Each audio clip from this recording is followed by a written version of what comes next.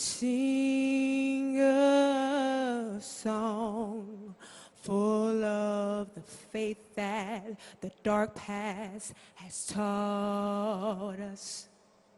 Sing a song full of the hope that the present has brought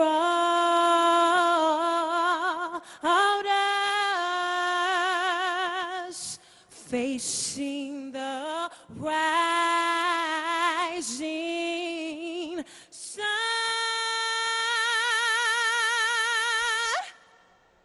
of our new day begun. Let us march on till victory is won. Is won.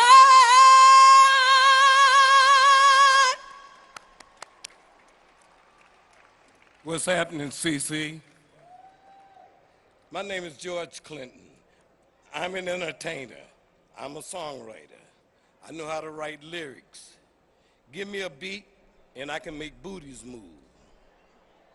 But I'm here today to encourage you to do a different dance. Do the vote. We now have a chance to dance our way out of the constriction that we are in as a country. Our country and our cities have been betrayed for money and the self-interest of a few. And I believe that somehow we the people can and will make a change. Though I know that law and order must prevail, but if and when the laws of man are not just, equal, and fair, then the laws of nature will come and do her thing. There's not a doubt in my mind, if we let our hunger and our anger place the blame, there won't be a country left to change. We've got to learn from the mistakes that were made in the past. Oh, we got some cleaning up to do. But in order to get it together, we've got to get our hearts and heads together. If we do that, everybody's going to make it this time. There's a lot of work to be done. But if all of us do some of the work, none of us have to do all of it. Our work does not start and end with our march today displaying our unified mind, nor does it end November 3rd at the ballot box, understanding that our vote is just an indication that we are willing and committed. From November 4th on to build our country back better, build it back green, build it back with equal justice, build it back of the people, by the people, and for the people. Build it back better. We saw just a while ago that we could make a change. We got happy. We got satisfied. Then we had to learn how easy it was for that change to be changed back and taken away. So this time, we have to be more engaged.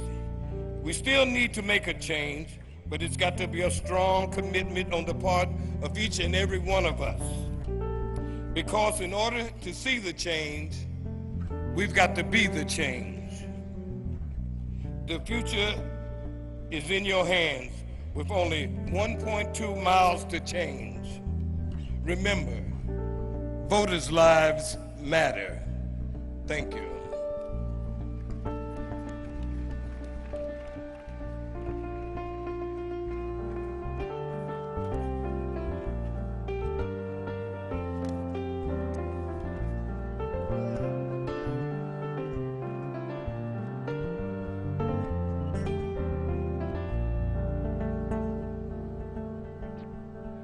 It was the music that gave us the sense that we had to make it, and that we would make it, make it, make it, make it, make it, make it. The time to build is upon us, upon us, upon us, upon us, upon us. That voice, the words, the music kept us moving, kept us moving, kept us moving, kept us moving, kept us moving. I say, Lord, I'm down here trying to do what's right, what's right, what's right, what's right. An artist's duty, as far as I'm concerned, is to reflect the times, the times, the times, the times. Nina Simone, Simone, Simone, Simone. We will shape and mold this country, or it will not be molded and shaped at all, any at all. We will shape and mold this country, or it will not be molded and shaped at all, anymore. I say, Lord, I'm down here trying to do what's right, what's right, what's It right. was the music that gave us the sense that we had to make it, and to make it, and to make it, and to make it, and to make it, and to make it.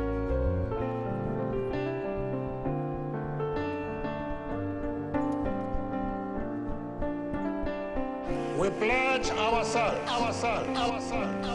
Would you rather be at war with yourself and at peace with the world, or at peace with yourself and at war with the world? A war with the world. That voice, the words, the music kept us moving, kept us moving, kept us moving. We pledge ourselves,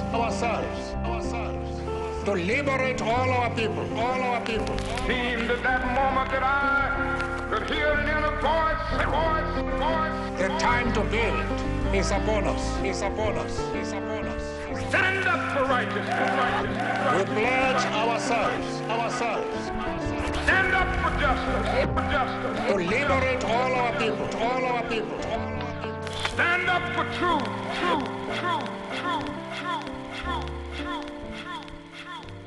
Make That some noise voice, for Robert Glasper the and Derek words, Hodges. the music kept us moving, kept us moving, kept us moving, kept us moving, kept us moving.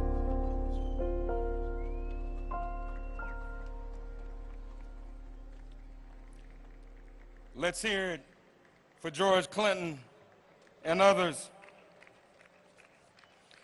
These three words give witness to what has become the life work of our next speaker, a spiritual leader and therapeutic coach. She is in a category of her own. She earned her BA in psychology from Spelman, her Master of Social Work from Catholic University, and recently her Doctor of Philosophy from Loyola University, Maryland.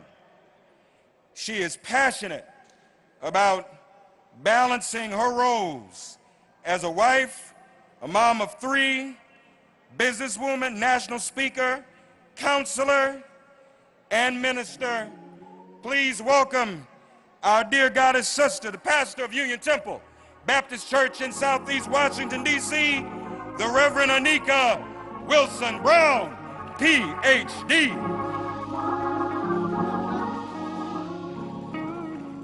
God bless you, my brother. Hello, my brothers and sisters. It is a blessing to be here today. And I just want to get this refrain going. No justice? No justice? I want to give thanks to Reverend Al Sharpton and the National Action Network and Martin Luther King III for giving us this opportunity. As a Black woman, as a faith leader, as a mental health counselor, I have witnessed the impact of generations of pain and racial trauma.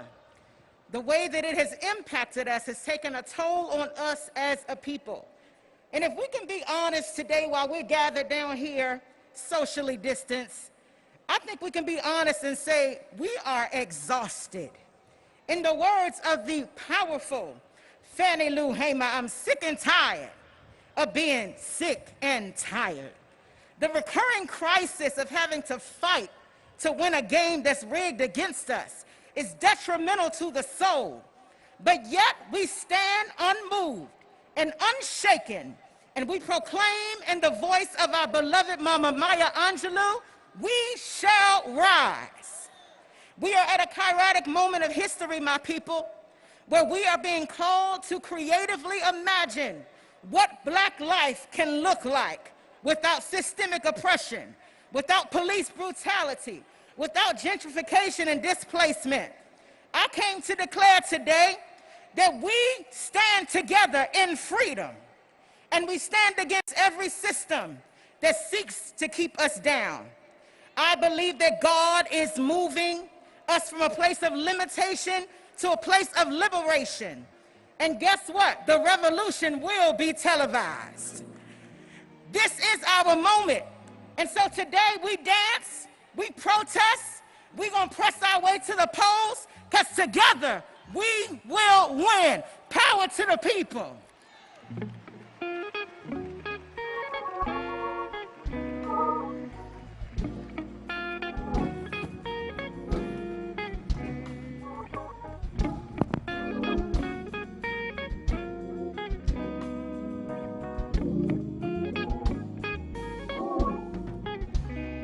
Thank you to Anika, Sister Anika. God bless her, Pastor Anika.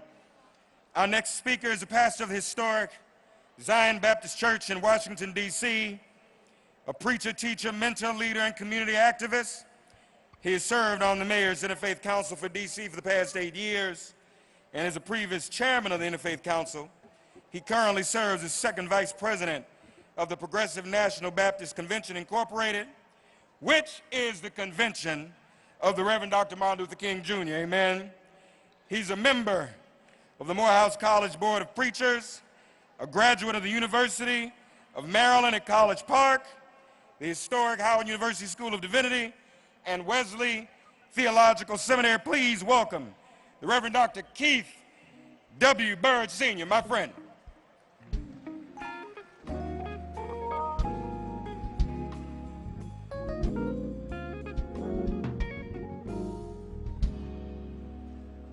Good morning, my brothers and sisters. First, let me thank the National Action Network, the Reverend Al Sharpton and Martin Luther King III for calling us all together on this most crucial day and most crucial time in our history. I greet you today from the denominational home of Reverend Dr. Martin Luther King, Jr., the Progressive National Baptist Convention, Incorporated. We stand here today in the shadow of President Abraham Lincoln, who 157 years ago wrote about freedom in the Emancipation Proclamation. We also stand here under the gaze of our Black Moses, the Reverend Dr. Martin Luther King, Jr., who 57 years ago spoke about freedom in a dream. Yet, despite the writing of freedom by Lincoln and the speaking of freedom by Dr. King, we are still not free from the rusty yet resilient shackles of systemic racism. Dr. King declared that we can never be satisfied as long as the Negro is the victim of the unspeakable horrors of police brutality, and as long as a Negro in Mississippi cannot vote, and the Negro in New York believes he has nothing for which to vote. And so we've come here today in the name of the God of justice. We've come here today to honor Breonna Taylor, Ahmaud Arbery, George Floyd, Jacob Blake, and countless others. We've come here today to declare that we still are not satisfied. 57 years ago, from this very spot, Dr. King encouraged a generation to let freedom ring. And while we thank Almighty God for the Let Freedom Ring generation, we've come committed today to make freedom ring, not to let it ring, but we are the Make Freedom Ring generation. And how do we make freedom ring? We make freedom ring by raising our collective voices of protest against police brutality and militarized police departments in every community, every city, every state in this country. We make freedom ring by demanding respect, justice, and fairness for ourselves, our families, and our communities until Black lives truly matter. We make freedom ring by supporting legislation like the George Floyd Justice in Policing Act and the John Lewis Voting Rights Advancement Act. Finally, we can make freedom ring on November 3rd by casting our ballots, whether by mail or in person, so that we can end this evil empire and dump Trump for good. I leave you in the words of the Honorable John Lewis. Come on, y'all. Let's get into some good trouble. Let's make freedom reign. Amen.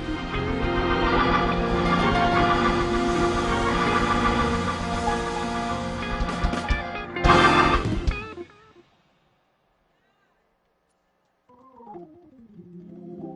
Reverend Byrd, amen, amen.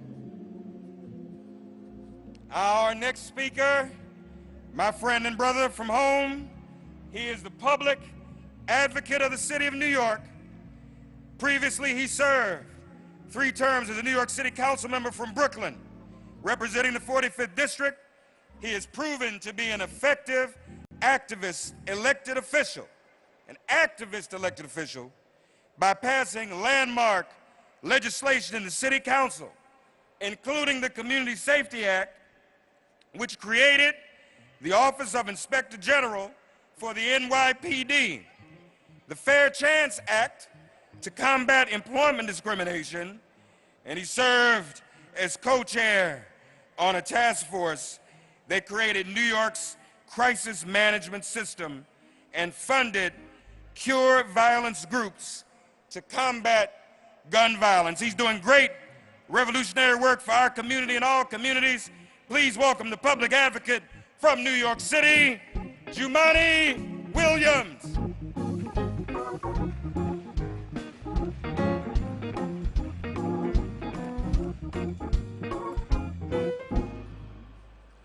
Peace and blessings, everybody.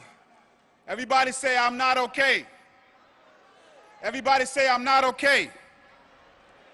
Just the black folks in the crowd say, I'm not okay. I want to give space for everybody, but especially our black folks, to say that they are not okay. Because too often the trauma we have after seeing these videos, we're still required to go to work and pretend like nothing has happened. For too often, black women are scared to speak up because of white fragility and white tears. So I want to make sure I give the space for black folks to say they are not okay. Now, when I open the history books, I see throngs of people celebrating a tyrant, celebrating people who were trying to destroy entire communities by division. In Nazi Germany, I saw that. I'm not okay because the past 4 days in the Republican National Convention, I saw the same thing. We see people who are praising bigotry, who are praising division, who are praising this president who shouldn't be president, and I'm not okay with that. Almost 60 years ago, Dr. King spoke right here. But some people need to keep his name out of their mouth because they don't understand what he was talking about. He talked about the dream, but he also talked about he was scared of a nightmare. This is the nightmare. 60 years ago, he was here talking about jobs and justice. I'm here with my stepdaughter, still talking about the same damn thing. We've only added more names to the death toll and more hashtags. But America is about bigotry. America is about those things, and it always has been. So we can't pretend like we have to pretend that's not who America is. When they talk about law and order, when they talk about the American way of life, we've heard those things to defend slavery, to defend segregation, to put Japanese in internment camps. We've heard all those things to do the worst of us. But I tell you what, we are also America. We are the better America. We are the patriots. We are like Sophie Troll and the White Rose in Germany. We are like Dr. King and Malcolm X. We are like the nameless grandmothers who got in the street and said, we will force America to be who she says she is. So be proud that you are here. Be proud you are in this time, because they are looking back at us from history, and our children are saying, do not forget about us. Remember us. Our job is to push forth a better society that we came from. Nobody here, black, white, or brown, is responsible for the system of garbage privilege that we have. But all of us are responsible for the system that we put forth.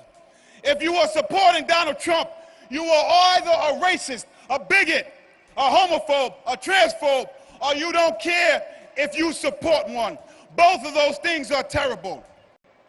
Public safety means people have access to housing, education, and jobs, and good schools, and good food. When the communities have those things, they don't need policing. So don't twist our words about defund police. The same communities say we need police, but they also say, where is our housing? Where is our educational system? Where are our jobs we've been asking for decades? Hear them when they ask those things as well. We are here. We are not going anywhere. We are the true America. We will force you to live up to what you say you are. Everybody say, I'm going to vote. Everybody say, I'm going to fill out the census.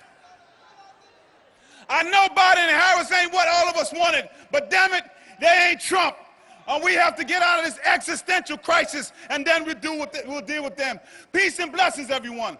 But remember, we are the true America. Don't be bashful when you say, we are the true America. We're going to push back. White fragility is a hell of a thing.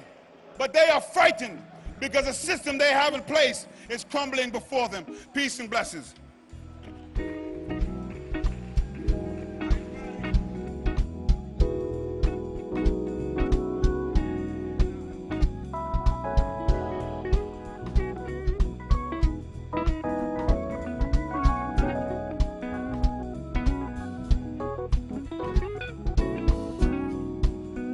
Let's hear it for Jumaane Williams. Our next speaker is the lead pastor of Good Hope Union United Methodist Church here in Silver Spring. Her doctorate in ministry project is entitled The Power of Mourning, Creating Spaces of Vulnerability for Black Clergy Women to Lament and Holler. She believes that grief has a sound teaching others to lament, cry out to God, and expect God to respond in their circumstances. She believes if we tap into the power of lament, we can all be spiritually and emotionally free. Amen. Please welcome the pastor, the Reverend Dr. Torrey C. Butler.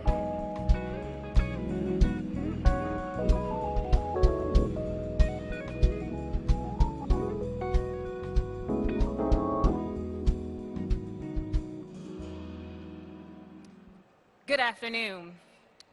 First, I want to thank the National Action Network for organizing this march. I also want to thank Reverend Al Sharpton and Martin Luther King III for their diligence, resilience, and perseverance in fighting for justice. Thank you for your leadership and for convening this march. And for my short time I am with you this morning, I want to invite you to ponder some questions.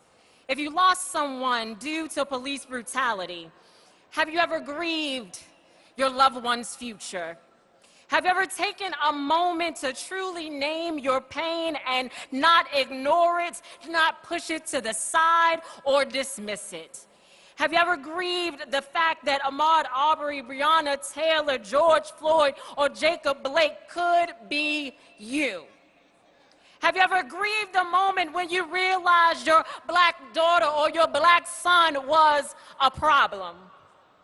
Have you ever grieved the moment when you realized you could do everything to the T and still not make it home? Have you ever experienced grief that is so overwhelming that all you can do is holler? Hollering is the sound of grief that comes from the depths of our bellies. It's a cry against injustice. It's a cry against oppression. It's a cry that says we are not okay. Hollering is that sound. Womanist scholar A. Elaine Brown argues that hollering is the cry against racialized and genderized violence. And today we proclaim that we are tired of seeing racialized and genderized violence against black bodies across this country. So today I holler with expectation that God has something better for all of us.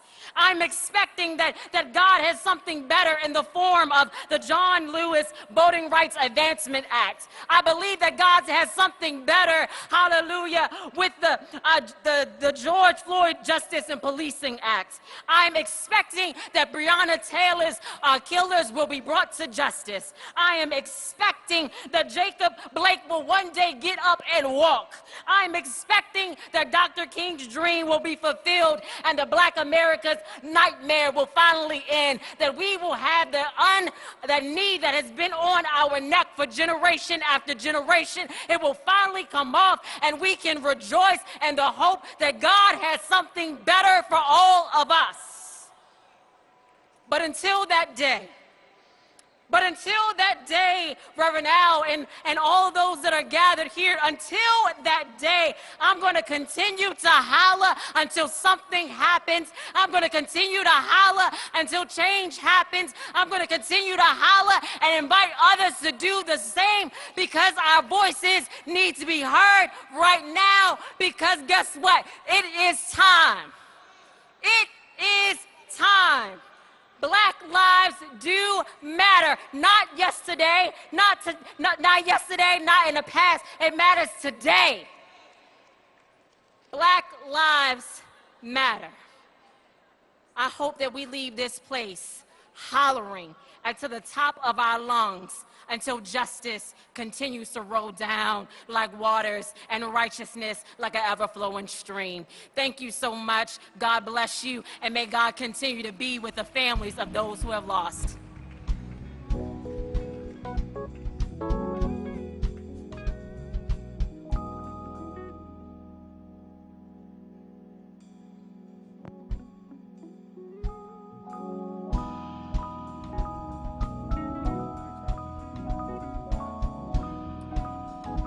Our next speaker, born in College Park, Georgia, he owns and operates several businesses, including Ray Mills Enterprises and the Mills Academy, which aims to provide a safe, peaceful, and nurturing learning environment for children located in his hometown, College Park. He holds a passion not only for children, but also for youth and young adults, which he couples with his push for financial literacy.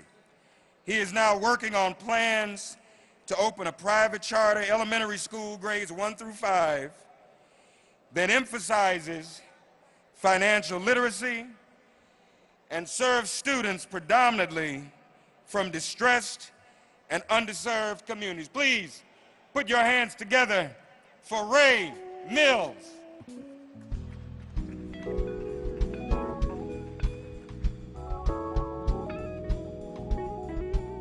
Good morning, DC. I'm from Atlanta, and I thought it was hot there, but Lord have mercy. My name is Ray Mills. I am the owner and operator of Ray Mills Academies. As a black businessman and co-founder of the Ferguson Run for Justice campaign a few years ago, many people say I am both a business and social entrepreneur. The truth is, I am just a young African-American male, not much older than Jacob Blake, or Breonna Taylor, or Trayvon Martin, or Sandra Bland, or my dear friend Mike Brown. Today, we will hear those and the names of too many other African Americans whose humanity has been extinguished at the hands of those who swore to protect them and their communities.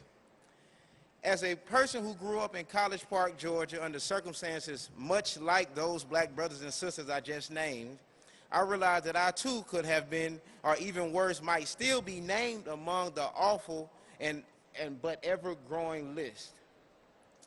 I also recognize that young lives that I touch in my work at the Ray Mills Academies, those little black boys and black girls with the hope of tomorrow and the promise of a future.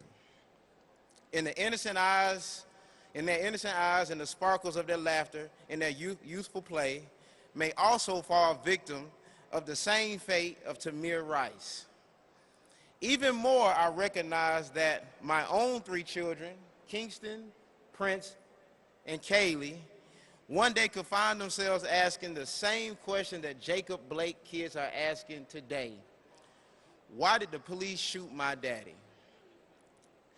Not long after August 9, 2014, the shooting of Mike Brown, Londrell Hall and I ran 540 miles from Atlanta, Georgia to Ferguson, Missouri to raise attention and support of the Mike Brown family in his tragic and unnecessary death. Through that experience, I learned much about myself, my community, my country, and that young black lives matter. Black lives contribute so much to our society, economically, culturally, politically, scientifically, and yes, spiritually. Young black lives can help make America the greatest nation in the world. Their lives must not be cut short by the same individuals we entrust to protect them. This is why I started the Ray Mills Academy, to give young kids that look just like me a chance at a better future. I leave you with this.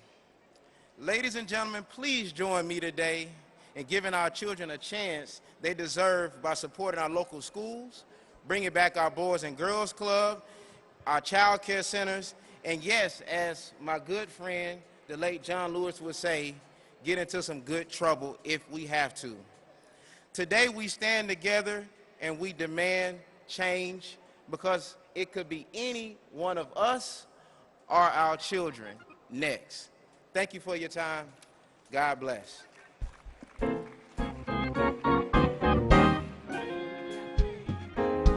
Oh, happy day.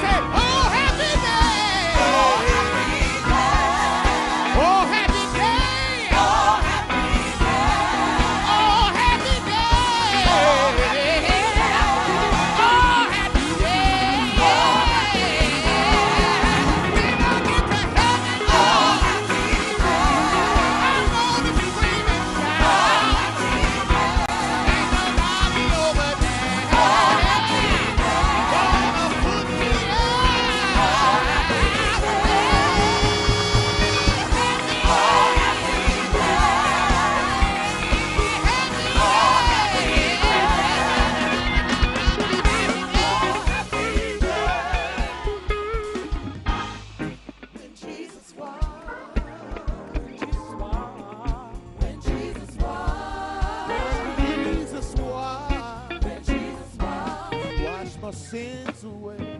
Oh, happy day. Amen.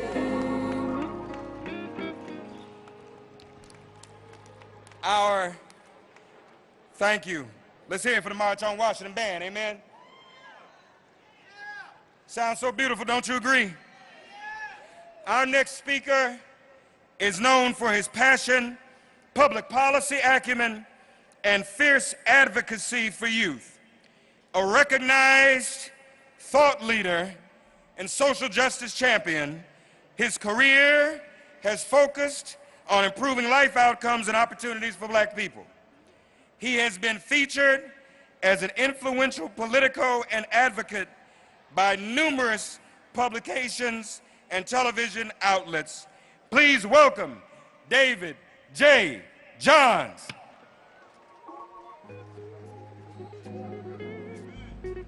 What's going on, brother? My beautiful black people, y'all look good. If you love black people, say yeah. I said if you love black people, say yeah. If you believe that all of us should be free, say oh yeah. As was mentioned, my name is David Johns. It is my pleasure to quarterback the team at the National Black Justice Coalition.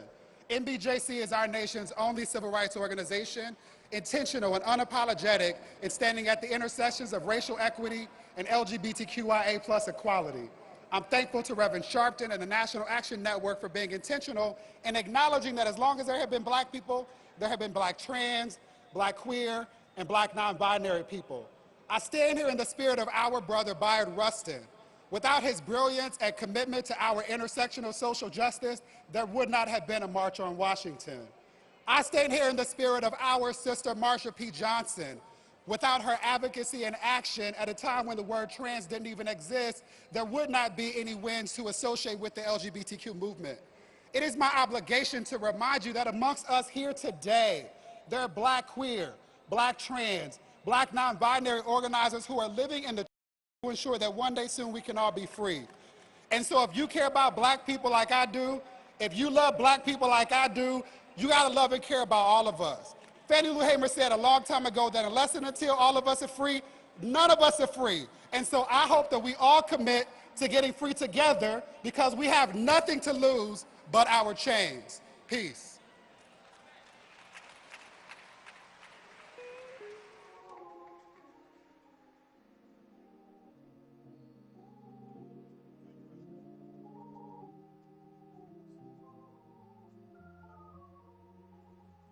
Thank you to our brother David Johns. Our next speaker is the CEO of Spirit of a Woman Initiative, Spirit of a Woman Leadership Development Institute, a boutique consulting firm whose mission is to educate, elevate, and effect positive and sustainable transformation in the lives of individuals, groups, families, and communities. She's also the co-founder of the Association for Reproductive Innovation Through Art and Healing, which was created in memory of her eldest daughter, Shamani Makiba Gibson, who passed away 14 days after giving birth to her second child due to complications associated with having a C-section. Ms. Ben Gibson is a licensed clinician, author, healer, spiritual leader, and a reproductive justice advocate and activist. She's also a mother, community member, and friend who has devoted her time, energy, resources, and spirit to addressing the epidemic of maternal morbidity and mortality in communities of color. Please welcome Shani Benton Gibson. Amen.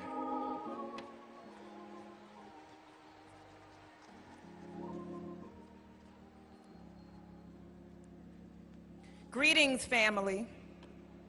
I don't hear anything. Greetings, family. Ashe, ashe. As was said, on October 6, 2019, my eldest daughter, who I held in my womb for 9 months, transitioned after giving birth to her child that she held in her womb, her womb for 9 months. Shamani Makiba Gibson. Why am I here today? Why am I here today? I'm here because Shamani lived. I'm here because Shamani lives. She lived 11,229 days before she transitioned on October 6th. 11,229 days. She died one day, and that one day catapulted me into a life that already existed as an advocate and an activist for reproductive justice, but has been amplified. Her spirit is a command and a demand for me to keep standing up for wombs that create worlds. Black wombs create worlds. Black lives matter, but black wombs create black lives. And when we forget that, we forget our humanity. So I am here today to speak the names of women who unselfishly gave of themselves by utilizing their bodies for vessels to bring new life. And when you are a little girl and you think about being married or to have a child, you don't think like, wow, I might not survive giving birth. But that's a reality for black and brown women, specifically African American women and Latinx women in this country. We are 3 times more likely to die from giving birth than our white counterparts. Pulmonary embolism, hemorrhages, infection, cardiomyopathy. And it can happen even 12 months after you give birth. So I think about Erica Gardner, who died of a heart attack 6 weeks after she gave birth, correlated to racism, correlated to oppression, correlated to inequity, correlated to injustice in the birthing process. When we medicalized birth and took it away from the granny midwives, our aunties who were with us holding our backs, rocking with us as we cried and catching our babies, when we made it a hospital issue instead of a home birth issue, we started to kill off black women and brown women. We are alive because of black wombs. We are here because a black woman pushed us out, and we landed because she gave that sacrifice. We want to make sure that our grandbabies, our children, have mothers to raise them, and that fathers are not left to figure it out on their own. My grandchildren, 3 years old and 11 months old, are left without their mother. We must stop this. So before I leave this stage, I'm going to call on the names of the women who gave sacrificially their lives so that we can stop the scourge of maternal mortality and near-death experiences when we give birth. So I call on the name of Erica Scott. She lives. Shamani Makiba Gibson. She lives. Tiana James. She lives. Amber Isaacs. She lives. Yolanda Shifra Kadima. She lives. Dr. Shalon Irving. She lives. Erica Trim. She lives. Shayaja Washington. She lives. Nicole Thea. She lives. Black lives matter because black wombs matter. Black lives matter because black wombs matter. Black lives matter because black wombs matter, and a black womb created you. So remember to stand for maternal mortality and the abolishment for anything that looks unlike it. Birthing centers are needed. Home births are needed. More black midwives are needed. Let's stand for life.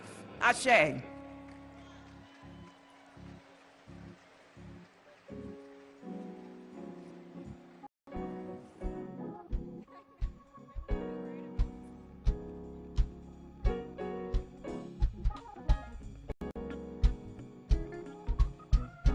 Amen. 1963, an historic day. On this day, August 28th, the first Great March on Washington. We want to welcome now someone representing one of the legacy organizations that was a big part of that march, via Bayard Rustin, amen, and A. Philip Randolph. Please welcome now the National Secretary Treasurer of the American Federation of Labor, Congress of Industrial Organizations, the AFL-CIO. Please welcome Liz Shuler.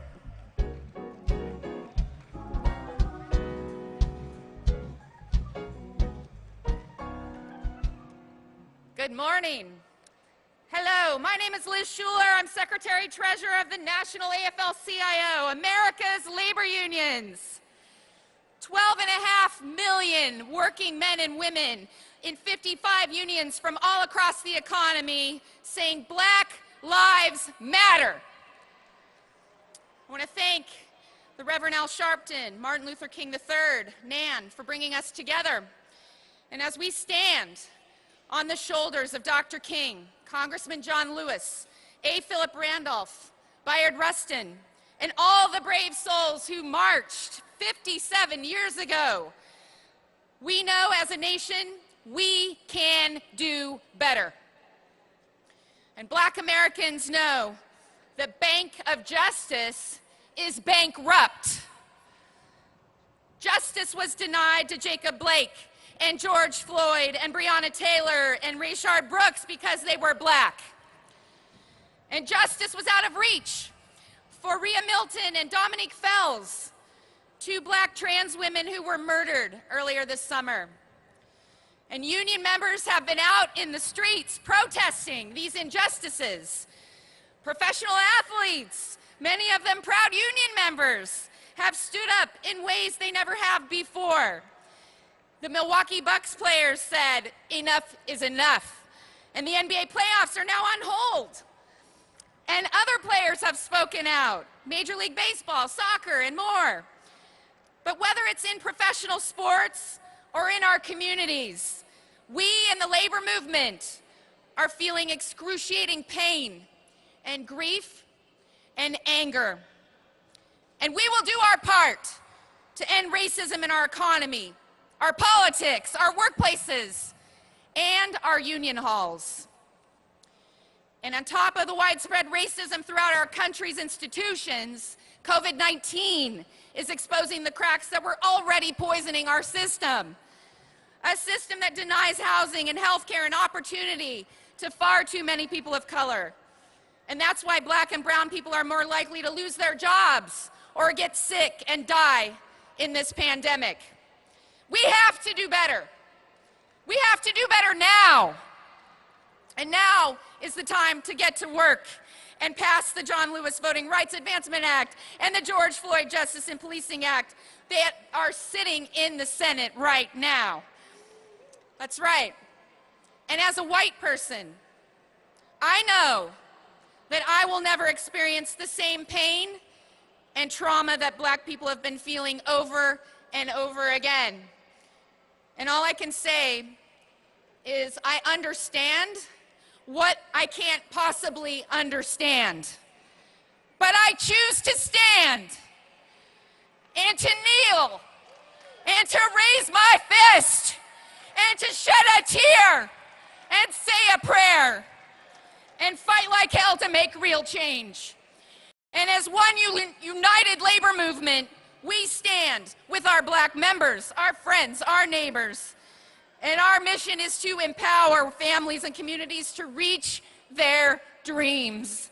And that is why we are in this movement. It's how we inch closer to achieving Dr. King's dream from 57 years ago.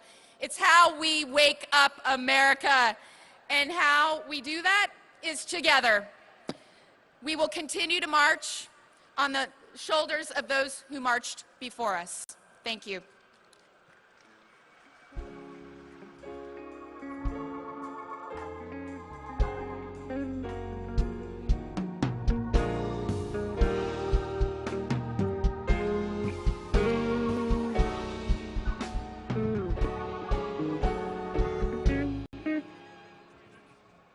Thank you to one of our legacy organizations, the AFL-CIO.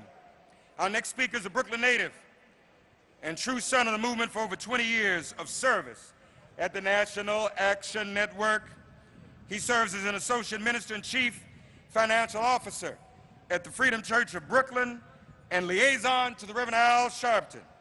He lives by this scripture, but as it is written, I have not seen nor ear heard, neither have entered into the heart of man the things which God hath prepared for them that love him. Amen. Please welcome our brother, Minister Stephen Marshall.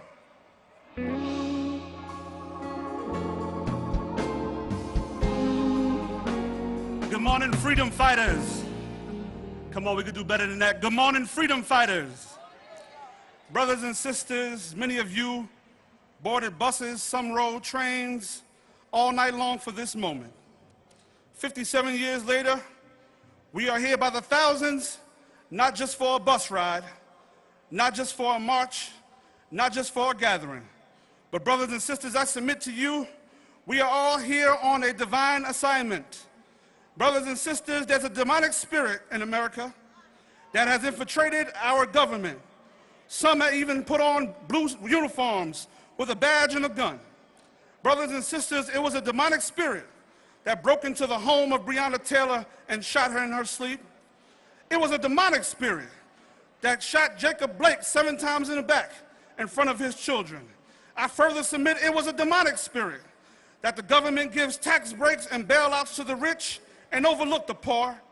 It was a demonic spirit that watched thousands of Americans, majority victims of color, shot in the streets but refused to pass gun laws.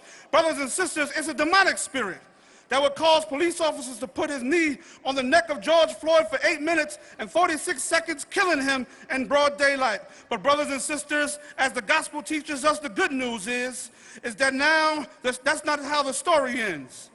We are descendants of those who refuse to bow to the music of Nebuchadnezzar, and we won't bow now.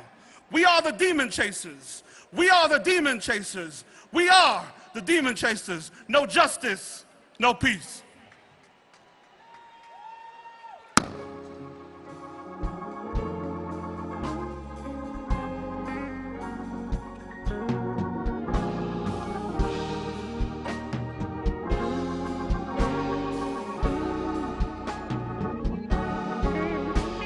Thank you to Stephen Marshall.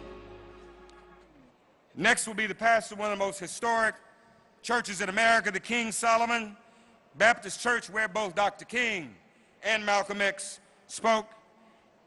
He is also the National Expansion Director of the National Action Network, frequent guest co-host of the Keeping It Real radio show. His life is dedicated to fighting for justice, peace, power, prosperity for all. He is the proud husband of his better half, Angela, and father of Charlie and Charles III. Please welcome the Reverend Dr. Charles Williams II.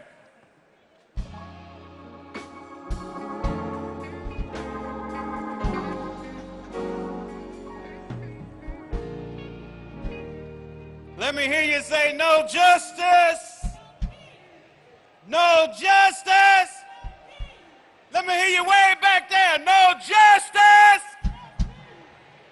All right. Look, you're going to hear a lot of speeches today. Let me give honor to our president, Reverend Al Sharpton, Chairman W. Franklin Richardson, and Martin Luther King III for the convening of this auspicious occasion where we have the opportunity to rehabilitate, recommit, refocus, regenerate the dream that Dr. King had right here on this stage just 57 years ago. We don't do it by speeches. We do it by work.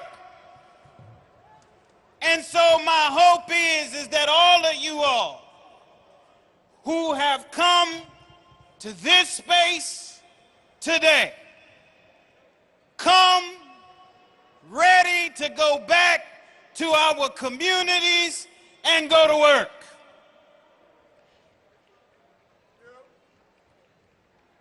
We must register. We must register. Alhamdulillah. What is this? Hey, yo. Now, I thank God, the creator that created everything that exists, right? Whom the creator guides, nobody can lead astray. Who the creator leads astray, no one can guide.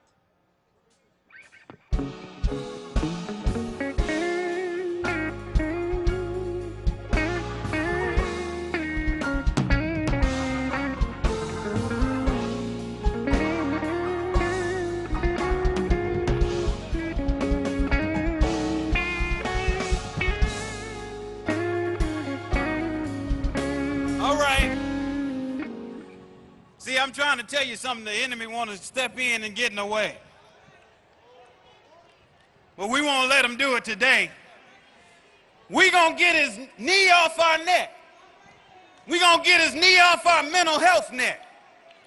the economic neck, the poverty neck, the police brutality neck. It's time to get your knee off our neck in this country. Look, we got work to do. You got a lot of speeches you're going to hear, and I'm not going to make mine long.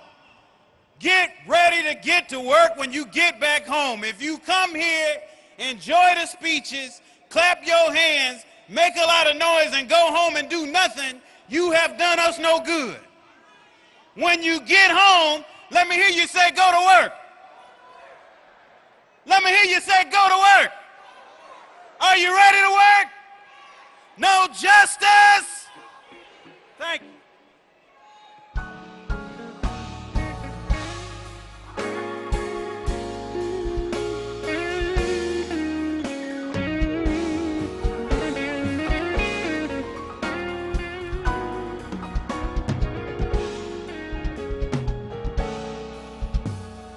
Our next speaker is a social activist, co-founder and executive director of Vote Common Good, a national political nonprofit dedicated to inspiring, energizing, and mobilizing people of faith to engage in civic life.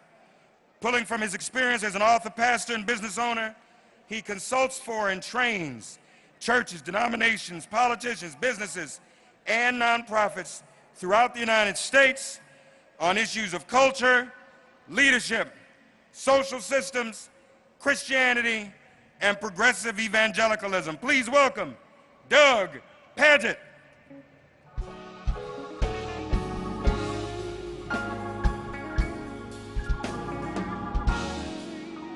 Good morning, and I bring you greetings from a group of white faith leaders who are walking into Washington, D.C. today to join this beautiful movement. We not only are walking in this day, we have been walking for 9 days from Charlottesville, 130 miles to join this effort, because we know that there is a long walk that white faith leaders and white faith communities need to do in this country.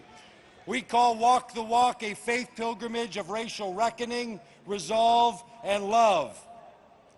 We're doing the work. I am here to ask your permission for our movement to join you in the common good.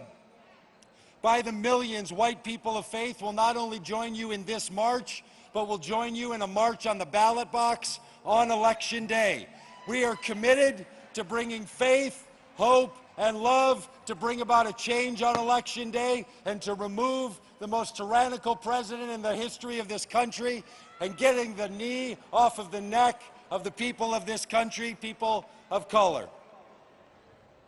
I was pleased to write a piece yesterday in Time magazine with Reverend Al Sharpton, him a black pastor from the black pastor tradition, me a white evangelical, joining our voices together to say that this is not only a reckoning for this country in this election, but it is a reckoning for the people of faith in this country. That it is time for us to make faith, hope, and love our collective communal call to change this country, and we will be joining you on Election Day and on every day that follows. Thank you.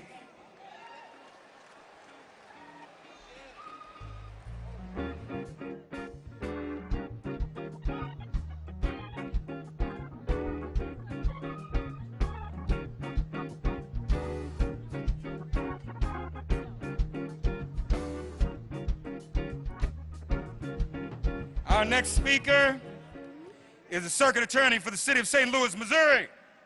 Is St. Louis in the house? She's one of the country's most prominent progressive prosecutors and was just given a resounding mandate to continue her work by the people of St. Louis, winning the Democratic primary for circuit attorney by a landslide. She has led in showing how a prosecutor's office can drive social change, stopping the issuing of standalone charges for marijuana at less than 100 grams. For example, and she has also seriously lowered the number of unneeded convictions in her jurisdiction to the full support of her community. Before becoming circuit attorney, she was a Missouri State Representative from 2013 to 2017. Please welcome attorney Circuit Attorney Kim Gardner. Give her a round of applause.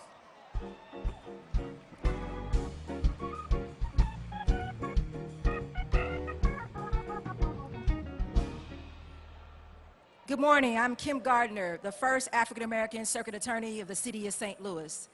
And I'm honored to be here in this historic event. I believe Black Lives Matter. I believe your safety and welfare matters. I believe the truth matters. I also believe that your skin color should not be weaponized against you. I believe that prosecutors have a duty to truly be ministers of justice, to pursue justice, not merely convictions. And as an African-American female reform-minded prosecutor, when you hold police accountable like everyone else, you are threatened with death threats and acts of violence against you. You're also investigated, and you even have President Donald Trump and the powerful few falsely accuse you of being the cause of senseless violence and criminal acts of lawlessness in your communities. But enough is enough, and we're going to fight for justice for all. And I want to say that I believe that prosecutors should not wait till a national tragedy to hold police accountable. Every day around this country, we have some police officers that inflict harm in communities that need police the most by disrespecting individuals that they're supposed to protect and serve.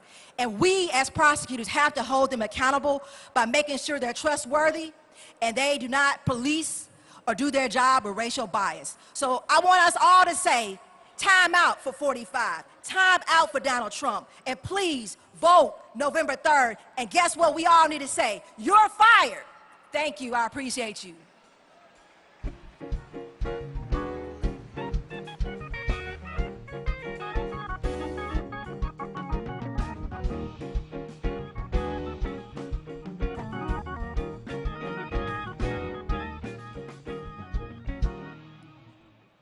Thank you, Attorney. Next, we will have the presiding bishop of the Mid-Atlantic Episcopal Church of the African Methodist Episcopal Zion Congregation in Washington, D.C. He serves as the presiding bishop of the Mid-Atlantic Episcopal District, including Allegheny, Barbados, East Tennessee, Virginia, Guyana, Philadelphia, Baltimore, Ohio, St. Vincent, and the Virginia Conferences. He is a founder and the past president of the Greater Centennial Community Development Corporation and lives his life by the theme, "It's our outreach that validates our upreach." Please welcome Bishop W. Darren Moore.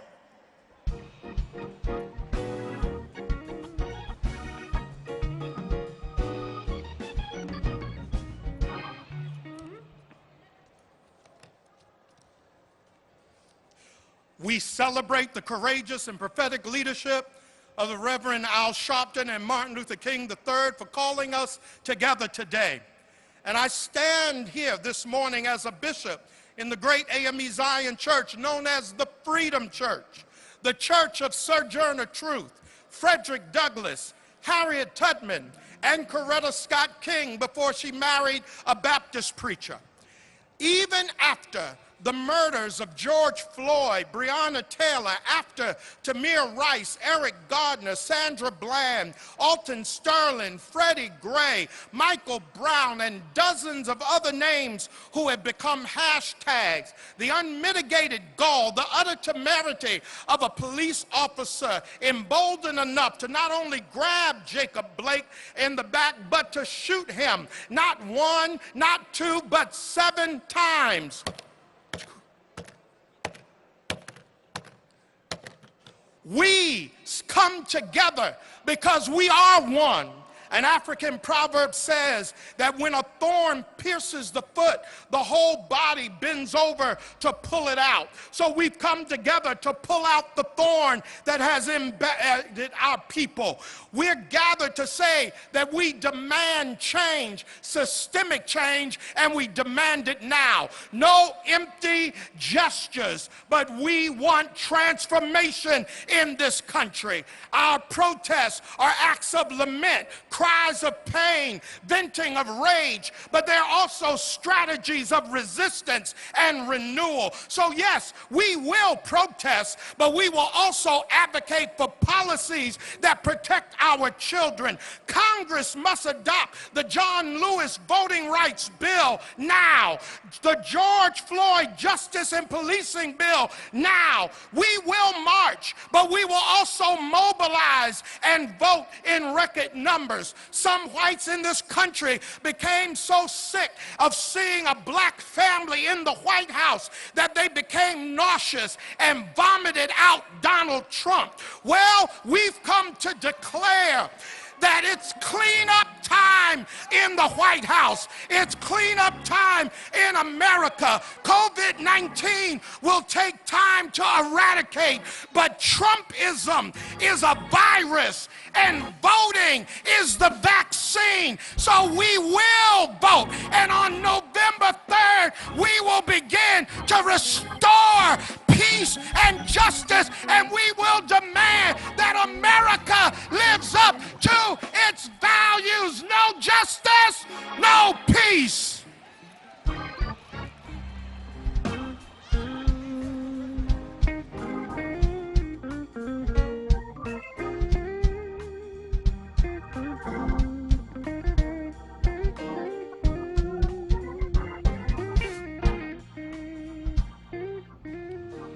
Amen. Got a little word in here this morning, amen. Our next speaker is a fourth-generation member of the Church of God in Christ and follows in the steps of several generations of men and women in his family serving in the ministry. He's passionate about preaching the gospel and proclaims God's word with power and conviction during his worship services, teaching sessions, and through the television, radio, and internet. He's all over Twitter. These millennials and Gen Zers got nothing on him. He's a consummate community activist and is respected for his work in the area of human rights across the region. He has served on many community boards and has received numerous awards for his work. Please welcome Bishop Talbert W. Swan II.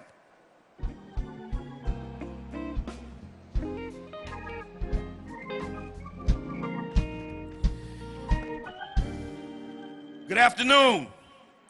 What does it mean to be black in America? As a black person in America, I can get killed on the street for no reason, shot in the park for playing with a toy, choked to death just because, murdered for being black in a white neighborhood, shot in my car while rushing home to get medicine to my daughter, killed in the stairwell for trying to catch an elevator, gunned down in Walmart for holding a toy, all for no price, for no ransom, for no reward, just because I've been labeled as less than human. I'm black, I'm other, I'm not like them. My music is too loud, my hair is too kinky, too nappy, too dreaded, my pants are too saggy, my shoes aren't tied, I'm wearing a hoodie, I walk too fast, I look intimidating, I'm a threat, a menace, a societal scourge, a casualty, a neighborhood nuisance. I can't win. I can't get a job. I can't get a raise. I can't find respect. I can't make ends meet. I can't breathe. What do I do when I can't breathe? We reject the process of dehumanization. We see everybody as our neighbors. We go back to God, who is the source of our breath. We passed the John Lewis Voting Rights Bill. We passed the George Floyd Justice and Policing Bill, and we throw bigotry and fascism and a Mango Mussolini out of the White House by going to the polls on November 3rd and voting in record numbers until we get our breath back.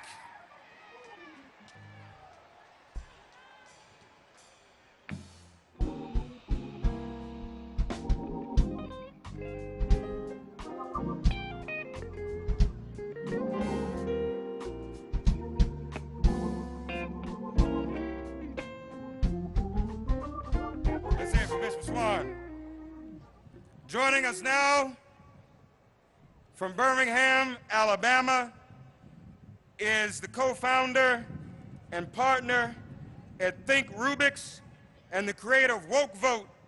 Please welcome DeWanna Thompson.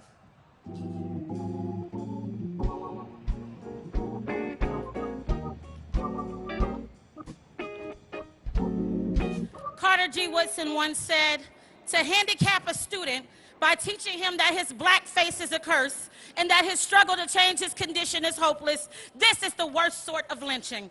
It's hard to believe in 2020, black bodies are still being lynched by those who long for a time when policies like slavery, Jim Crow, the war on drugs, don't ask, don't tell, sterilization, and other systems have kept people of color marginalized. Policies that would have us believe that our situation is hopeless to change. Well, my name is DeWanna Thompson, and I have traveled from Birmingham, Alabama to declare that in spite of what we have endured and are enduring, we have a lively hope. Let me be clear. Our hope was never built on the promise of this nation. Our hope was never built on capitalism or the glorification of wealth. Our hope was not built on white picket fences and manicured lawns. Our hope wasn't built on a police state that never saw blacks as equal. America has never been and never will be our source of hope. So hear me when I say our hope was built on hymns. Our hope was built on collard greens. Our hope was built on ingenuity, creativity, and determination.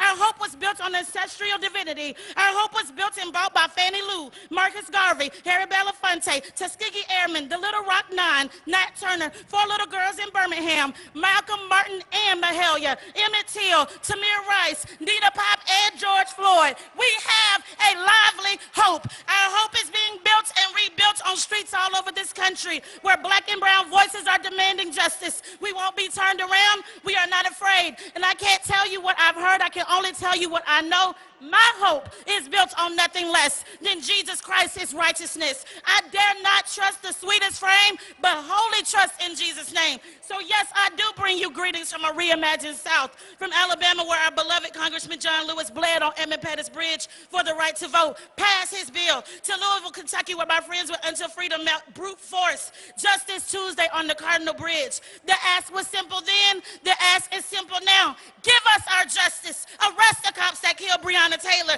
Expand the right to vote and protect that vote in November. I am grateful to Reverend Al Sharpton and the National Action Network. I thank you, Martin Luther King III, for bringing us here today to remind us that there is hope that cannot lynch our spirits, that cannot lynch our joy, that cannot lynch our brilliance, and that cannot kill this moment. Hope is our revolution, and justice is our righteous inheritance. God bless you.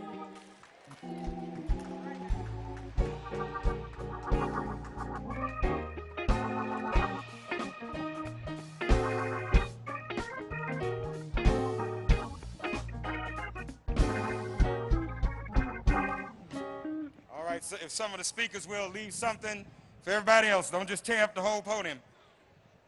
Arm's length, social distancing. Y'all, put your arms out like that. We're going to be reminding you of this during the course of the day. Keep your arms spread out. This is a socially distant march on Washington. Amen? Our next speaker is a Columbia University graduate, public speaker, and award-winning social entrepreneur. Chelsea Miller is the co-founder of Freedom March NYC, a youth protest and policy group on the front lines pushing for reform here in New York, as well as a proud member of Alpha Kappa Alpha Sorority Incorporated. AKA's in the house. Coming with Chelsea is Naila Idari. She's the co-founder also of Freedom March NYC. Most recently, she worked in the office of the highest ranking African American in Congress, Majority Whip of the House, Jim Clyburn, and in the office of New York City Comptroller Scott Stringer. She too is an AKA. Please welcome Chelsea Miller and Naila Idari, please.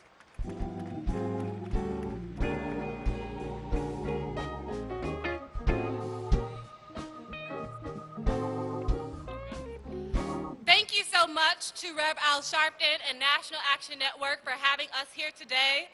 When I think about the start of my own activism, it started at 15 as the Midwest Youth Director of National Action Network. These movements have always been intergenerational. John Lewis was 23 years old when he marched from Selma, Alabama to Montgomery, Alabama. These movements have also always included black women, but we haven't always gotten our recognition. When we think about Claudette Colvin and Rosa Parks and Mahalia Jackson, black women have continued to be on the front line, so these movements must continue to be intersectional. And like Naila said, as we stand here as the co-founders of Freedom March NYC, as we stand here today celebrating the history of what we mean when we talk about the civil rights movement, because we know that progress is not easy, and it does not happen in one generation, but it takes all of us coming together. We could not be here without the protests and mobilization efforts of so many organizers, black women organizers who have led in New York City. When they were saying that the KKK was coming to New York City, when they were pepper spraying and macing organizers on the ground and kidnapping us in unmarked police vans, we still came out and we still made sure that this movement was not silenced. And so we may be young, but we are a force. We may be young, but we stand on the shoulders of giants. We may be young, but we are organized and we are strategized, and we will show up in November to the polls, and we will let them know that we are not going anywhere. We will ensure that this revolution will be televised. We will ensure that this movement will continue in an intersectional way, in an intergenerational way, and we will not allow for this democracy that has promised us equality and justice to not make sure that they keep that promise. And if it doesn't happen today, we will make sure that in November we push for that promise, because we know that this country and this very stage that we are standing on, the Lincoln Memorial, was built off of the backs of our ancestors. And so with that being said, Freedom March NYC is a youth-led civil rights organization for our generation. Make sure you are following us on Instagram at Freedom March NYC. Make sure you are supporting black women on the front lines, black trans on the front lines. Pull up. This is Freedom Summer, Freedom Fall, and the next step is ensuring that we create change and we do it sustainably. Thank you.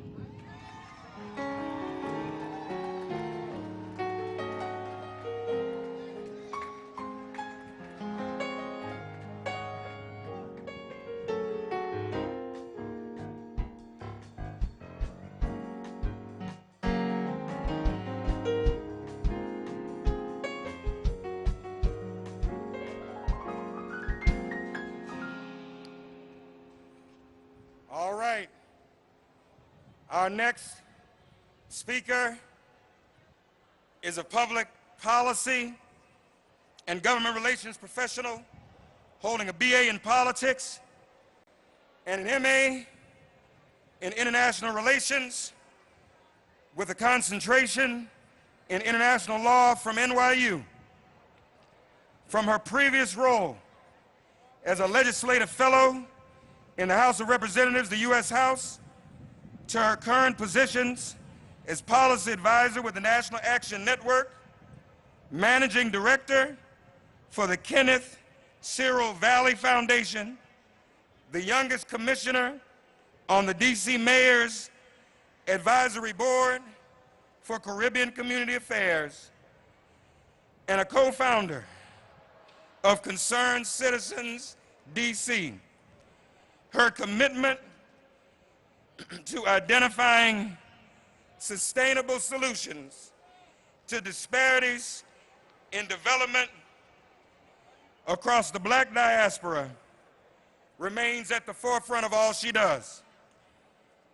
This must be AKA moment, AKA hour. She's an award-winning member of the AKAs and has been named 5 under 25 and recognized as a 30 under 30 Caribbean American leader.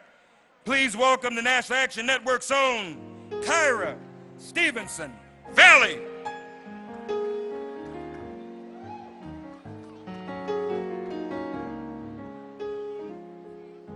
Thank you, Mark, for that wonderful introduction. Thank you to Martin III and my boss and mentor, Reverend Al Sharpton, for convening this march. Thank you to my superhuman NAN family for organizing this march. And thank you to all of you for joining us in the middle of a pandemic to demand that America get its knee off our necks. My name is Kyra Stevenson Valley, and I serve as a policy advisor in NAN's DC Bureau. 57 years ago today, people traveled across the nation to stand right here, united in their commitment to justice. Their commitment won us the 1964 Civil Rights Act. Their commitment won us the 1965 Voting Rights Act. It was a long fight, but they were committed. It was a long fight, but commitment won. This summer, millions have taken to the streets in all 50 states to demand justice in policing. Today, on the anniversary of the march that helped usher in a new era of voting, we demand that the Voting Rights Act be restored to all it was meant to be. It is a long fight, but we are committed. Today, everyone received a ticket to enter. Take your phones out right now and scan your ticket to check your voter registration status. November is coming and we have work to do. We are committed to passing the John Lewis Voting Rights Advancement Act and the George Floyd Justice in Policing Bill. It is a long fight, but we are committed. It is a long fight, but we will win. Thank you.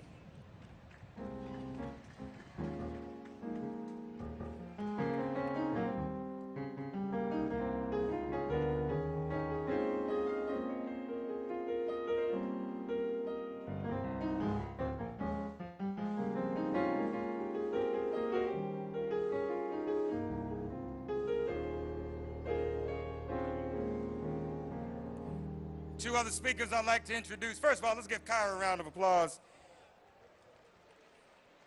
One of our up-and-coming. Justice Shorter is a disability justice advocate and Black, disabled, Lives Matter amplifier, a national expert on disability, inclusive disaster protections, emergency management, and humanitarian crises conflicts, with a steadfast commitment to international development and inclusive humanitarian assistance. Justice continues to participate in ongoing projects as a global advisor and trainer. After Justine Justice Shorter speaks, we will hear from Carrie Gray, the founder and CEO of the Carrie Gray Group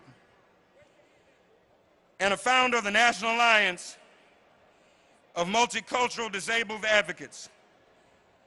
Carrie's work centers on exploring the impact of race, gender, and disability as Black young professionals mature and transition into their careers. So please welcome Justine Justice Shorter and Carrie Gray. Hear ye them.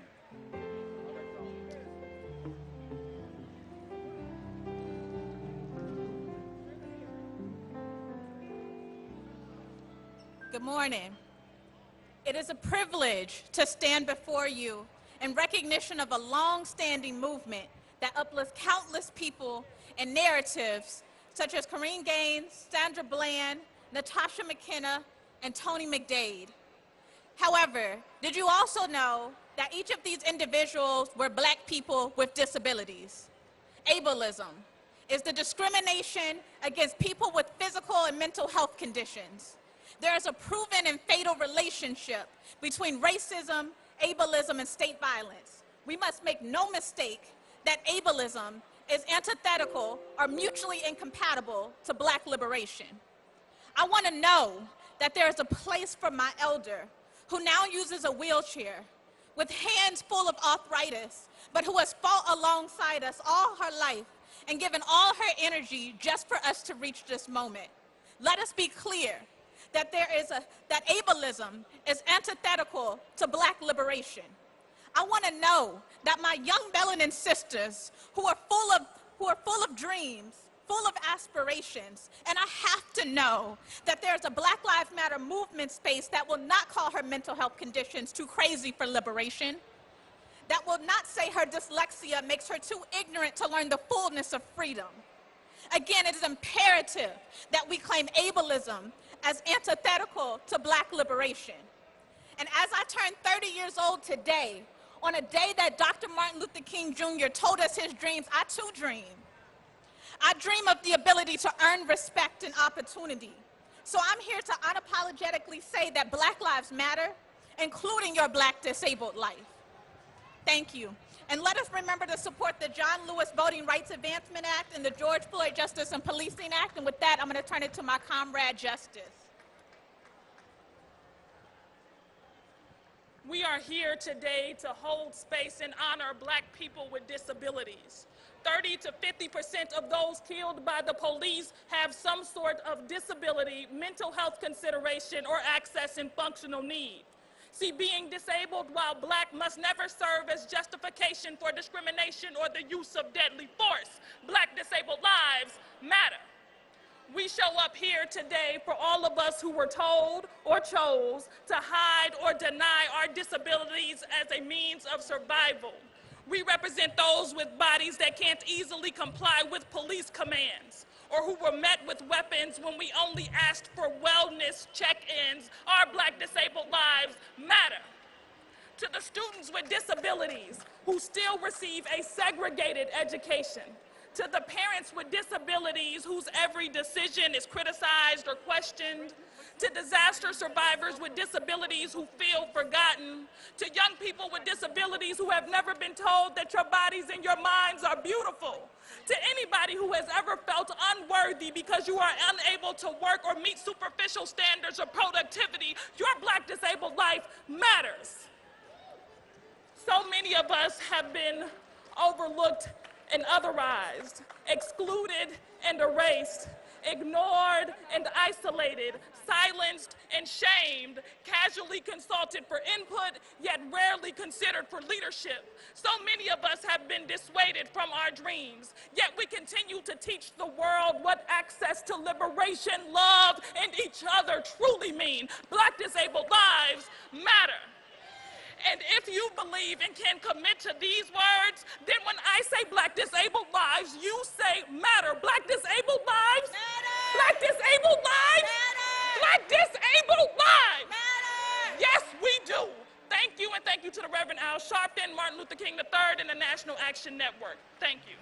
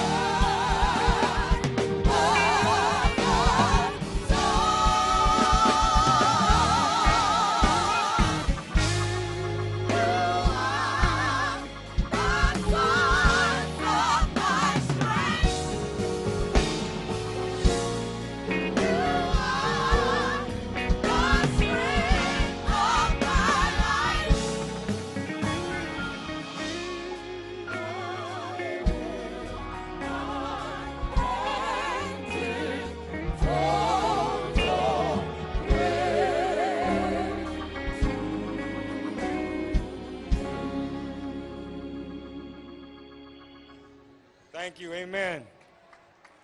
Let's, no, please give him a round of applause, if you would.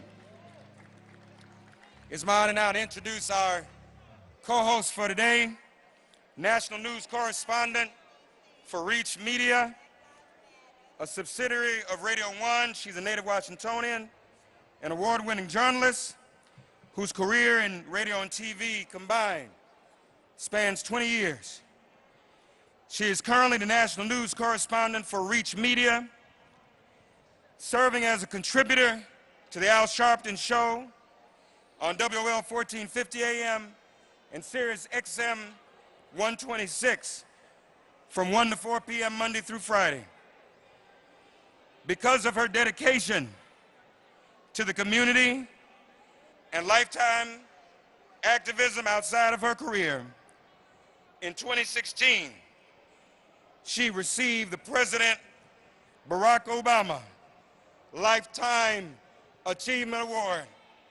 Please welcome our co-host today, Ebony McMorris. Thank you so much for that, Mark. Before I begin and introduce the next speaker, I want to quote some of the words from the late John Lewis that he said in 1963. He said, "My friends, let us not forget that we are involved in a serious social revolution. By and large, American politics are dominated by politicians who build their careers on immoral compromises and ally themselves with open forms of political, economic, and social exploitation." And I'm going to ask the same question that he asked then, which is, where is the political party that will make it unnecessary for us to keep having to march on Washington? Our next speaker is Alea Eastman. She is a 2019 graduate from Marjory Stoneman Douglas High School in Parkland, Florida. On February 14th, 2018, she was in the third classroom attacked by a gunman who would go on to murder 17 students and staff. Since then, Alea has stepped up to speak out on gun violence in America and remains vocal around chronic gun violence that affects young African Americans daily, to include testifying before Senate and House Judiciary Committees. She is a nonprofit organizer, as well as a co-organizer and co-founder of Concerned Citizens DC, a group that not only has consistently organized protests in DC, but also developed a list of federal and local demands that would save Black lives. Please welcome Alea Eastman.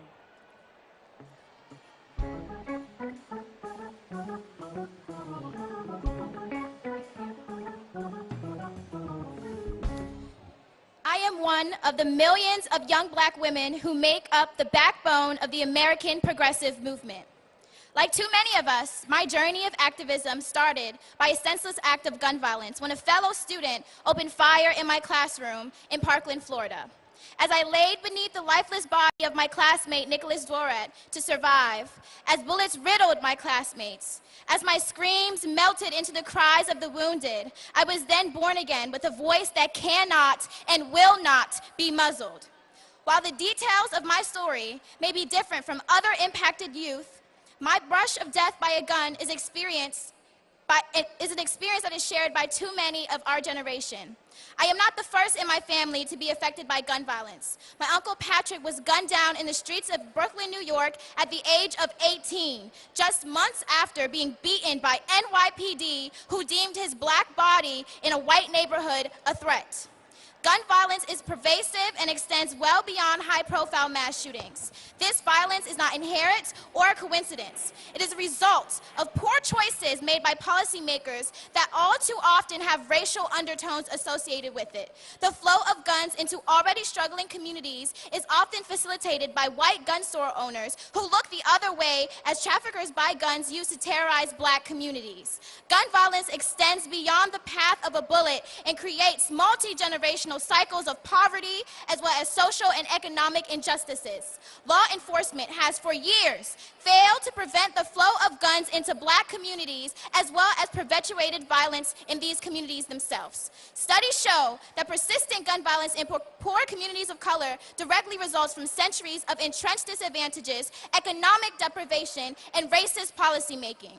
In many ways, gun violence is the last domino to fall at the end of a long line of racism, trauma, and indifference. But this is not inevitable. Community-based intervention programs throughout the country have proven that holistic, culturally sensitive, embedded teams can stop violence before it starts. We demand funding for these programs. We've seen the shooting from my high school gain worldwide attention.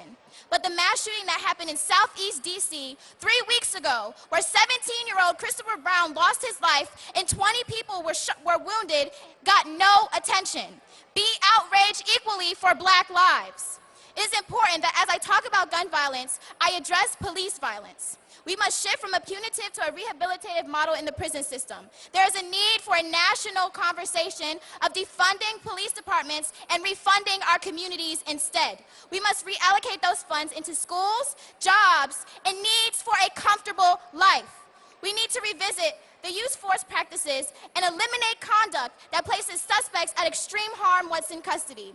As has been established, officers nationwide lack accountability. For an officer who knows that he can kill an unarmed Black man or woman and only get paid desk duty as an assault, anything less than that is business as usual. We must change this reality and empower citizens of the communities being policed to hold their local forces accountable. It is important that we recognize that the systematic oppression that continues to marginalize our communities is not an accident. America was built on a system that is still doing its job.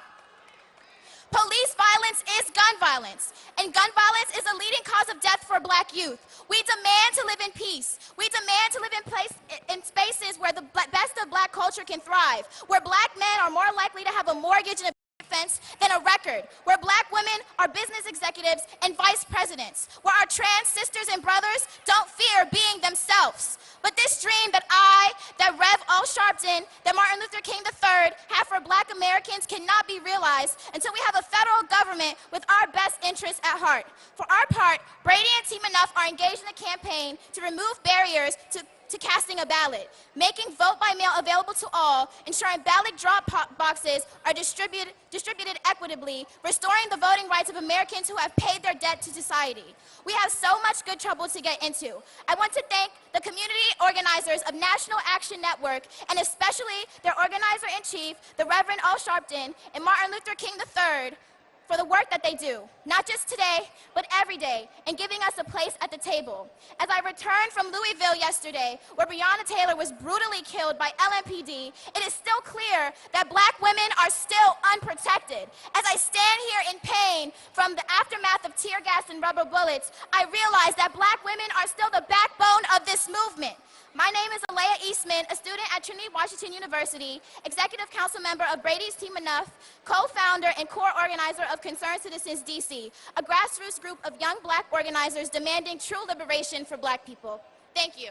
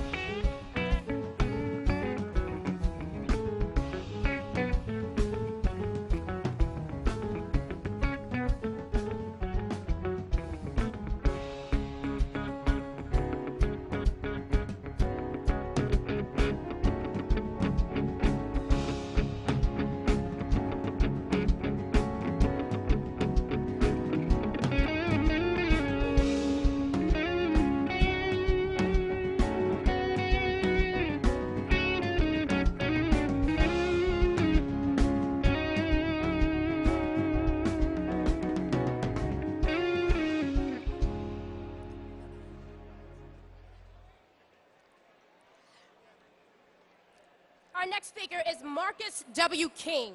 He's the president of New Jersey's Teamsters Local 331, a second-generation Teamster King has been a member since 1983.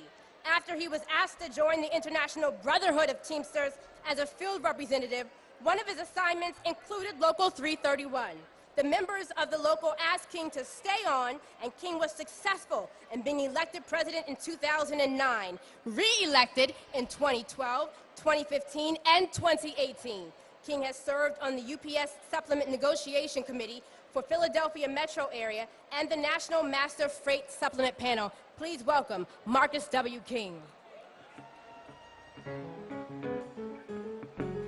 Good morning. Thank you, Reverend Al Sharpton, Martin Luther King Jr. III, and the National Action Network for assembling us here today. This is an awesome event. Brothers and sisters, good morning. It's an honor to be with you. As the young lady just said, my name is Marcus King. I'm the director for the International Brotherhood of Teamsters Human Rights and Diversity Commission. And I bring you greetings on behalf of our General President, James P. Hoffa. The Teamsters Union have a long history of standing not only for members, but for those Americans who have been discriminated over and overlooked. For 57 years after the first March on Washington, the Teamsters have again stand with you proud to reaffirm our support for racial and economic equality in this country.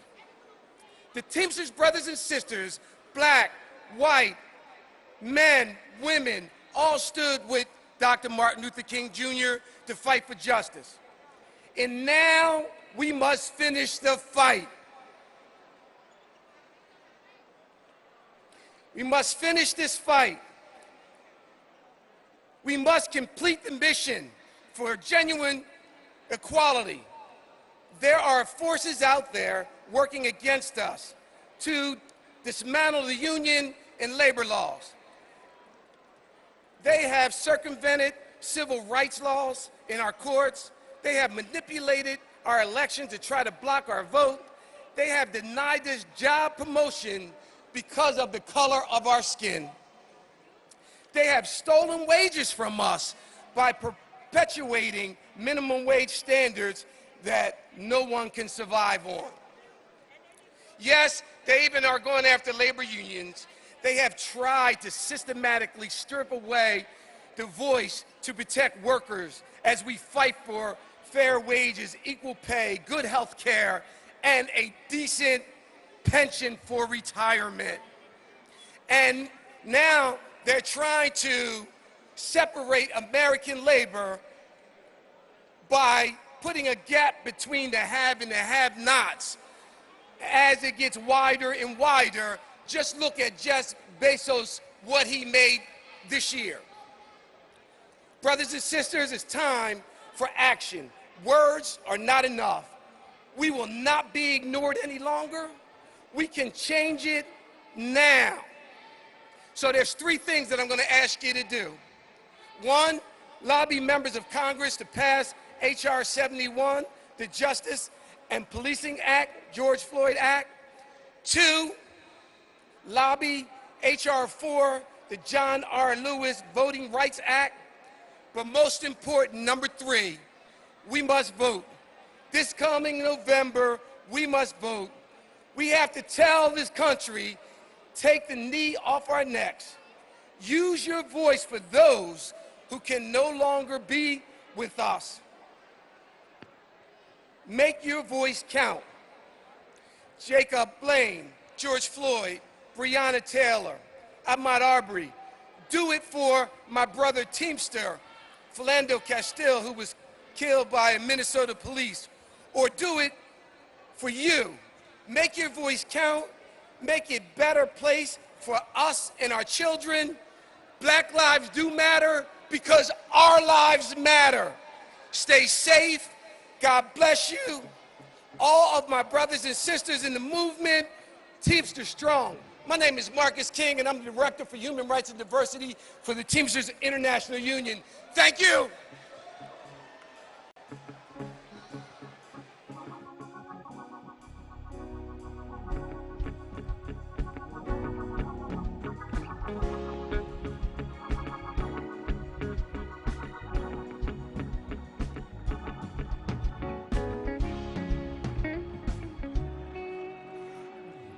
we have Alan Roscoff, proudly co-authored the nation's first gay rights bill in 1970 and served as its chief lobbyist. In 2004, he formed the Jim Owls Liberal Democratic Club, which is a citywide LGBTQ organization serving all of New York City.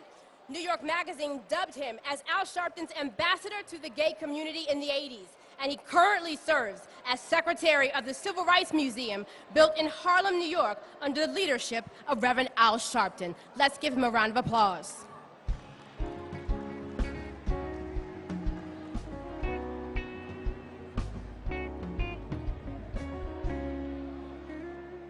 I'm here to tell everybody that the lesbian, gay, bisexual, and transgender community is part of this struggle.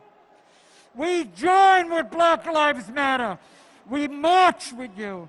We get arrested, we risk arrest, and we get brutalized in support. After all, the gay rights movement was formed because of brutality of the police in a bar known as Stonewall. Until the black community is recognized as an equal community, until the police harassment, the police belittlement, the police shootings, and the police killings, we will stand united. We are all one. We want you to know that we will continue demonstrating. We will continue marching. We will continue to protest. We will continue to upset the power structure. We will continue to risk arrest. We will continue to be arrested.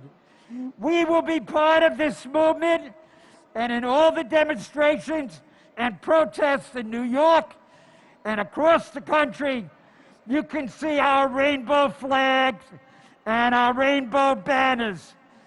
Black Lives Matter is one of the most important organizations and movement, one of the most important movements in this country and in history. I thank you all. I thank Reverend Al Sharpton and the National Action Network for putting this together and being such a good friend to the LGBT community. Together to victory, and vote out the racist in the White House and vote out his entire administration and his supporters. Thank you.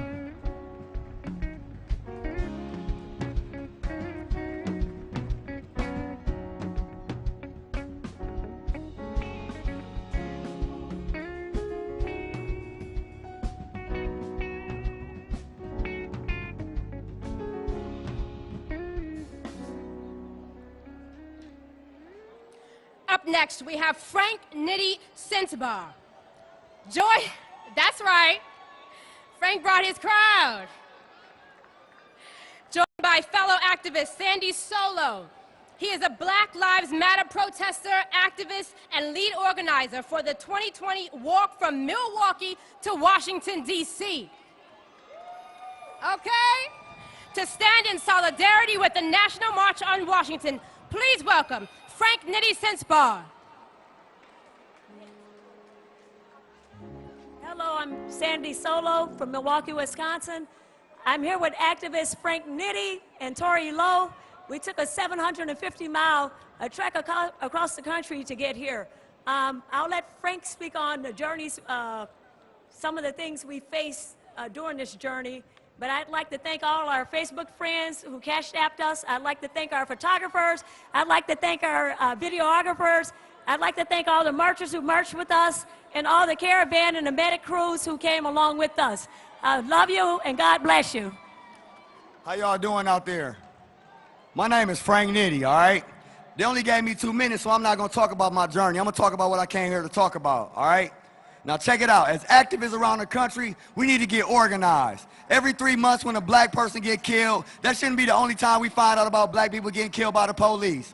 We need to get organized together as a nation of activists so we can call on each other whenever we need help.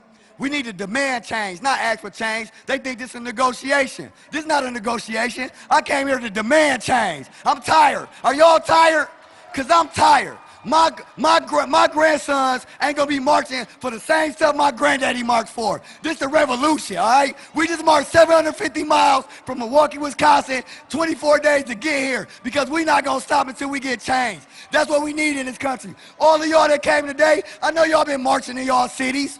I know y'all been marching. Don't stop marching. We gonna organize because they don't expect that. We gonna come together because they don't expect that. We gonna demand change because they don't expect that. We not gonna have our kids marching. This is it.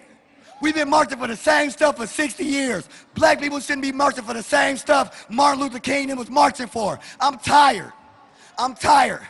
And I'm tired of asking for justice. I just want it to stop. We don't want justice. That's after a racist police do something to us. We need them out of the police. We need all these racist people gone. We need change, and we can get that by voting. Now, while we marched this 750 miles, everybody that came and chastised us, everybody that came with shotguns, everybody that came messing with us had Trump signs. Trump 2020. That's the new way that they exhibit racism in this country and hide behind it. So we got to vote Trump out of office, all right? So when it's time to vote, we going to vote. And if y'all see me up here, if you're an activist, stop me out there so we can organize. It's time. This is the revolution. This is the revolution.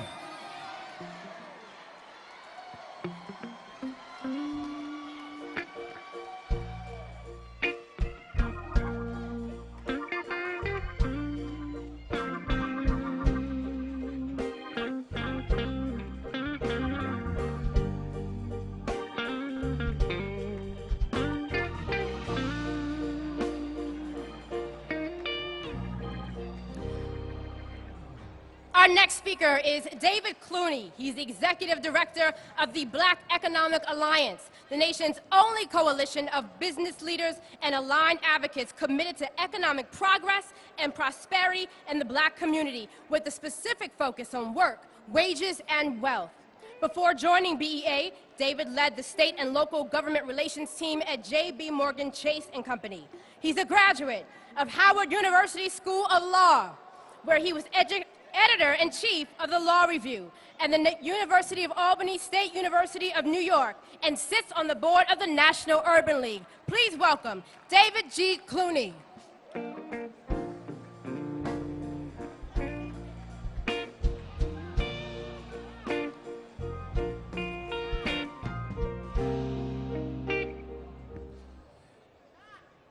I'm David Clooney. I lead the Black Economic Alliance, a group of black business leaders and allies dedicated to improving work, wages, and wealth for black people. We know the 1963 March on Washington was a march for jobs and freedom. In over 50 years, the wealth gap between black and white Americans has not changed significantly. In fact, by some measures, it's even wider today. But we're at an inflection point.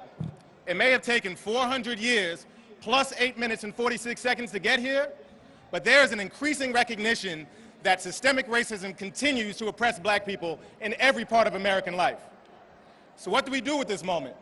Of course we need to continue to fight for social justice, but we also need to fight for economic justice from our elected leaders and in the business community. We need to fight for better work, wages, and wealth for black people. That's skills training for the future of work, closing the black-white pay gap, and building generational wealth for black families. Right now, we absolutely have to vote.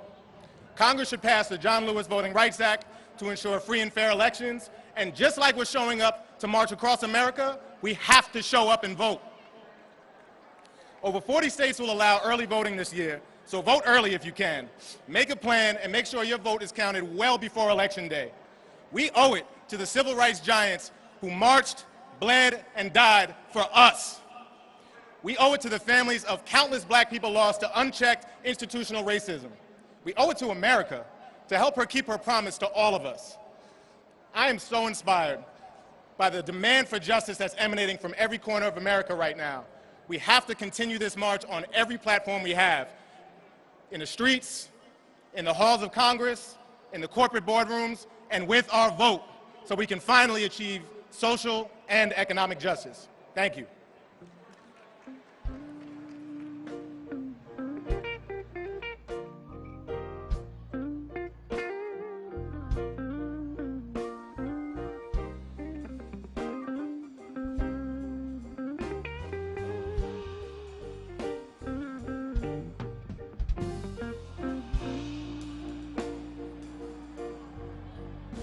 Coming to the stage is Portia Taylor. She's a brand builder, music lover, sport bike rider.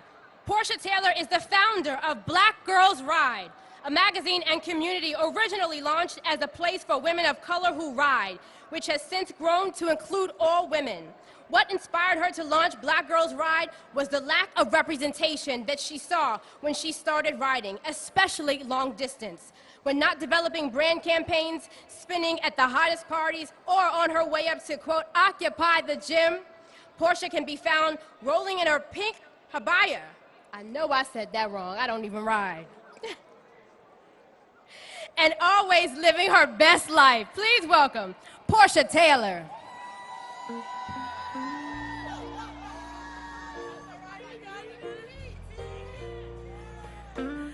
Good afternoon. I'm Portia Taylor, and I'm here as a representative of Black Girls Ride. More than a magazine, we are a movement of women passionate about motorsports. Over 100 women rode across America to be with you here today. We are our ancestors' wildest dreams. Women of color on ground, traveling across the land of the free. We are your mothers, your grandmothers, your aunts, your sisters, and your daughters. Our ride started Monday in Long Beach, California. As we rode through Texas, I thought about my soror, Sandra Bland, and how a simple traffic stop ended in her death. We all witnessed George Floyd's death as he cried for help, the heartbreaking death of Breonna Taylor as she slept in her home. And less than a week ago, Jacob Blake was shot 7 times in the back and paralyzed. With each act of senseless violence, we feel a stirring in our collective soul. When a call to march was issued, we knew it was time to mount up. We packed up our bikes and rode thousands of miles in protest against police brutality. We ride unapologetically for Black lives, and we raise our throttle hand in support of those on the front line of our struggle. We ride to ensure the freedom of our future leaders. We've come a long way, but our journey is not over. In November, Black Girls Ride will rev our engines. We will lead the ride to the polls and fuel the ballot boxes of this nation to choose a leader that will provide the unity our country desperately needs. We invite you to join in this and vote like your life depends on it. Thank you.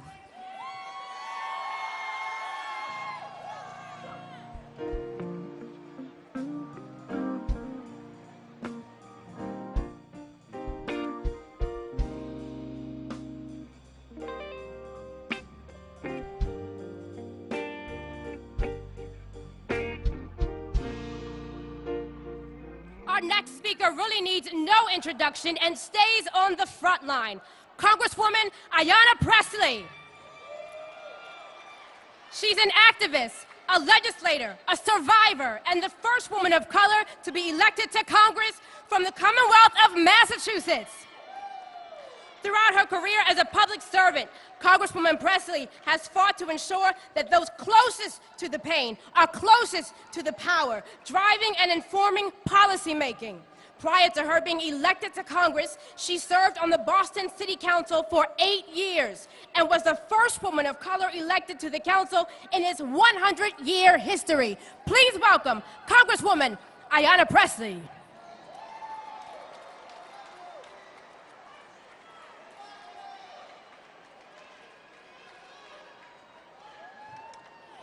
Good morning, beloved. Today, I am thinking of the ancestors, not just the ones recorded in our history books, but the ones omitted from those pages. The justice seekers, the freedom riders, fighters, the organizers, the community builders, every loved one that packed a brown bag lunch, led a freedom song, risked their life and livelihood, that Vaselined an elbow and sent up a prayer. Their sacrifice and self-determination shaped history and brought us to this moment. The truth of the matter is, we are because of them. We are Black with a capital B. We are the manifestation of the movement. We are a symbol of social, political, and cultural progress. If my granddaddy, the Reverend E. James Eccles, were here, he would whisper in my ear and say, "Grandbaby, make it plain." And I intend to do just that, make it plain. We are in unprecedented, uncertain times. We are challenged by the state of the nation and the crisis we face, but the state of our movements, it is strong. And another world is possible. Yes, it is possible to legislate justice and accountability.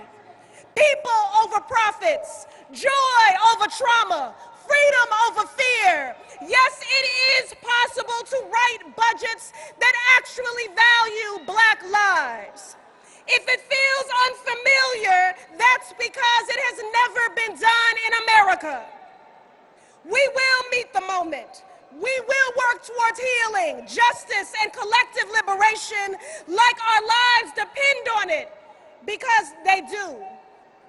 We will march on, clear in our conviction, rooted in our faith, grounded in our history, intentional as we build. Let me make it plain. Black lives matter.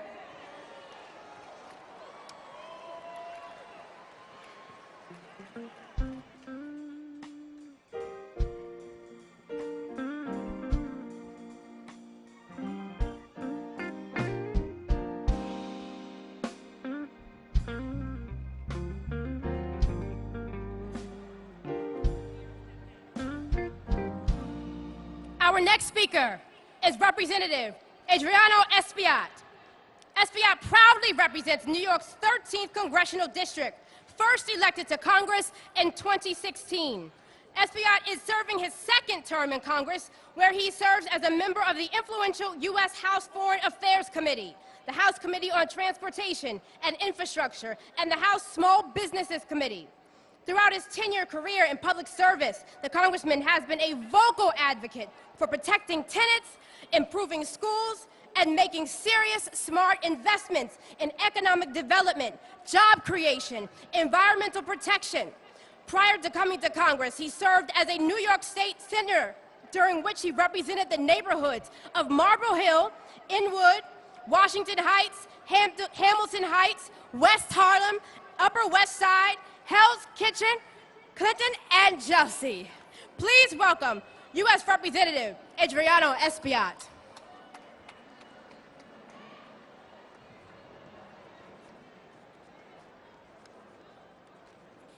Good morning, everybody.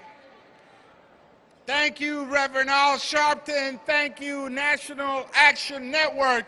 Thank you all for being here on this great morning.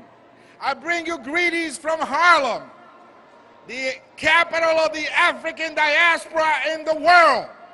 From East Harlem, the launching pad of the Latino experience in New York State.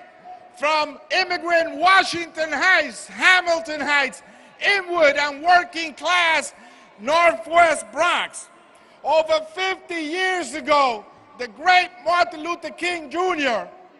and John Lewis stood here and shared their dreams with all of you. Today, as the first formally undocumented member of Congress, I stand here with you today to say that yes, I am a man. That yes, we shall overcome. That yes, sí se puede. That yes, Black Lives Matter. And that yes, without no justice, there will be no peace. We come here today bearing the scars and the wounds of 400 years of struggle to say that whether your ancestors picked cotton or whether they cut sugarcane, we're all in the same boat right now. We must pass legislation to ensure that there is police reform. We must pass the pieces of legislation highlighted in the Harlem Manifesto against police brutality that are all included in the George Floyd Justice in Policing Act. Let's get rid of the chokehold. Let's get rid of the knee. We also must pass the John Lewis Voters' Rights Advancement Act to ensure that we all be able to vote. We must enact criminal justice reform. Let's do away with the death penalty. Let's do away with solitary confinement. Let's do away with mandatory minimums. I am a man. We shall overcome. Sí se puede. No justice, no peace, and Black Lives Matter. God bless you and keep the faith.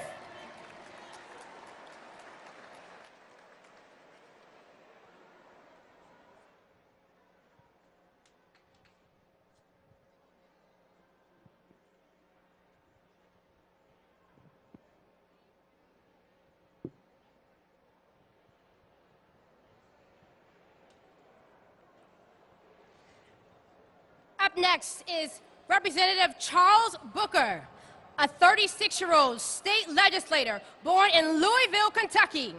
He successfully ran for State House in Kentucky in 2018, becoming the youngest African American in the House in more than 90 years, where he fought for common sense gun safety reform, prescription drug cost relief, voter protection and restoration in support of labor unions, for economic justice, against racial injustice, and more. Representative Booker recently founded Hood to the Holler, a 501c4 to capture the energy and infrastructure he built in his run to continue to build power, work on voter registration, and more, and to help positively transform our future. Please welcome Representative Charles Booker.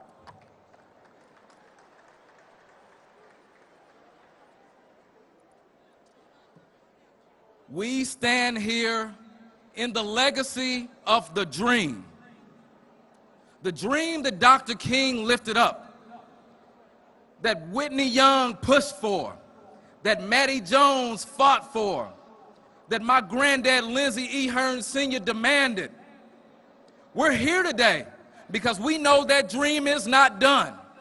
Because although they marched for us then, the cries we're hearing across the country right now, from Kenosha to Kentucky, from the hood where I'm from, to the hollers in Appalachia, to everywhere in between, those cries let us know we have more marching to do.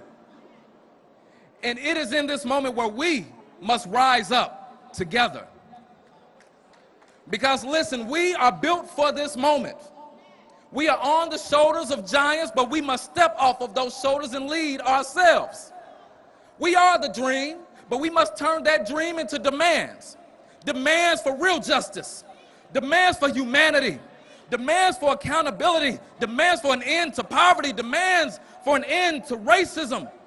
And I am a living witness as the youngest black state legislator in Kentucky since the first one, and yes, I did stand up to run against Mitch McConnell. I am a personal witness that we are ready for this moment. We're built for the work we must do. And if we come together, all of us, if we stand united, if we march together, if we bend that arc together, there is nothing we can't do. There is no mountain we can't move. And there is no root of racism we cannot pull up. So we got to do it right now. We got to do it yesterday, so we definitely got to do it now. And I stand here as a young man in the legacy of a giant, Congressman John Lewis, who said 57 years ago some words that still ring true right now. We have to lift our voices together and say to America, wake up, America, because we can't stop we cannot quit, and we cannot be patient. Let's win together. Let's fight together. Let's transform our future. Breonna, I'm representing you right now. Thank you all.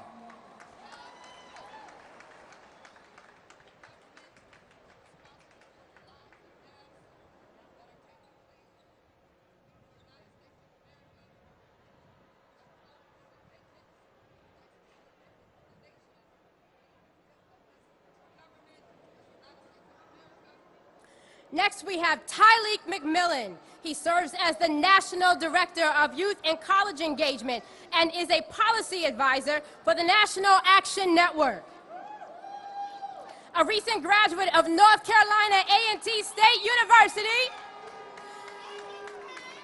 Tyleek is a proud member of Phi Beta Sigma fraternity, the Eta chapter, and hopes to one day serve as a legislator on the Hill. Please welcome Tyleek McMillan.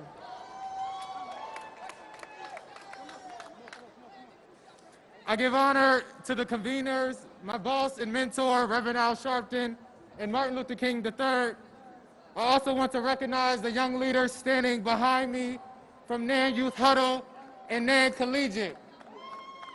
We find ourselves here in the spirit of John Lewis, making good trouble, necessary trouble, because the soul of our democracy is depending on it. We're not here to ask for justice. We're not here to negotiate justice, but we are here to demand justice. Far too many times we have been cut out. Far too many times we have been budgeted out, counted out, resourced out. It's time for legislators to invest in education.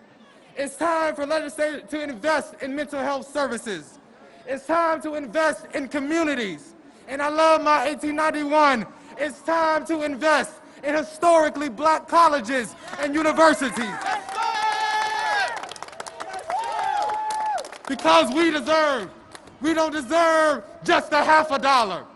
We don't just deserve the quarter of the dollar, but we deserve the whole dollar.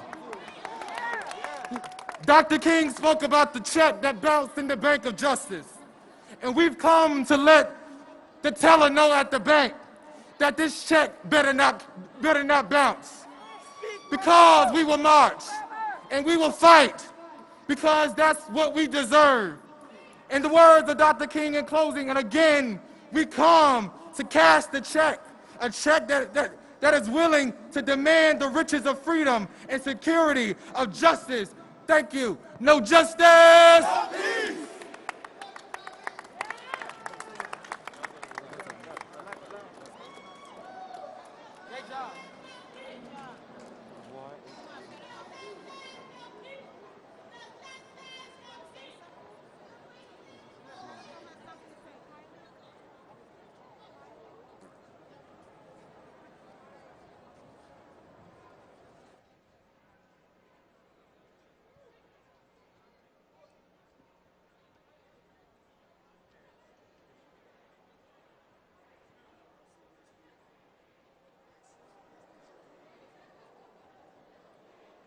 I hear you back there. No justice! No justice! That's just to echo you. Next up, we have Janet Muriga. As someone who has experienced the promise of the American dream firsthand, Janet has devoted her career in public service to opening the door to that dream to millions of American families. As a key figure in the Latino community, she continues this mission as president and CEO of Unidos US, a large national Hispanic civil rights and advocacy organization in the US. Welcome her to the stage.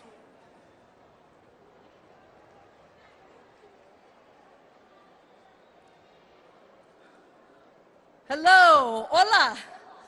My name is Janet Murguia, and I'm president and CEO of Unidos US, the largest Latino civil rights and advocacy organization in the country. I want to tell you why I am here. I am here because we have stood and always will stand with Reverend Sharpton and Martin Luther King III and our brothers and sisters strengthen the black community until systemic and institutional racism in our society is eradicated. I am here because 25% of my community is Afro-Latino. So we don't just empathize, we identify with the black community. I am here because we need law enforcement to get their knees off the necks of our black and Latinx young men. I am here because what we have seen in Kenosha, Wisconsin this week, a man shot in the back and paralyzed, peaceful protesters shot and killed by white nationalist vigilantes as the police have turned a blind eye, and silence from the man who holds the highest office in the land. That is immoral and unacceptable.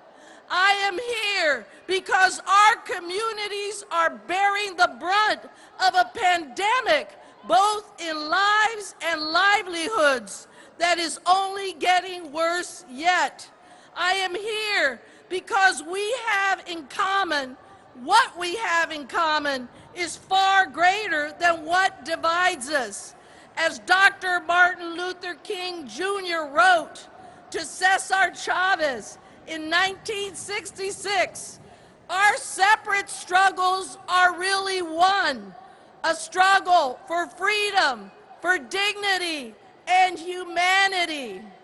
I am here because we must support the young people of every background here as they rise up, make their voices heard, and tell those of their generation about the America that they want to see.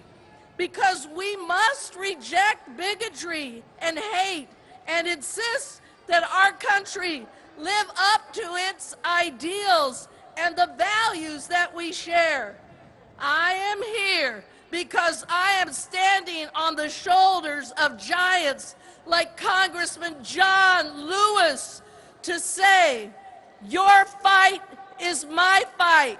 Tu lucha es mi lucha. I am here because Black lives matter. Sí se puede. Adelante. Muchísimas gracias.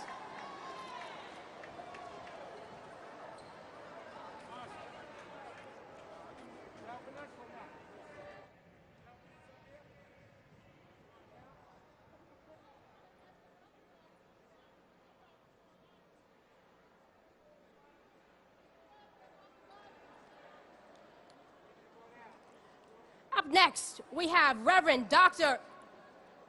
Richardson, who serves on the board of several corporations and national organizations and is currently chairman of the board for the National Action Network. Reverend Dr. W. Franklin Richardson is pastor of the historic Grace Baptist Church in Mount Vernon, New York. He leads the largest African-American church in Westchester County, with a membership base of over 3,000 parishioners. Despite the interaction with U.S. presidents and heads of states, he has made sure to use the power of the pulpit to lift up local issues in the Mount Vernon area and nationwide. Dr. Richardson believes that grace must be at the vanguard of liberation and empowerment of African American people through our Christian faith. Please welcome Reverend Dr. W. Franklin Richardson.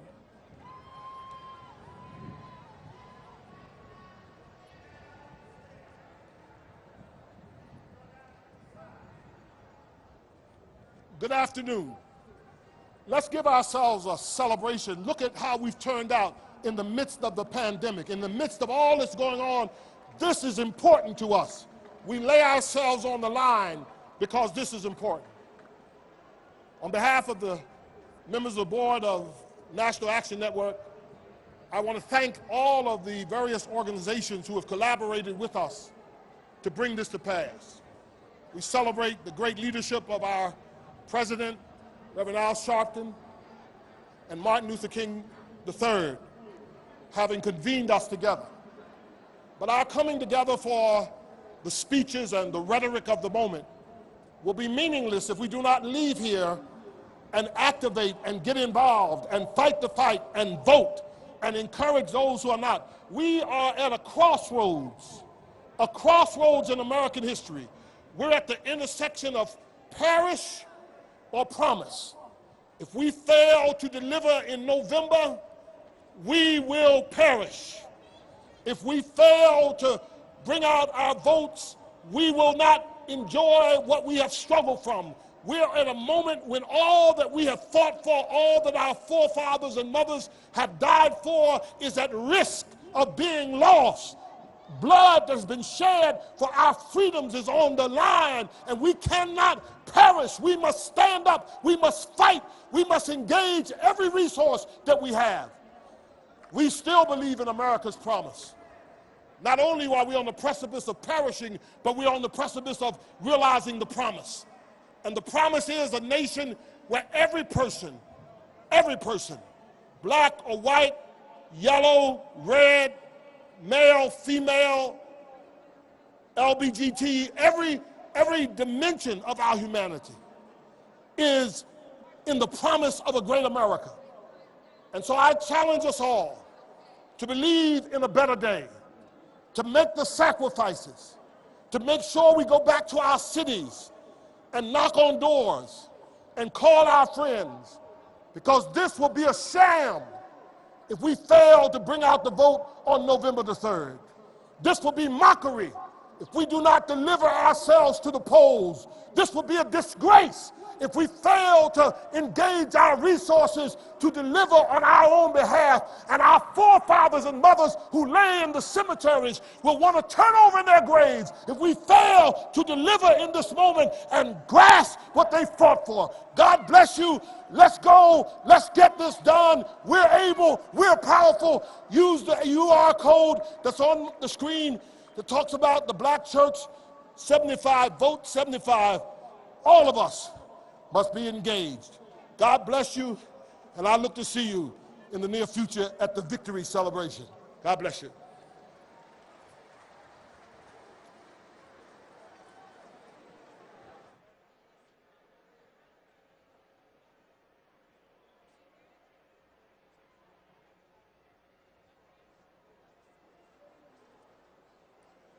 Next up, please welcome civil rights activist Maya Berry. She's the executive director of the Arab American Institute.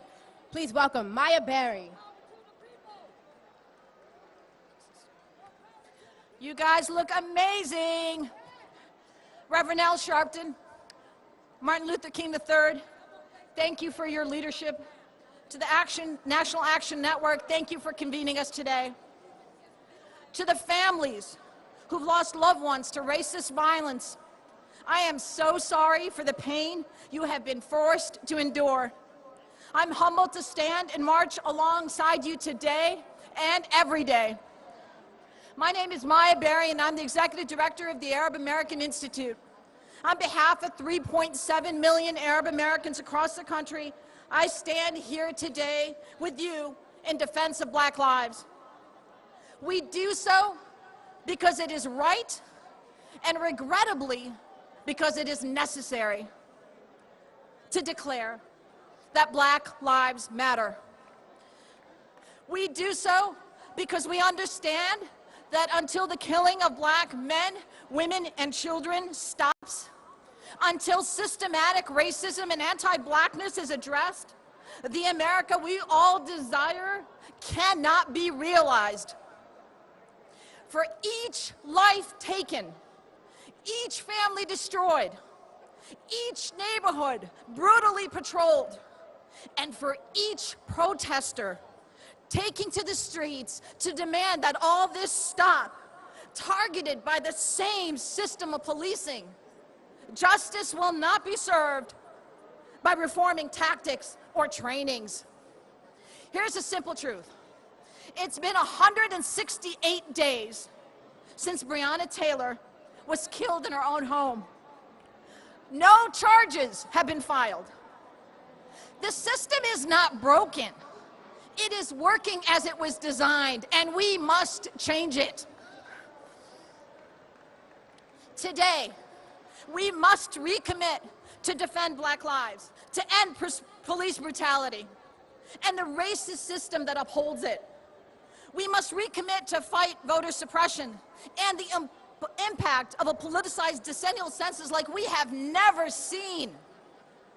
Just as the 1963 march and the mass demonstrations in communities across the country shepherded the passage of the Civil Rights Act and the Voting Rights Act, we must not stop until we have secured the passage of the John Lewis Voting Rights Advancement Act, the Khalid Jabara and Heather Heyer No Hate Act, and the George Floyd Justice and Policing Act.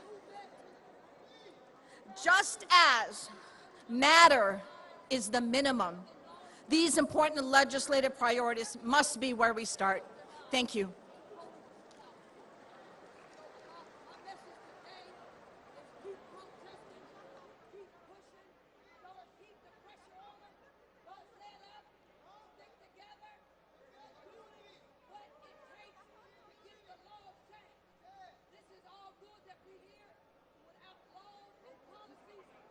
Please welcome to the stage Dr. Jamal Bryant. He's a visionary, civil rights activist, community organizer. Dr. Jamal Harrison Bryant combines sound biblical teaching, business acumen, and political insight to propel the body of Christ to action and greater levels of faith. His ability to reach across social, economic, and political barriers has helped people not only experience the life-changing gospel of Jesus Christ, but to activate success in their everyday lives. His ministry has become an incubator for entrepreneurs, homeowners, and like Dr. Bryant, is a senior pastor of New Birth Missionary Baptist Church in Lithonia, Georgia. Please welcome Dr. Jamal Bryant.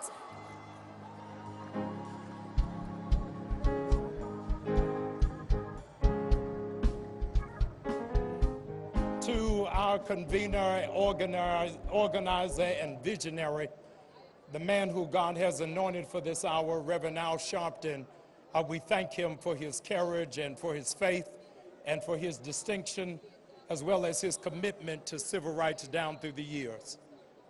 Brothers and sisters, not since 44 BC, when Marcus Aurelius Junius Brutus led 59 accomplices to stab Julius Caesar in the back, has there been such a heinous crime as the slaying of Jacob Blake.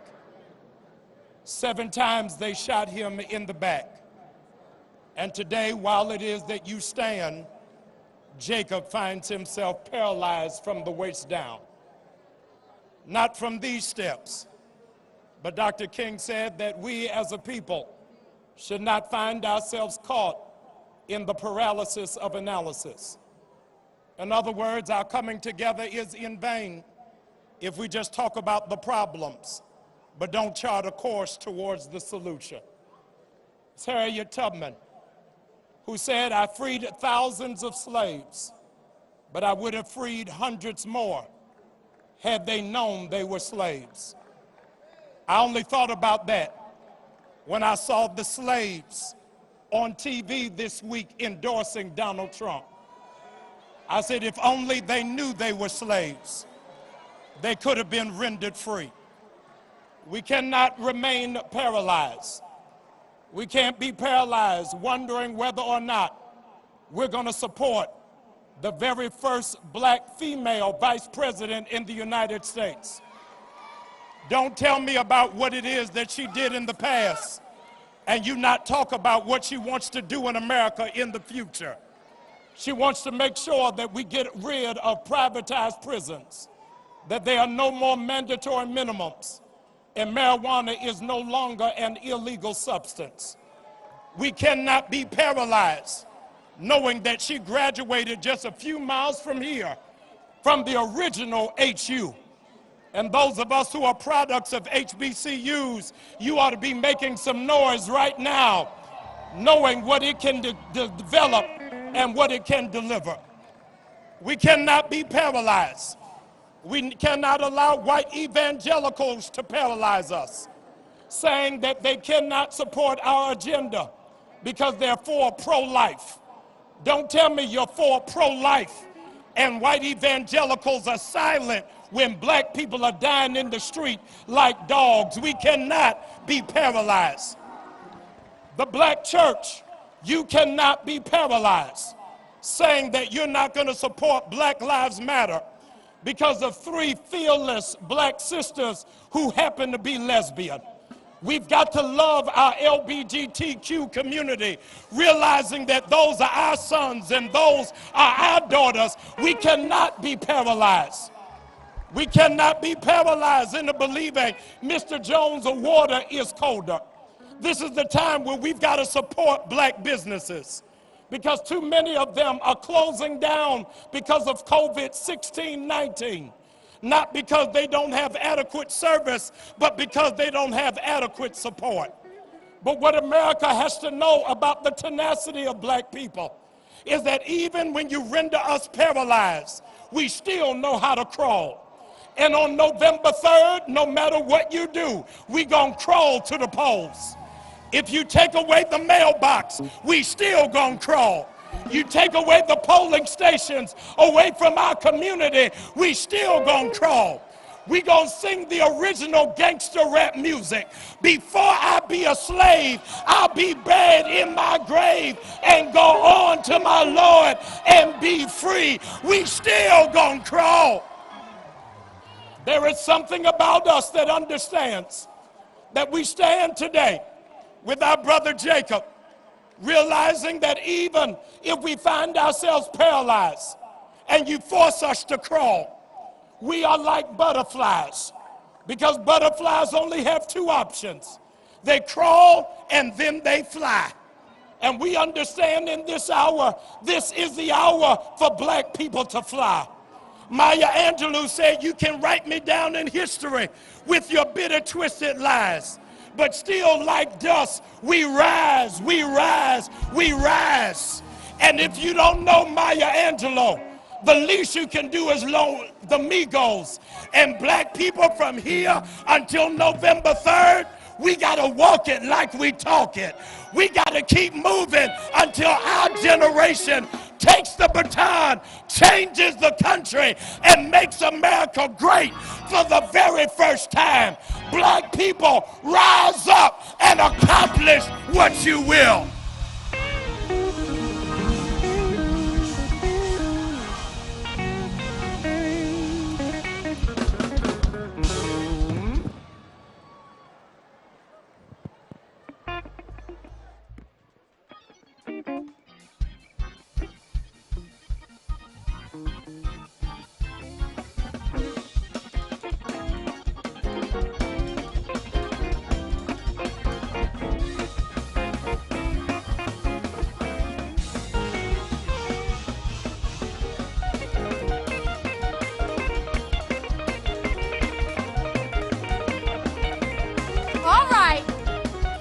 Just told that we have a big group of mothers from Georgia. Are you in the house? Georgia came? All right. Next up, please welcome Congresswoman Sheila Jackson Lee. She is serving her 13th term as a member of the United States House of Representatives. She serves the 18th Congressional District of Texas, centered in Houston, the energy capital of the world, and sits on 3 congressional committees: the House Committee, the Judiciary and Homeland Security Committee, and the crucial Budget Committee. She's the author of the Emancipation National Historic Trail Study Act and the lead sponsor for H.R. 40, the commission to study and develop preparation proposals for African Americans. Please welcome Congresswoman Sheila Jackson Lee.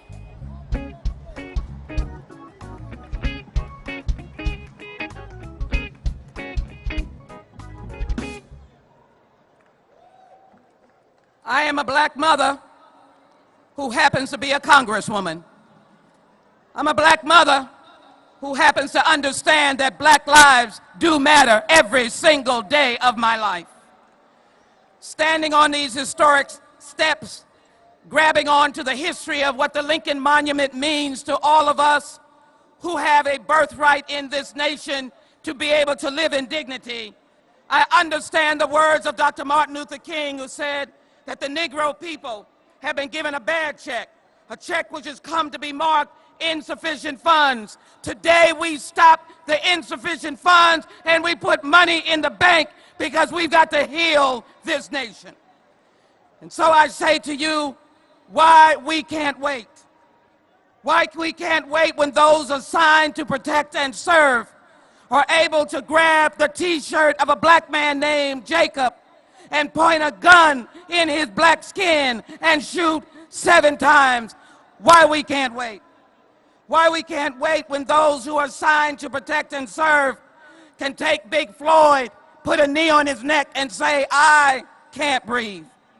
And then we know that we have to change this nation when we have Breonna Taylor, Ahmaud Arbery, Trayvon Martin, Eric Garner, and Michael Brown, and many others. And so today we come to acknowledge that we ask America not to fear us. We ask you not to send tweets that we are attacking you as a mob, because the militia walks around freely and shoots us without anyone's concern. And so we are standing here today to say why we can't wait.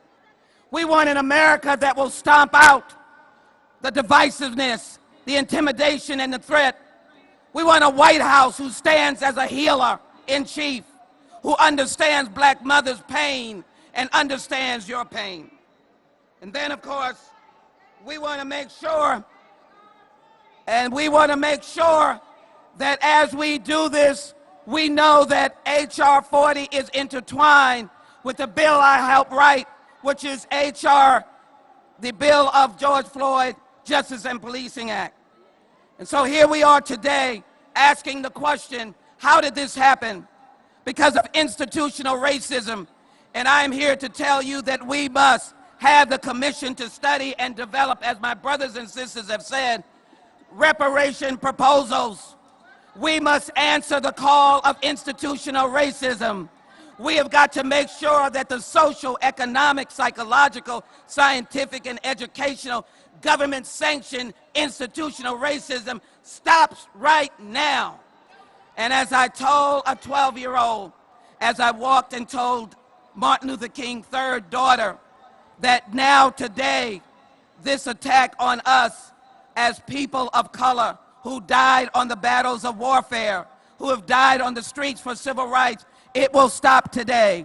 Thank you, Reverend Sharpton and the National Action Network, for understanding the importance of the Congress with over 150 co-sponsors in the House, passing H.R. 40. We will heal the nation, but we will not stop until the nation knows Black Lives Matter and reparations are passed as the most significant civil rights legislation of the 21st century. Now is the time. Why we can't wait.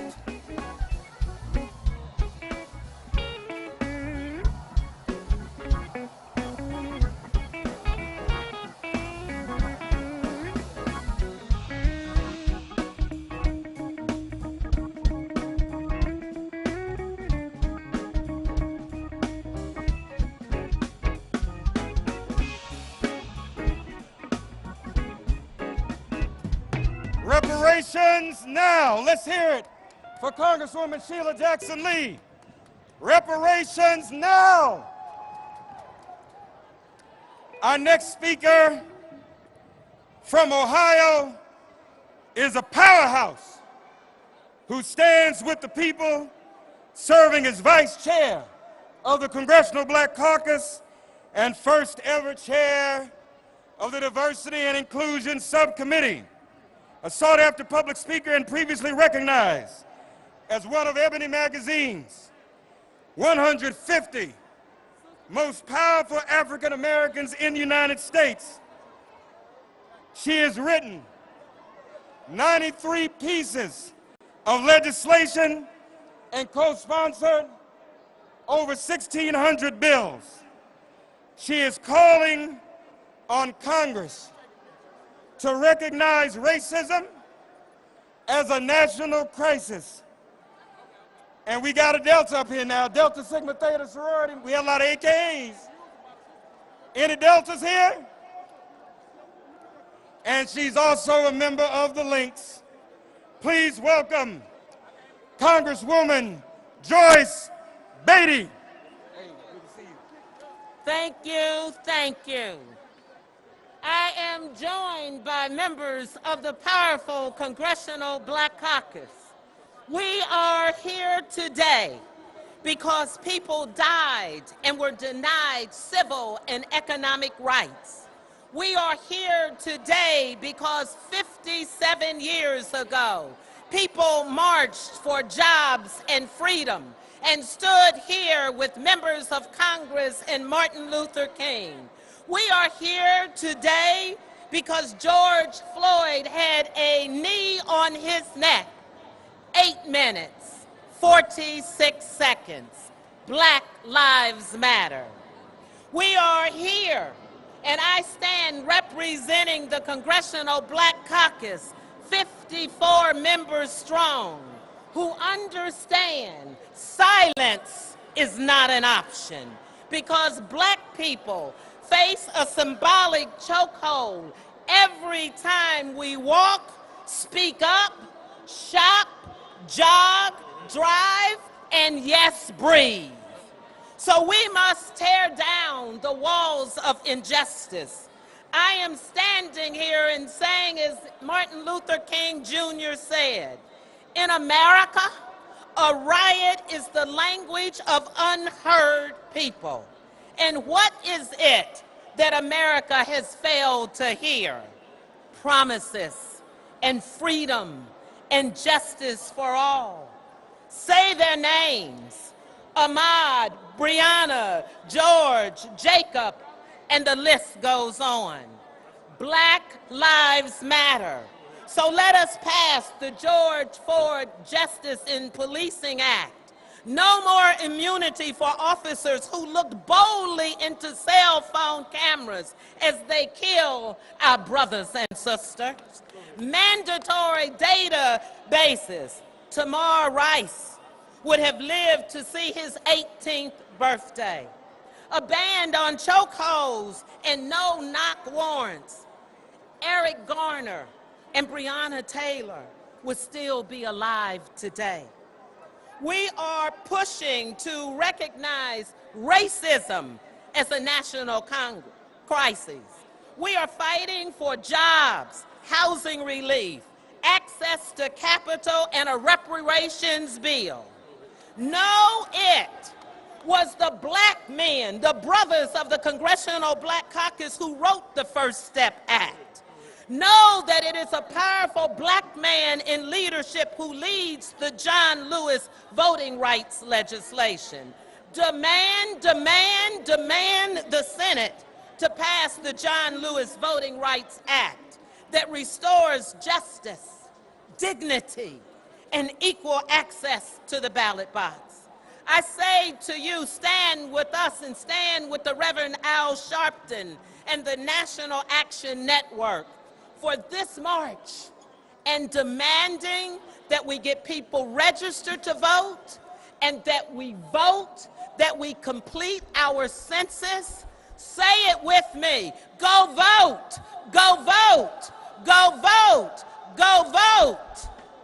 And let me say, tell them to get their knees off of our necks.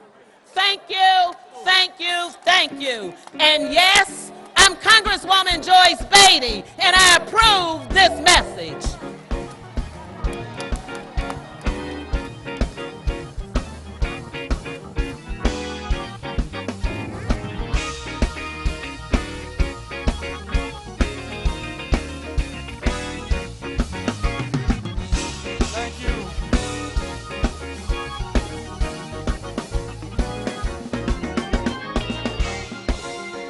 Thank you to Congresswoman Beatty. As we said before, going back to 1963, organized labor has been a part of this. Here is the president of the 1.7 million member American Federation of Teachers, AFL-CIO, which represents teachers, paraprofessionals, school-related personnel, higher education faculty and staff, nurses, and other healthcare professionals local, state, and federal government employees, and early childhood educators. Please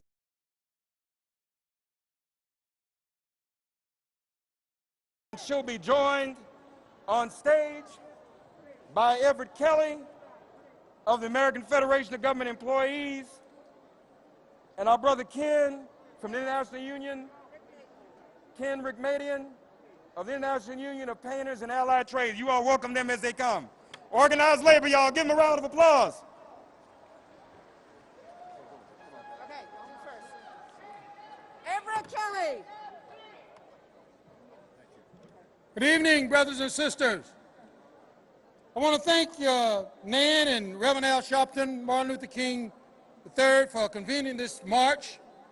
I'm here today to represent 700,000 men and women making up AFGE, American Federation of Government Employees. It is an honor to be here. We are a diverse union. We're from all across the country, all ages, all abilities. We provide every single type of service to the American public.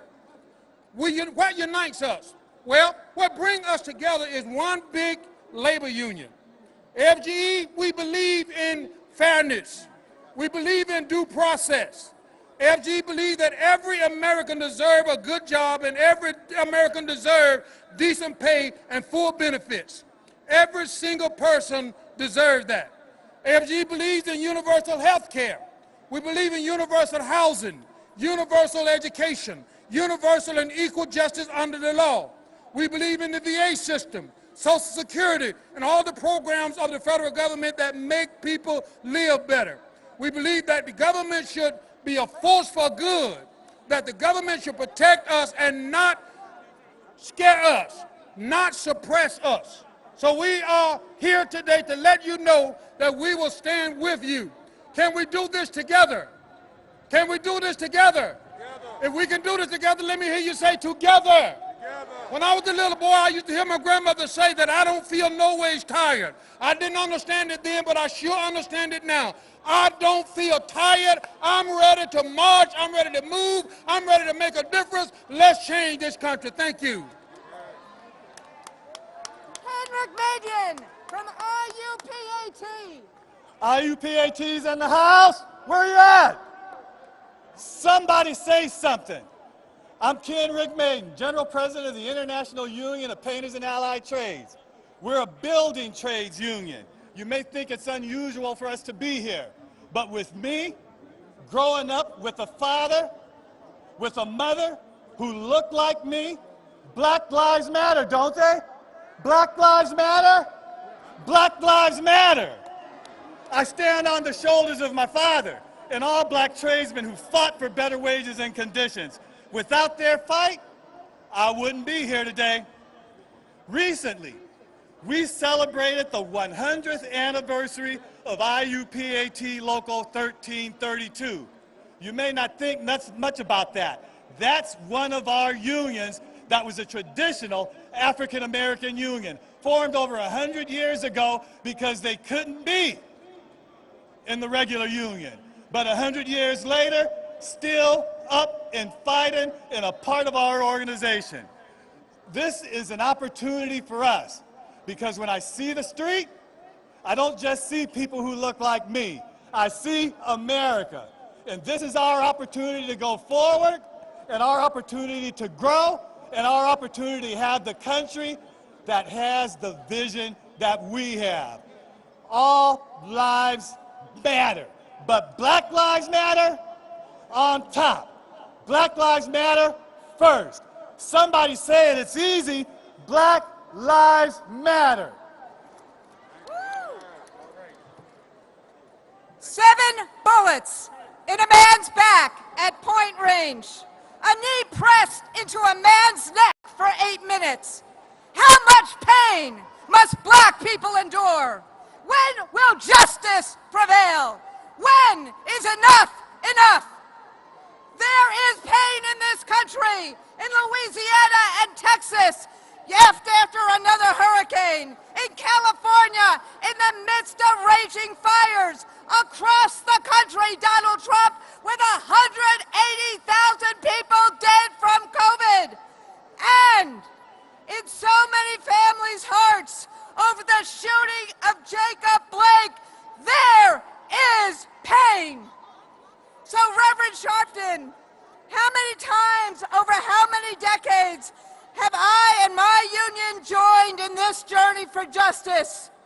The 63 March started as a labor march for jobs and justice. A. Philip Randolph and Byron Rustin invited Martin Luther King Jr. to speak that day. And King said, "We've come to dramatize a shameful condition." That shameful condition, prejudice, discrimination, economic inequality, has not been cured. It's been metastasized. Underfunded schools, voter suppression, substandard housing, healthcare, and transportation, insufficient wages, high unemployment, discriminatory policing, mass incarceration. Black Americans who, whether from their higher rate of deaths from asthma or from COVID, have been struggling to breathe long before Eric Garner and George Floyd were suffocated at the hands of authorities. Justice and freedom must apply to all. The fight for opportunity and freedom must be all of our fights. And those of us who are white, we need to be real allies, real listeners, and real supporters. My synagogue's credo is the Psalm, and I quote, that the stone which the builders rejected has become the cornerstone.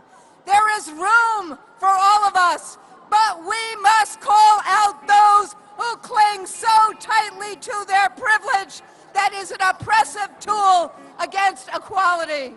So, my friends, my colleagues, November 3rd is coming. We need to get in good trouble. We need to vote.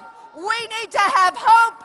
We need a president who will sign the bills that the House has passed to make this country more fair, more just, more equal. That is our job this day and every day. Thank you. Recognize the Postal Union. Just acknowledge. Don't let me speak. Acknowledge Postal Union. And then I also, as you all know, need to recognize the Postal Workers Union. All right. No time. Thank you. All right. Cheers for organized labor. Let's hear it for organized labor. Give them a round of applause. No time for them to speak, but the Postal Workers Union is in the house. Pray for our postal workers. Our next speaker in the Obama administration served as Assistant Attorney General for Civil Rights, Secretary of Labor, and now today, he is the chair of the Democratic National Committee. Our friend and brother, please welcome Tom Perez. All right. Good afternoon. Thank you, Reverend Sharpton and Martin Luther King III, for your extraordinary leadership. Thank you to the National Action Network. Folks, I live in Maryland. We lost a remarkable person last year when my fellow Marylander and mentor Elijah Cummings passed away. And before he passed away, he reminded us all of our civic duty. He said, "When we're dancing with the angels, the question will be asked, what did we do to make sure we kept our democracy intact? Did we stand on the sidelines and say nothing? Or did we fight back? Did we fight back for justice? Did we fight back for equality? Did we fight back for black lives?" By being here today, you are answering all those questions with a resounding yes. We are all fighting back, but our fight cannot end here. Just as we march to this mall, we must march to Congress, to the United States Senate in particular, to demand passage of the John Lewis Voting Rights Advancement Act and the George Floyd Justice in Policing Act. Just as we march to this mall, we must march to the ballot box or the mailbox to demand the leadership we deserve. And we must exercise the right that protects all others, the right to vote. As you well know, our nation is hurting right now. Our African American communities are hurting. We're hurting from a pandemic that has taken 180,000 lives, hurting from an economic crisis that has cost millions of jobs, from a climate emergency that threatens the air we breathe and the water we drink, hurting from an epidemic of violence and racism, a cancer of the soul. We're hurting from a knee on their neck, a bullet in their back, hurting from leadership that treats them like their lives don't matter. President Lincoln, you would not recognize today's Republican Party. Our African American brothers and sisters are not alone. Dr. King spoke of the inescapable network of mutuality. In this moment of crisis, so many Americans are bound together in the mutual struggle for justice, dignity, and opportunity. From the Native American tribes confronting the scourge of COVID and the delay of their stimulus funding, to Latinx children being separated from their parents at the border, to Asian Americans facing hate-fueled attacks, to working families across this country struggling with poverty. We can change all of this. With the right leadership, we can heal our wounds. We can turn hardship into hope, despair into dreams. We can advance racial equality and restore the soul of our nation. But only if we do it together. Movements are built by the many, not the few. They're built by the hard and unglamorous work of grassroots organizing. They're built, in the words of the late, great Julian Bond, by the marchers whose feet have grown tired, whose voices have gone hoarse, whose shirts have stained with sweat and dirt and blood. John Lewis, as you know, left us with these marching orders. So go to iwillvote.com, iwillvote.com, check your registration status, tell your friends, family, and neighbors to make a plan to vote. Remember, November 3rd is the last day to vote, but it's not the first day to vote. Make a plan. Get out there. Do not let your voice go unheard. Do not let your voice go uncounted. This is the most important election of our lifetime. And make no mistake, you have the power to decide the outcome. Thank you very much. Today, we commemorate the 57th anniversary of the historic March on Washington for Jobs and Freedom. I was born into an activist family with my parents, my aunts and uncles pushing me in a stroller through Bay Area streets marching for justice in the years following the March on Washington. This moment is a reminder that we must always honor the sacrifice of the leaders who made that march happen. From the names we know, like Randolph and Farmer, Young and King, to everyone who worked behind the scenes and sacrificed quietly but profoundly, far from the lights of history. I have to believe that if they were with us today, they would share in our anger and frustration as we continue to see black men and women slain in our streets and left behind by an economy and justice system that have too often denied black folks our dignity and rights. They would share our anger and pain, but no doubt they would turn it into fuel. They would be lacing up their shoes, locking arms, and continuing right alongside us to continue in this ongoing fight for justice. Thankfully, we don't have to wonder if we are making them proud, because a giant from that march and the civil rights era of that day, John Lewis, he lived to tell us how we're doing. In his parting essay, he wrote to all of us who hope to carry his legacy, quote, "In the last days and hours of my life, you inspired me. You filled me with hope about the next chapter of the great American story when you used your power to make a difference in our society." For Congressman Lewis, the brutal murder of Emmett Till is what shook loose the activist inside him. It was the start of a lifelong journey toward service and driving change, the same journey that countless young leaders are building upon as we speak. As John put it, Emmett Till was my George Floyd. He was my Rayshard Brooks, Sandra Bland, and Breonna Taylor. The road ahead, it is not going to be easy. But if we work together to challenge every instinct our nation has to return to the status quo and combine the wisdom of longtime warriors for justice with the creative energy of the young leaders today, we have an opportunity to make history right here and right now. So thank you so much for inviting me to celebrate with you. Let's march on in the name of our ancestors and in the name of our children and grandchildren. Thank you. Let's hear it for Senator Kamala Harris. Our next speaker is one of the legacy original organizations that was here in 1963 in the person of Whitney Young. Please welcome the former mayor of New Orleans, the president and CEO of the National Urban League, Mark Morrell. Black Lives Matter.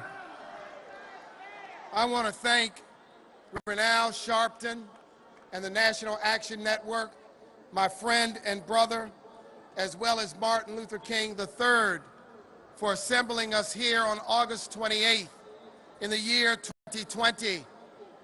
In 1963, courageous men and women descended on this site, led by 6 legacy civil rights organizations, including the National Urban League. At that time, the National Urban League was led by one of the great Americans of the 20th century, Whitney M. Young, Jr. He stated from this very place at that time and on that day, on August 28, 1963, that our civil rights, our voting rights, our rights to human dignity were not negotiable.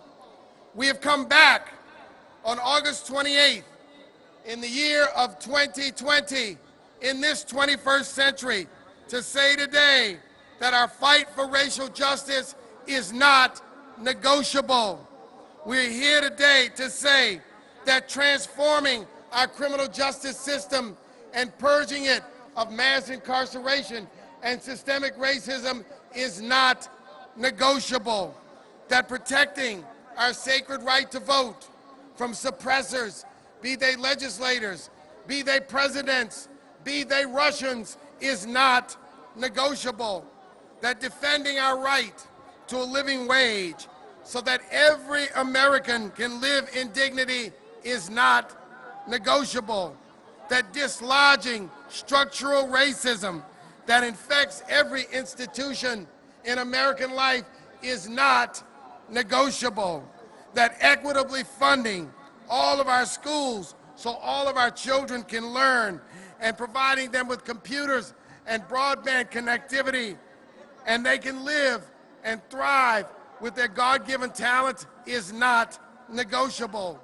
That a fair and accurate census so that all of us are counted in accordance with the Constitution is not in 2020 negotiable. That eliminating the structural and shameful disparate impact of COVID-19 in 2020 is not negotiable. That reforming police, both police policies and police culture, and reallocating funding to summer jobs for youth, to mental health services, to homeless services, and to end the violence against our black men is not negotiable. Hands up, I can't breathe. Hands up, don't shoot. In 1963, when they gathered on this site, brothers and sisters, just a few weeks before they gathered, that great civil rights leader, Medgar Evers, was assassinated on the front lawn of his home in Jackson, Mississippi. At that time, they were fighting a poll tax, a literacy test, I should say, that did everything possible to prevent us from voting. In 2020, we come here when the very success of 1963, the Voting Rights Act, has been gutted by the Supreme Court. We come in 2020 where Jacob Blake and George Floyd and Eric Garner and Tamir Rice and Trayvon Martin and Sandra Bland and too many black men and women, Breonna Taylor, have died or been disabled at the hands of the police. So we're here to make some demands. Number one, we want the George Floyd Justice and Policing Act to pass now, not tomorrow, not next week, not next year. Say it, pass the George Floyd Justice and Policing Act. Number two, we want to pass the HEROES Act. Number three, we want to pass the John Lewis Voting Rights Advancement Act. And number four, we want to pass H.R. 40 to look at reparations in this country. November 3rd, we will vote. So we can vote. If we have to look our fight, or try, or we have to walk, if we have to run, if we have to, we will vote.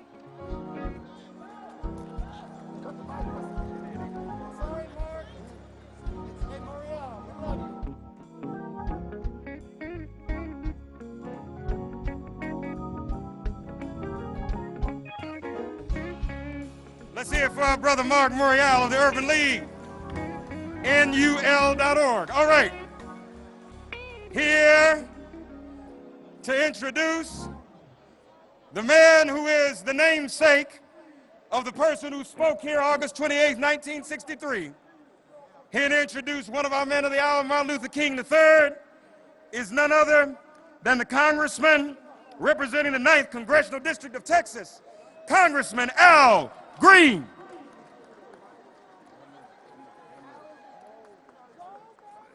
Thank you, everyone. It is now my honor to introduce a man whose name is synonymous with the civil rights, human rights movement. A man whose father stood here 57 years ago. A man who followed his father's footsteps, and I was there with him to India where he traced the steps of Gandhi.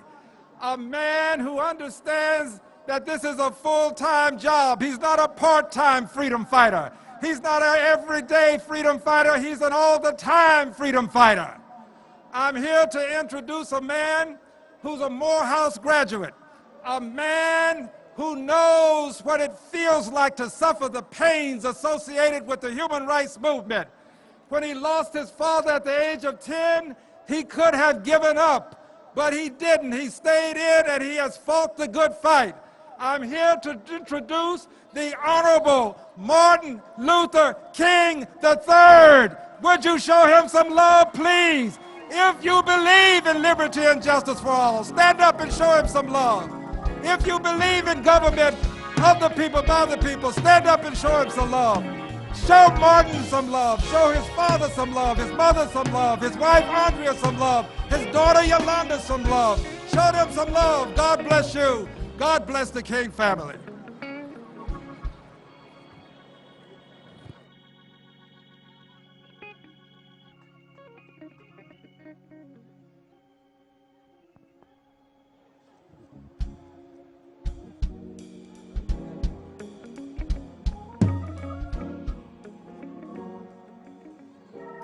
Good afternoon.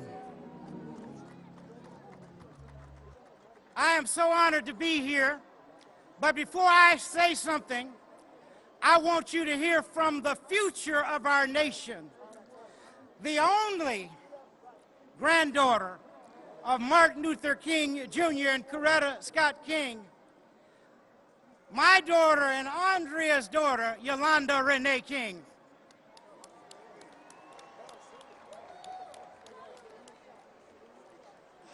Should I roll this? Okay. Some of you may remember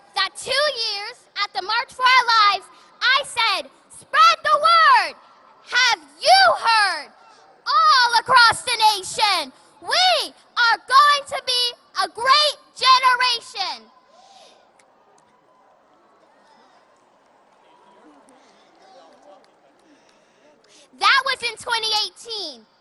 I didn't know what would hit us in 2020. A pandemic that shut our schools and put our young lives on hold. More killings of unarmed black people by police. Attacks on our right to vote. The worst economic crisis since the Great Depression that we learned about in school. And more extreme weather than ever before.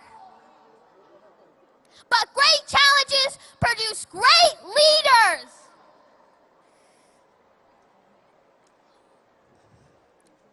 We have mastered the selfie and TikToks. Now we must master ourselves. Less than a year before he was assassinated, my grandfather predicted this very moment.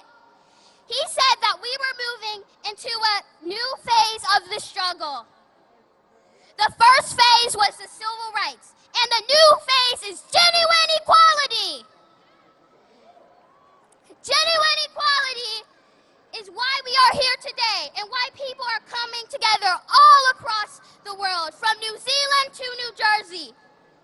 He said that we must not forget the days of Montgomery. We must not forget the sit-ins movements. We must not forget the freedom rides, the Birmingham movement, and Selma. Papa King, we won't!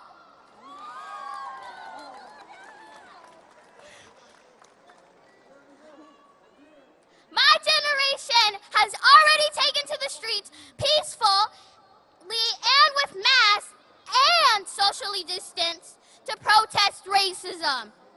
And I want to ask the young people here to join me in pledging that we have only just begun to fight and that we will be the generation that moves from me to we. We are going to be the generation that dismantles systemic racism once and for all, now and forever. We are going to be the generation that calls a halt to police brutality and gun violence once and for all, now and forever. We are going to be the generation that reserves climate change and saves our planet once and for all, now and forever.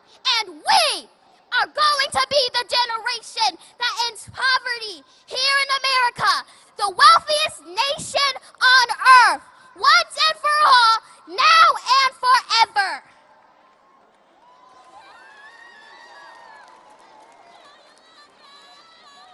We are the great dreams of our grandparents, great-grandparents, and all our ancestors. We stand and march for love, and we will fulfill my grandfather's dream. So, show me what democracy looks like. This is what democracy looks like. Show me what democracy looks like. This is what democracy looks like. Show me what democracy looks like. This is what democracy looks like. One last time. Show me what democracy looks like. This is what democracy looks like. Okay, then let's show them.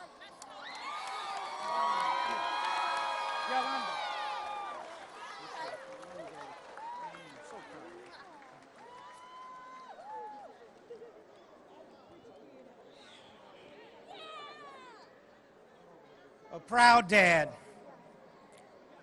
Let me thank God that we've been able to assemble today, and to thank Reverend Sharpton and the National Action Network and all of the conveners that actually are here today, and most of all, these families that have been impacted by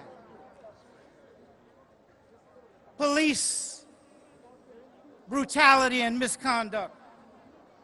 So we've come to bear witness, to remain awake, to remember from where we've come, and to carefully consider where we're going. Whether you're here in person, online, or watching on MSNBC and other networks, thank you for joining us for this March on Washington. Together, we are taking a stand, and we're taking a giant step forward. Let me also thank Al Green for the very, very warm introduction, my dear friend. But we're taking a step forward on America's rocky but righteous journey towards justice. August 28th is a day to remember the triumphs and tragedies that have taken place in our historic struggle for racial justice. Today, we commemorate the March on Washington to Jobs and Freedom in 1963, where my father declared his dream. But we must never forget the American nightmare of racist violence exemplified when Emmett Till was murdered on this day in 1955, and the criminal justice system failed to convict his killers. 65 years later, we still struggle for justice, demilitarizing the police, dismantling mass incarceration, and declaring and determinedly as we can that Black Lives Matter. In our struggle for justice, there are no permanent victories. For on this day, 12 years ago, I was honored to address the Democratic National Convention in Denver. And on that night, on that evening in the Mile High City, our spirits were soaring as the Democrats nominated Barack Obama, who would go on to become the first African-American president of these United States. But the progress we celebrated then is imperiled yet again. And now we must march to the ballot box and the mailboxes to defend the freedoms that earlier generations worked so hard to win.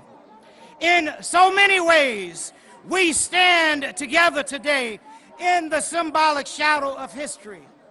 But we are making history together right now. We're marching with the largest and most active multi-generational, multiracial movement for civil rights since the 1960s. From high school students to senior citizens, Black as well as white, Latino, Asian American, Native American, Pacific Islanders, Americans are marching together, many for the first time, and we're demanding real, lasting, structural change. We're marching together for time-honored goals and in timely ways. We are courageous, but conscious of our health. We are socially distant, but spiritually united.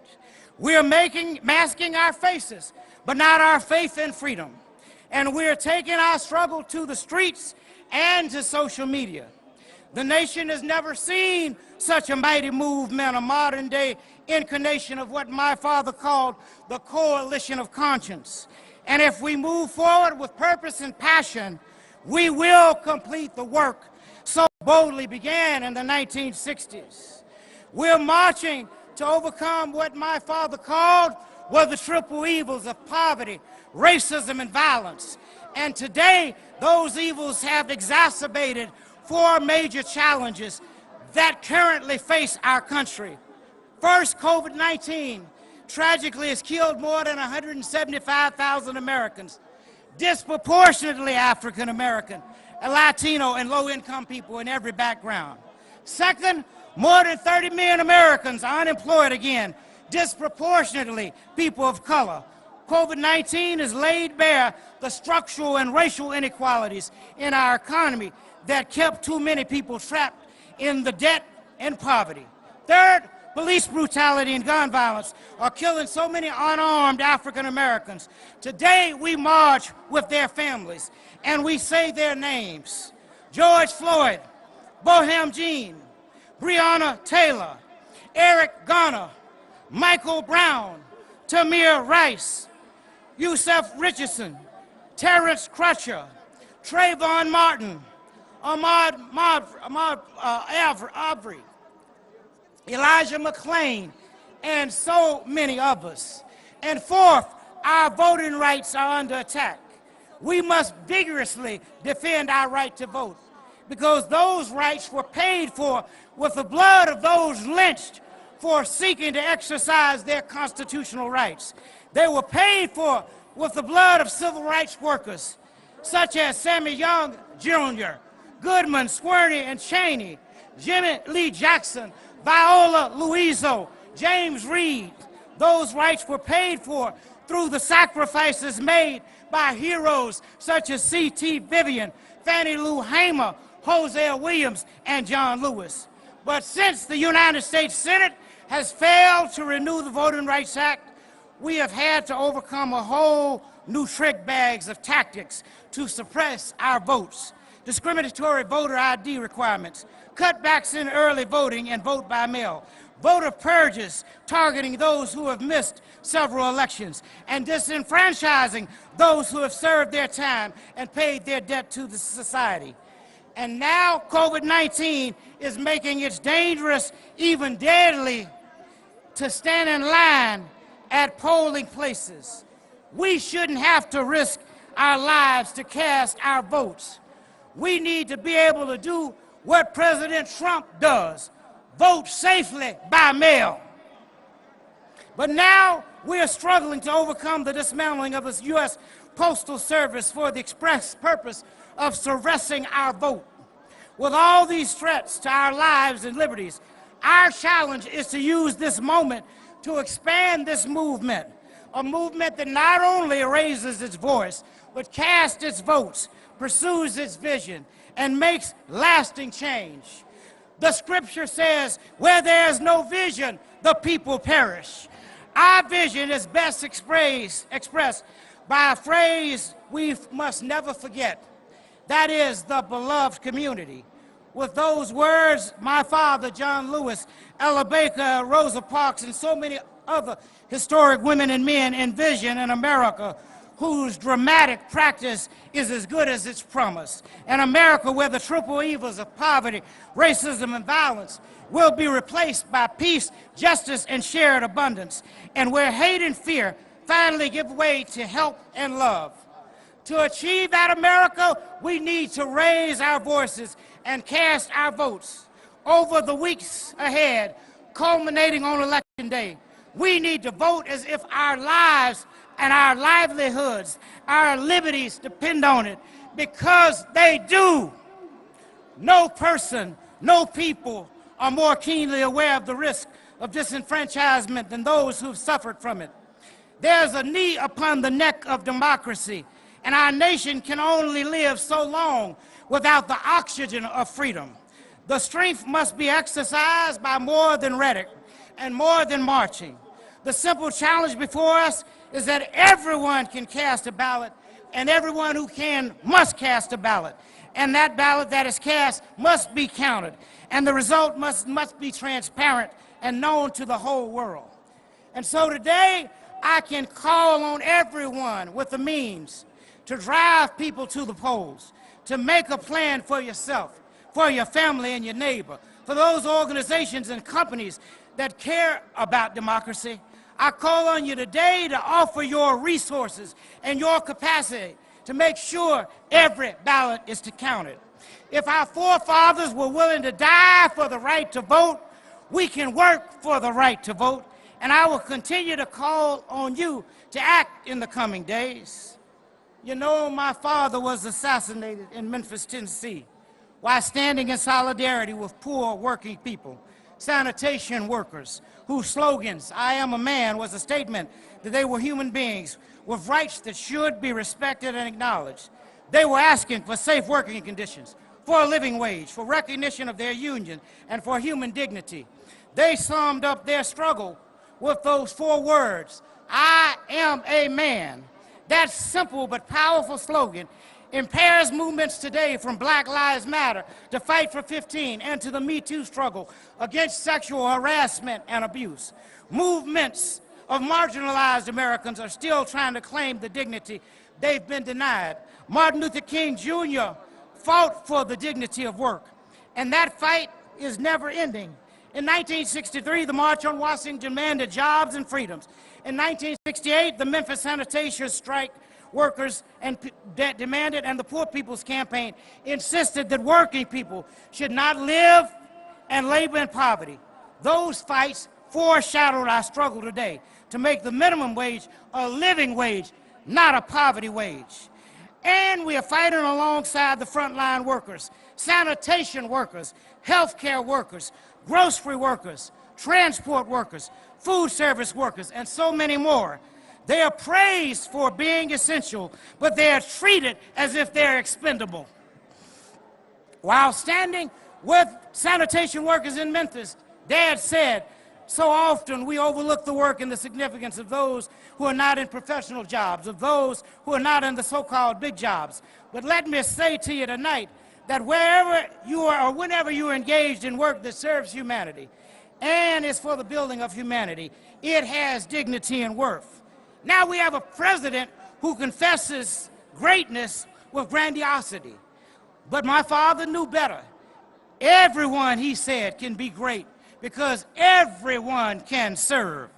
He understood the human yearning for recognition. And in his famous speech, he explained that everyone wants to be a drum major, the leader of the marching band. And he challenged us to channel our drum major instinct into becoming drum majors for justice. While we honor our history, we must be a living movement, not a monument. If Dad were here today, I'm sure he would implore us not to deify him or selectively quote him when convenient. He would want us to be drama majors for justice, to champion the ideals he promoted, racial justice, social equality, and peace. And he would gently but intently challenge us not to dwell upon the past, but to live and labor in what he called the fierce urgency of now. So if you're looking for a savior, get up and find a mirror. We must become the heroes of the history we are making.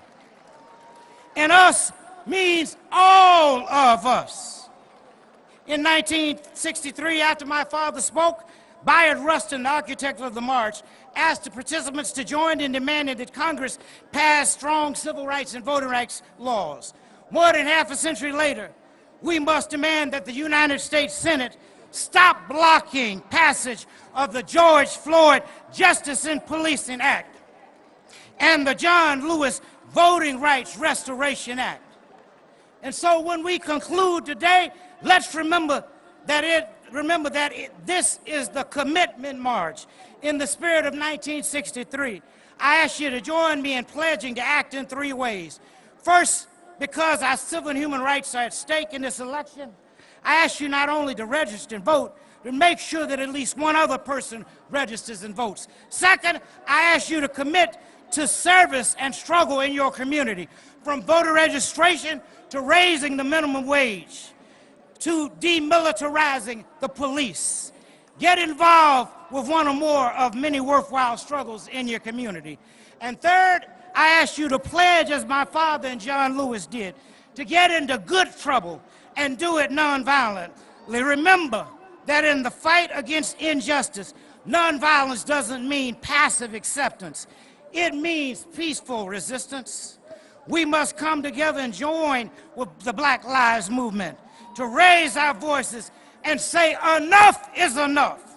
We must come with the Poor People's Campaign, the Climate Change and Environmental Justice Movement, the Women's March and Me Too movement, the Parkland students and March for Our Lives, and say enough is enough. Martin Luther King Jr. famously said that the moral arc of the universe is long but bends toward justice. But he was also the first to say that it doesn't bend on its own. We must do some work ourselves. In the final year of his life, he wrote in his last book, "Where do we go from here, chaos or community?" Well, my sisters and brothers and dear friends, in this defining moment for our history and our country, we must answer Dr. King's question. Will our answer be chaos or community? I believe some have chosen the answer with chaos, including the current occupant in the White House today. But we who believe must choose community, because if we choose community, we can avoid watching the dream turn into a permanent nightmare. If we choose community, 50 years from now, people will say that we were able to redeem the soul of America and begin to fulfill the promise of democracy by systematically eliminating systematic racism and exploitation. My friends, if we choose community, we will be able to answer in the affirmative to the scripture. Here comes that dreamer. Come, let's slay him, and we shall see what will become of his dream.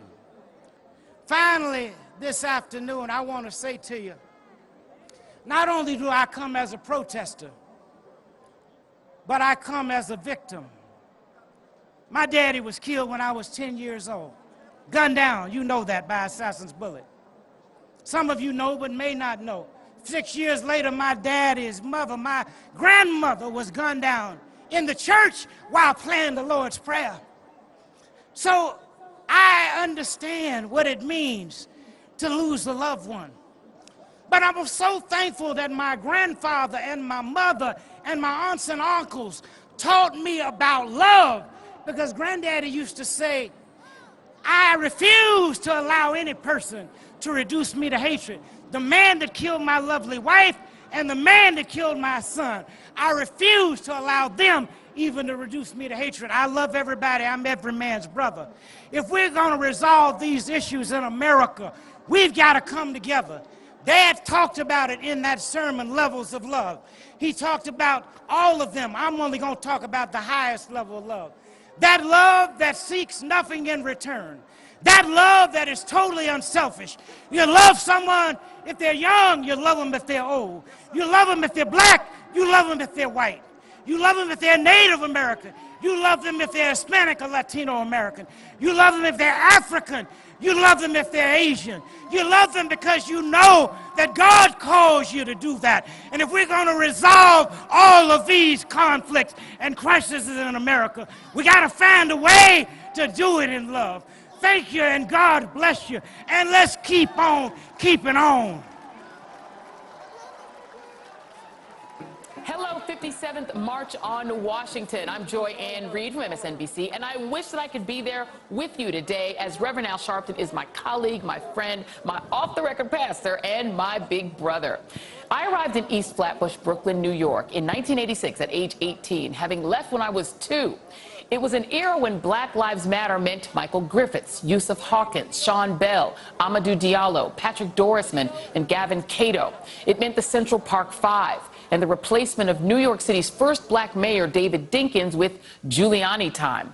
A stay away if you're black Bensonhurst and Howard Beach, and Reverend Al Sharpton, who was the only one who seemed to know what to do and who cared enough to do it. A generation earlier, it was Jesse Jackson, and before him, Dr. King. But for my generation, it was Reverend Al. Little did I know that many years later, I would get to know Rev as a local producer and host on Radio 1, when he was our big national host, and that he would become my colleague at MSNBC and a great mentor, supporter, and friend. Meanwhile, the National Action Network has never stopped working, even as the names have changed to Trayvon Martin, Michael Brown, Eric Garner, Sandra Bland, Tamir Rice, Freddie Gray, George Floyd, Breonna Taylor, and Jacob Blake. I marched with Rev in Selma when he pulled me to the front of the line so that I could be there to witness history and John Lewis's second-to-last public appearance. And I've watched him nurture grieving families as they cry out for justice. He has marched on presidents and had presidents confide in him. He has inspired me to use my gifts to make real change. And he has been our backstop and our defender in dark times. We know that when we call him, he will be there, and he will do something and cause something to be done. 57th Anniversary March on Washington. Please join me in saluting our defender and my big brother, Reverend Al Sharpton.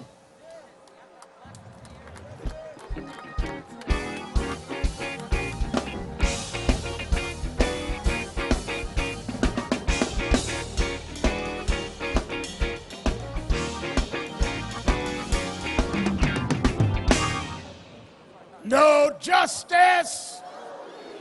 No justice. No justice.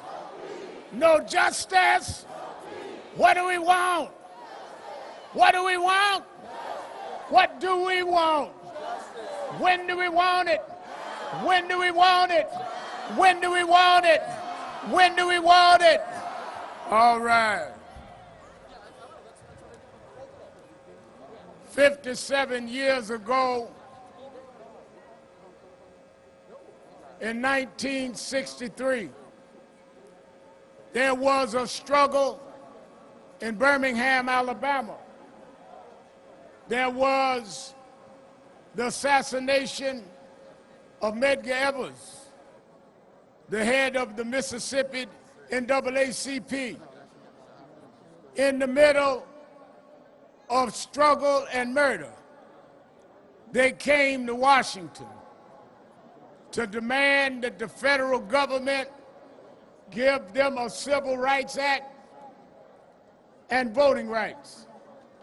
They marched that day, in a hot, blistering day like today, saying that as we struggle, we need legislation. And they stayed on that movement until they got the Civil Rights Act of 1964 and the Voting Rights Act of 1965. They came young and old. They came from the South. Many of them couldn't stop on the road to use a bathroom because it was against the law, but they came anyhow. Many of them couldn't stop and eat in a restaurant. They had to put their sandwiches in a paper bag because no restaurant would serve them because it was against the law, but they came anyhow. Many of them couldn't rest in a motel overnight, but they came anyway because it was against the law for them to stop. Because they came in '63, we were able to come back in 2020, riding whatever we wanted to ride, stay in whatever hotels was available. They opened the door for us, but there's still some doors we have to open and some people we've got to straighten out. 2020.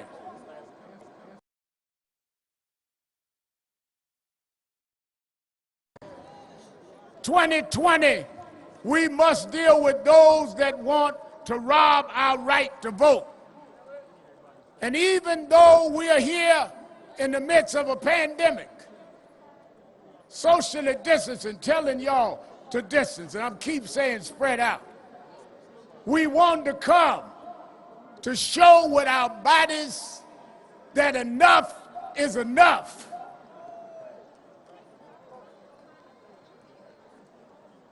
When I was headed to George Floyd's funeral, I talked with Martin III, and I said, you know, maybe we need to go back to Washington. He said, well, let's talk it out, Reverend Al.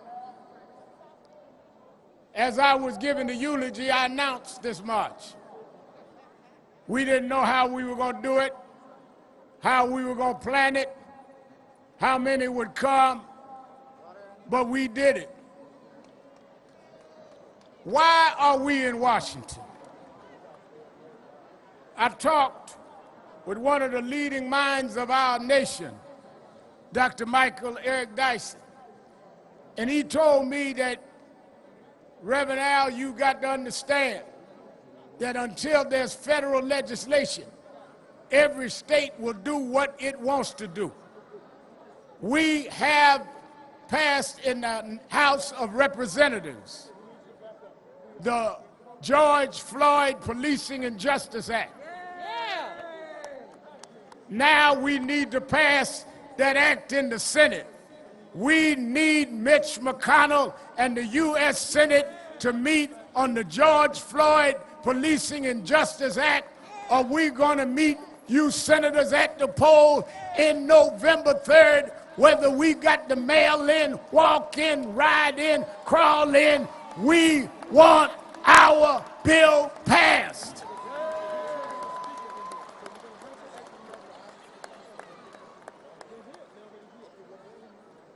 Several weeks ago, John Lewis, an outstanding congressman, made his transition. Last time Martin and I were here, he was with us, John Lewis. He and Reverend Hosea Williams and Amelia Boykin were beaten on the Edmund Pettus Bridge, tear gassed, that led to the Selma to Montgomery March that got us the right to vote. And that right lasted till 2000, and 13, when they took and gutted out the middle of that bill, taking away the map.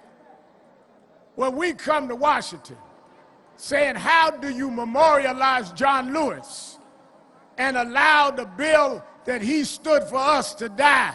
We want the John Lewis Voting Rights Bill for the Congress. So we didn't just come today to have a show. Demonstration without legislation will not lead to change. We didn't come out and stand in this heat because we didn't have nothing to do. We come to let you know, if we will come out by these numbers in the heat and stand in the heat, that we will stand in the polls all day long.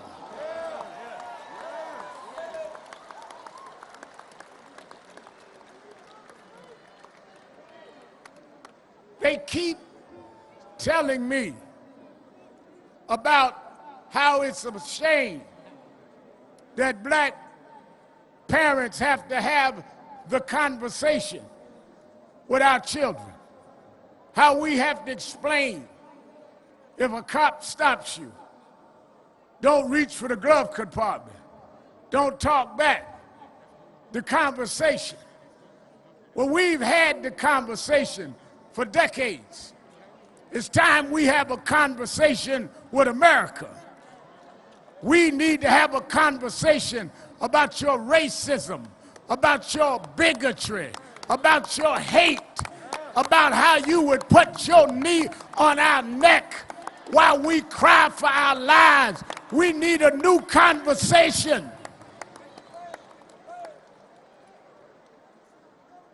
Oh, we didn't come to start trouble, we came to stop trouble. You act like it's no trouble to shoot us in the back. You act like it's no trouble to put a chokehold on us while we scream, I can't breathe 11 times. You act like it's no trouble to hold a man down on the ground until you squeeze the life out of him. It's time for a new conversation. I wondered why. I asked Dr. Dyson, why did they have the march at Lincoln's Memorial? Why didn't they go to the Jefferson Memorial? Why didn't they go to the Washington Monument? And he told me, you got to understand, Reverend Al, 100 years before 1963 was 1863. 1863, Abraham Lincoln signed the Emancipation Proclamation. He promised us full citizenship if we fought to save the Union. He promised us 40 acres and a mule. We never got the full citizenship. We never got the reparations. We come to Lincoln because you promised, Mr. Lincoln, and the promise has been broken. And we come like Dr. King came 57 years ago to say we are tired of broken promises.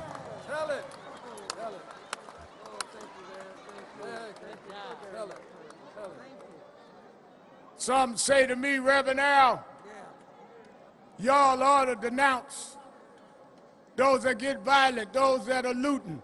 All of the families have denounced looting.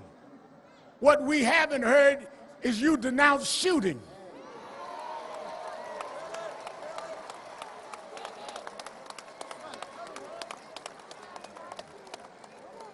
We will speak against the looting, but when will you speak against wrong police shooting?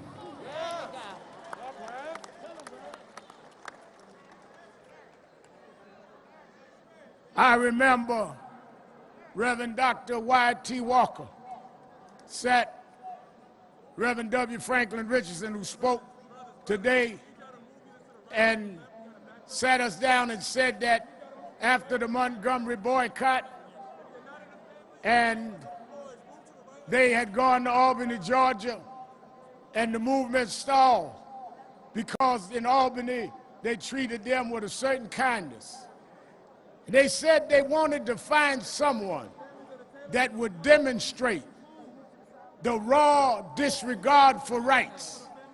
And as they did, they went all over the South. And Reverend Fred Shuttlesworth told them to come to Birmingham because there was a police chief there named Bull Connor. And Bull Connor would act in an insensitive and brutal way. Well, in 1963 and 1964, they fought Bull Connor. Here we are in 2020. We've gone from Bull Connor to Bull Trump. We've gone from a mean-spirited sheriff to a mean-spirited president whose lips drink with the words of interposition and nullification. We do not want to be disrespected. How do you speak while this young man, Jacob, lies in a hospital and you won't call his name? How do you sit while Breonna Taylor's in a grave and you won't call her name? How do you sit while Eric Garner's in a grave and you won't call his name? How do you sit while George Floyd is laying in a grave and you won't call his name? Well, Mr. Trump, look right down the block from the White House. We come to Washington by the thousands. We gonna call their name. We gonna call their name. We'll never let America forget what you done. Call their names.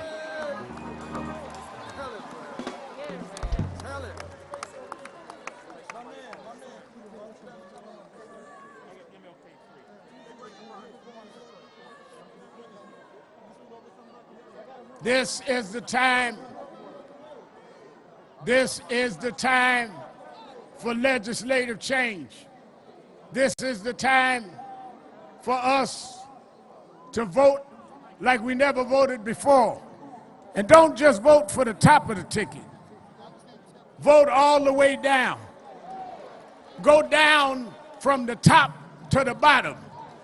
Vote all the way to the dog catcher.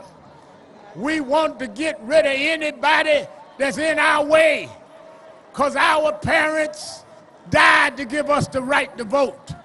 You can mess with the mail, but it ain't the sacrifice that Goodman and Cheney and Swerner gave. Our vote is dipped in blood. Our vote is dipped in those that went to their grave. We don't care how long the line. We don't care what you do. We're going to vote not for one candidate or the other, but we're going to vote for a nation that'll stop the George Floyds, that'll stop the Breonna Taylors.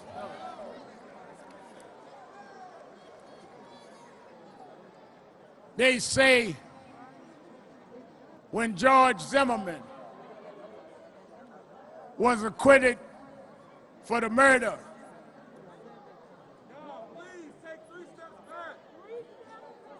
when he was acquitted for the murder of Trayvon Martin, 3 young genius sisters wrote the slogan, Black Lives Matter.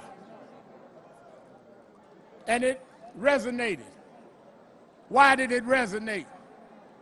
Because too long, you acted like we didn't matter. They said, well, everybody matters, but everybody hasn't mattered the same in America. Reason we had, and still have to say Black Lives Matter, is because we get less health care like we don't matter. We go to jail longer for the same crime like we don't matter. We get poverty, unemployment, double the others like we don't matter. We treated with disrespect by policemen that we pay their salaries like we don't matter. So we figured we'd let you know whether we tall or short, fat or skinny, light skinned or dark skinned. Black lives matter, and we won't stop until it matters to everybody.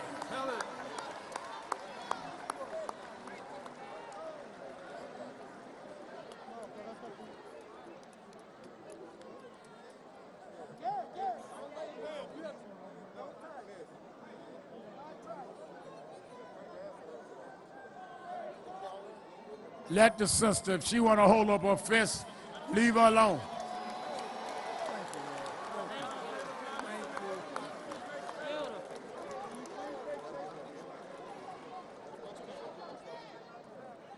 Let me say, as we hear from some of the victims, and as we get ready to march over to the King Memorial, 1963, Dr. King talked about he had a dream.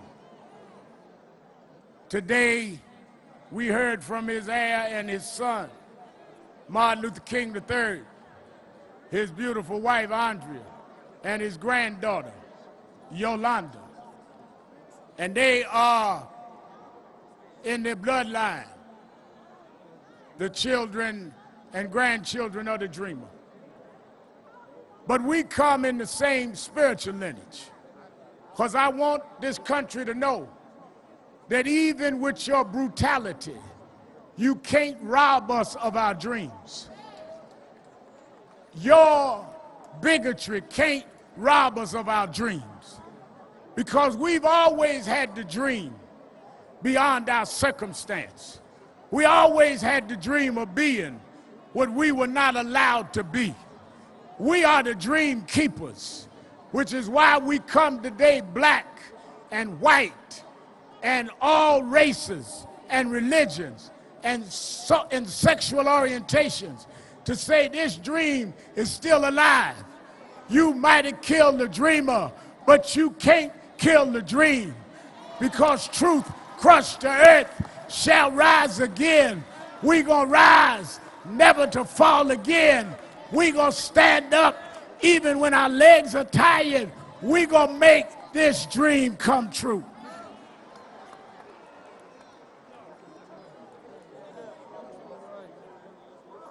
Let me say this. Let me say this as we close.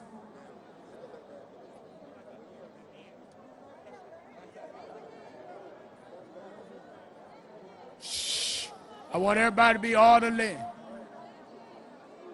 Let me say this. We all should leave here committed to keeping this dream alive. I want everybody that went to the website of National Action Network Net, nationalactionnetwork.net, that wants to help us on Election Day, be poll watchers to protect our vote. I want you that will be signing up. Early voting starts in 2 weeks. We, on a nonpartisan way, want to put people all over this country. They want to suppress our vote. We've got to have foot soldiers that will protect the vote and that will be out there. And I want you to say to yourself that you could have been so much more. You had ideas and dreams, not only as a race, but as a person. But society had their knee on your neck. We could have developed and been as successful as others, but society had their knee on our neck. But we're not going to lay and submit no more. We're not going to take it. Some have different tactics, but we all are rising up. You're going to get your knee off our neck. If we got to march every day, if we got to vote every day, we will get your knee off our neck. Enough is enough. Enough is enough. Enough is enough. No justice. No justice. No justice. No justice. All right. I want to bring out, I want y'all to back up.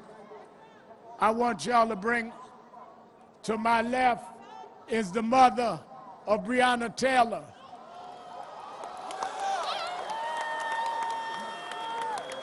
Where the other family?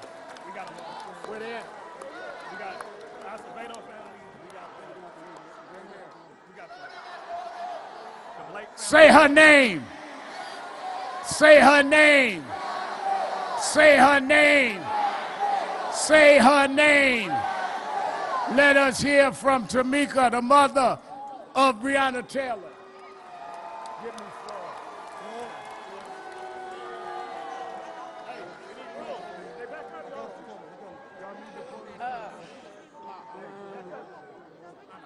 Hi, everybody.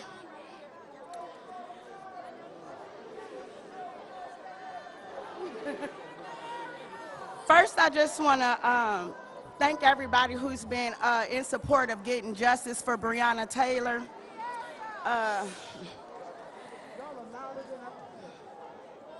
Second, I just want to, I got to thank Louisville, Until Freedom, my family, and most importantly, Kenneth Walker, for coming out here and continuing to say her name louder.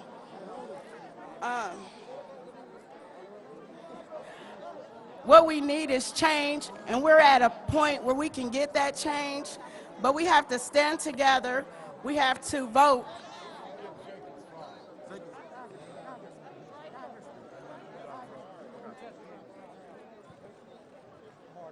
I'm good. Yeah.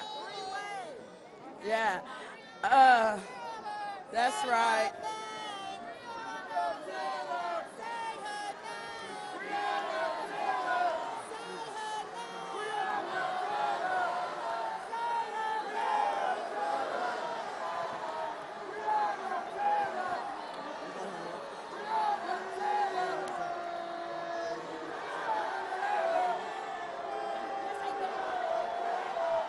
Say her name. Say her name. Say her name. All right, wait a minute. Shh. I brought Mr. Lincoln all of the broken promises. We all stopped when a man was killed with a knee on his neck, narrated his own death on videotape and didn't know they were recording. But his death has been the impetus of a global movement. I bring you his brother, the brother of George Floyd, Fionis Floyd.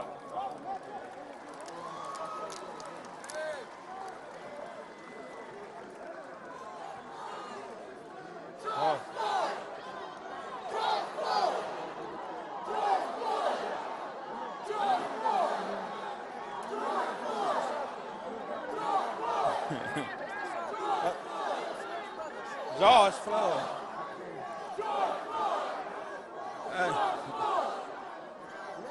Man. Hey. Thank y'all. Get my sister Bridget, my attorney Tony Romanucci, my wife Keita, my sister Tanya, my nephew Brandon. Your brother. Okay. All right. I'm so overwhelmed right now with everybody's here right now. Man. No, it's okay. Hey, I wish George were here to see this right now. That's who I'm marching for. I'm marching for George, for Breonna, for Ahmaud, for Jacob, for Pamela Turner, for Michael Brown, Trayvon, and anybody else who lost their lives or are too evil. Man. It's hard, man.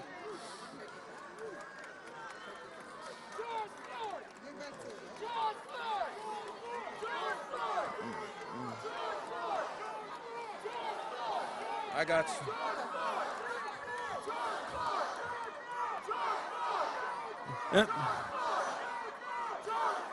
It's never been more clear than change right now.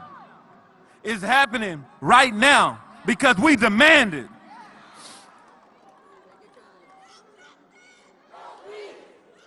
Everyone here has made a commitment because they wouldn't be here for no other reason right now.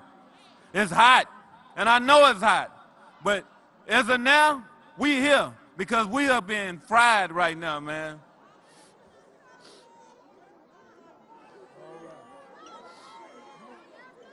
Man, Bridget, I'm trying. I'm good. I'm good. I got it. I got it.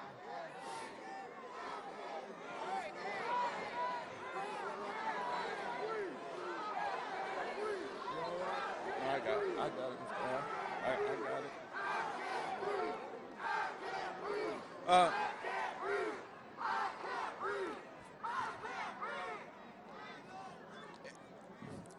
As of now, everybody out here right now, our leaders, they need to follow us while we're marching to enact laws to protect us. Man, it's hard, man. It's really hard. I'm so sorry, man.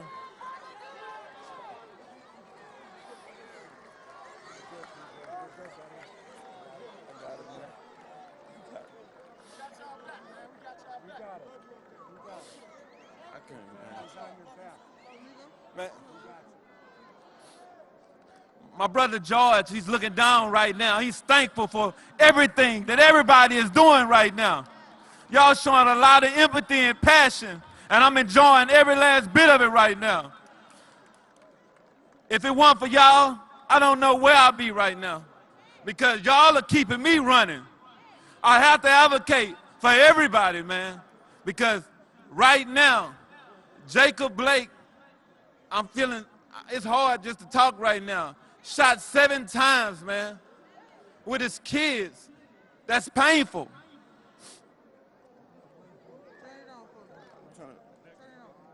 I'm done. I'm done. I'm letting my sister go. I don't forget all that crying. I'm Bridget Floyd, George Floyd's sister.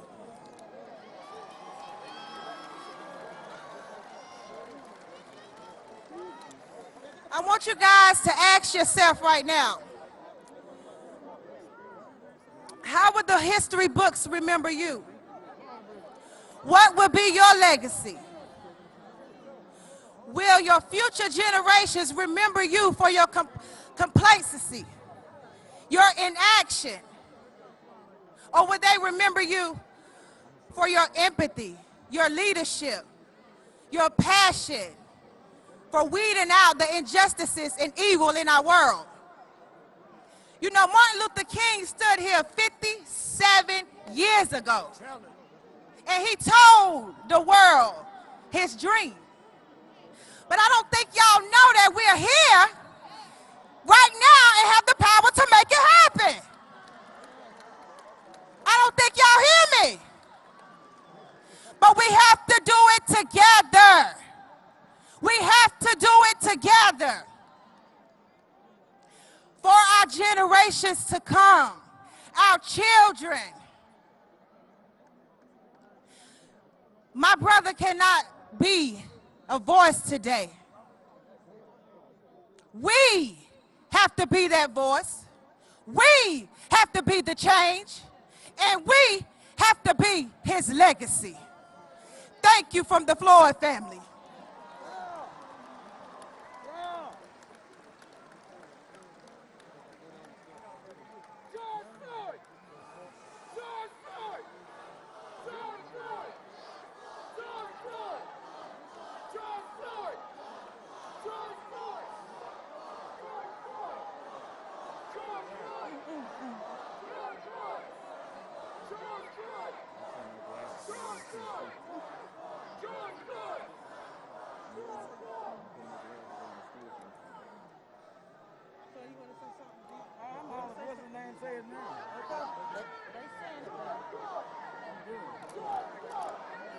Say his name.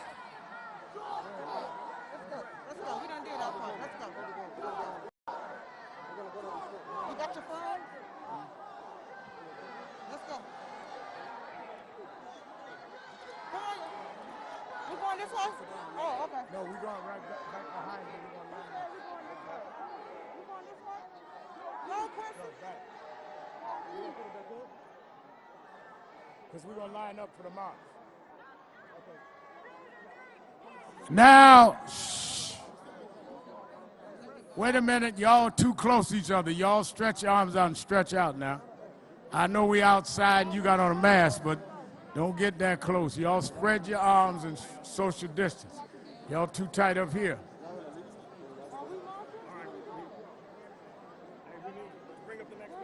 Next family, let's go.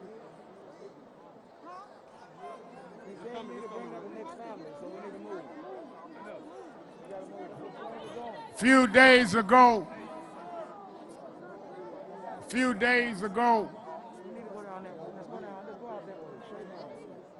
okay. All right, go ahead. Go ahead. Follow Quincy. I was talking to follow Quincy. Yeah, go ahead, follow Quincy. Okay, go ahead, Quincy. Come on, sisters. Follow Quincy.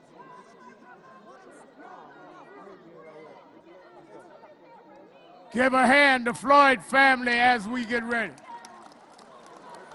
Please have one speaker. Shh.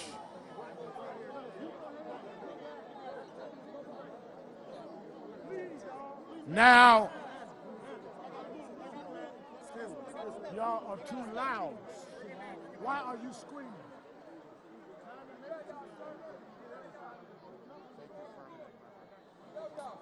Now, a few days ago, I got a call and talked to a father whose son was shot in Kenosha, Wisconsin, 7 times in the back.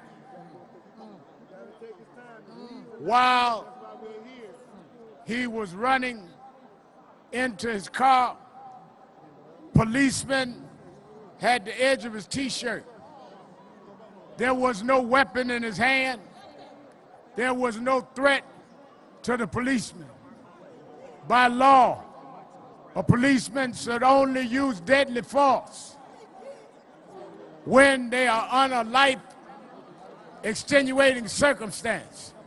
What could have been the circumstance when a man's running away from you? What could have been the circumstance when a man is trying to get in his car? Now they say they may have found a knife in his car. Well, did they examine the police to see if they had X-ray vision to see through the car door? When he shot him, he didn't know what was in the car. What he knew was that a black man seems to be expendable. And we come to say we are no longer expendable. We are going to demand justice. His mother and father are both here. His mother got a little heat exhaustion and is sitting in the tent. But I bring you the father of this young man who we are all rallying for. This is Jacob's daddy, who said to me, I'm going to fight for my son. I'm going to fight for justice. Let's welcome to the platform, Jacob Sr. Hey, we need to make way.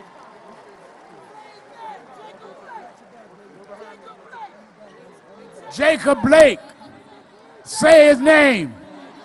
Say his name. Say his name. Say his name.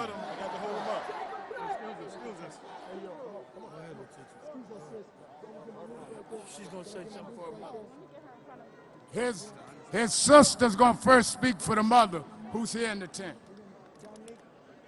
America, unapologetically, I am here to tell you in front of the world that you got the right one.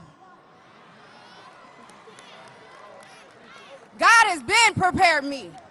America, your reality is not real.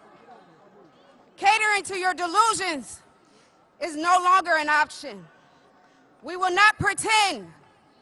We will not be your docile slave. We will not be a footstool to oppression. Most of all, we will not dress up this genocide and in blue and call it police brutality. We will only pledge allegiance to the truth. Black America, I hold you accountable. You must stand, you must fight, but not with violence and chaos. With self-love. Learn to love yourself, Black people. Unify.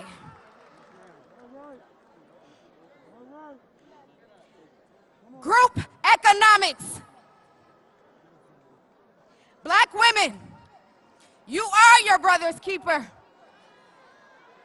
I know it's heavy, but forgive him and heal. His manhood was taken from him a long time ago. Build him up. Black children, read, learn, grow, and live, and question everything. Black men, stand up. Stand up, Black men. Educate yourself and protect the Black family unit, period.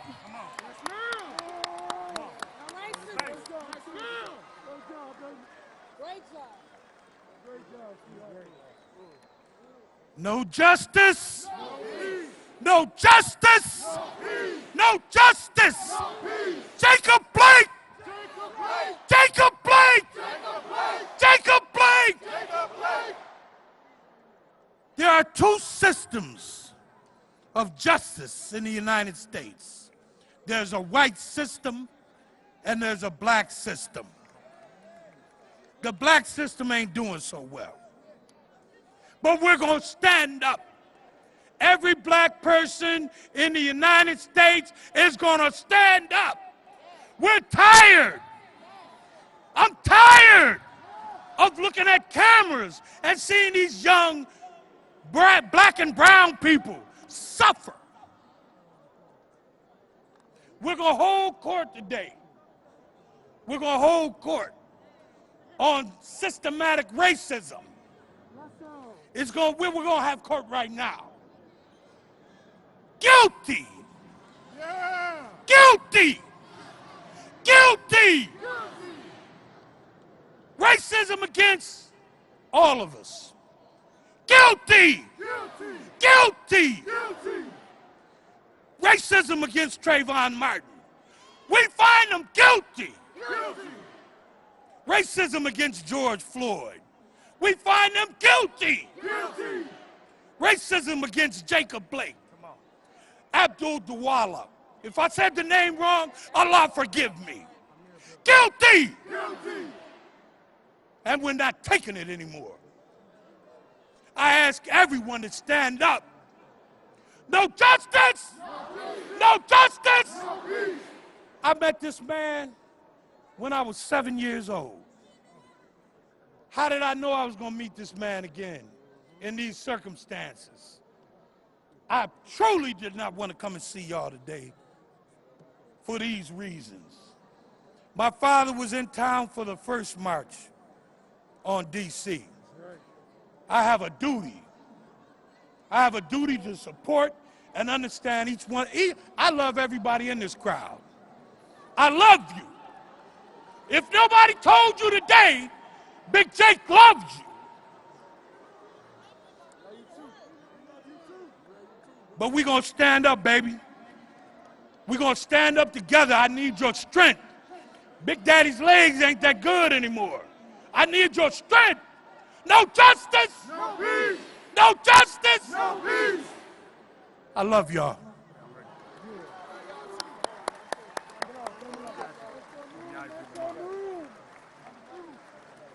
I want to bring Attorney V.I.V. Lamont, who represents these families.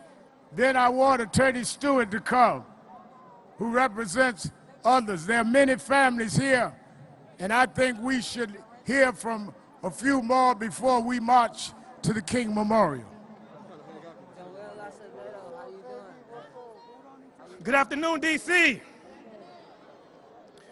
I'm Attorney B.I.V. Lamar. I represent the Joel Acevedo family, who was killed in the city of Milwaukee by an off-duty officer before George Floyd and was strangled for 10 minutes. I also represent the family of Jacob Blake, who was unhumanly just killed, shot 7 times, but he lives today.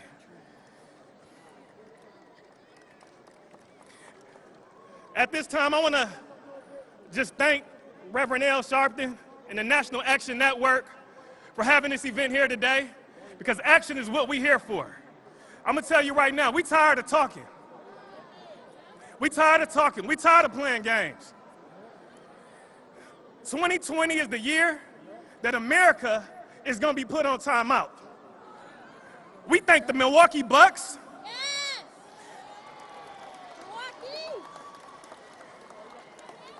And all the NBA teams who sacrificed their game for this special cause. We thank the Major League Baseball, we thank all the actors, entertainers, celebrities across this country who utilize their platform for justice. Today, I just want to let you know, this is the last season of the police version of How to Get Away with Murder.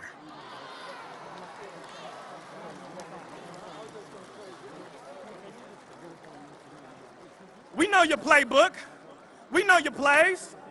Step 1, claim that you're in fear. Find an object or an action and say that you're in fear so that you can justify killing a black or brown person. Step 2, assassinate that black or brown person. And then step 3, you assassinate his character.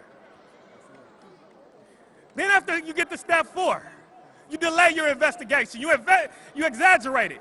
You got the video that takes 20 seconds to watch, but you take 2, 3, 4, 5, 6 months to say you're still investigating. And then when you call an uproar around our community, then you attack our protesters that are gathering peacefully and take any extreme and use tear gas against them. I want to let you know, we're here today because the game is over.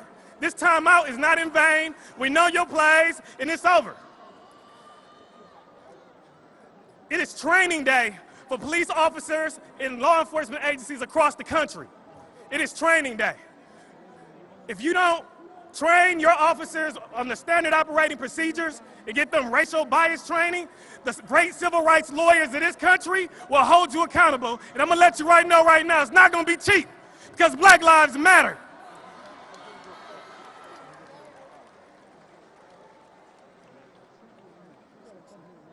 I want to thank you right now all across this country for standing up for justice, standing up for this very important cause. The time is now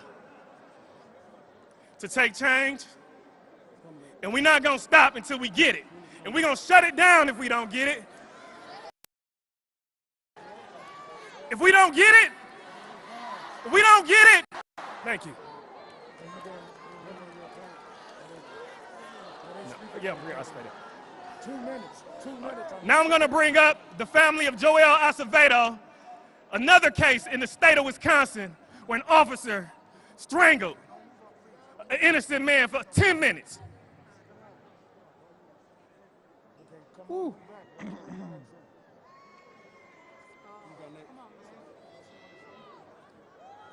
Let us free.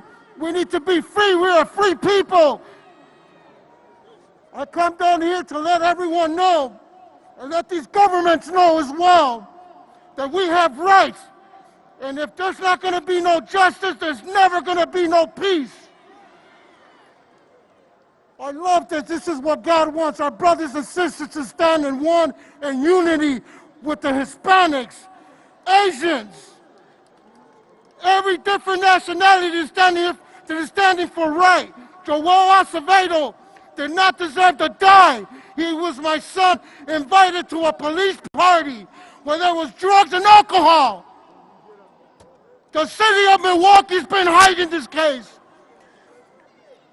They choked him for over 10 minutes into the officer's house, Michael Mattioli, along with his two accomplices that they want to use as witnesses, Andrew Joukowsky and Eric. Mr. Peterson, I tell you right now, America, wake up, because you're going to get a rude awakening.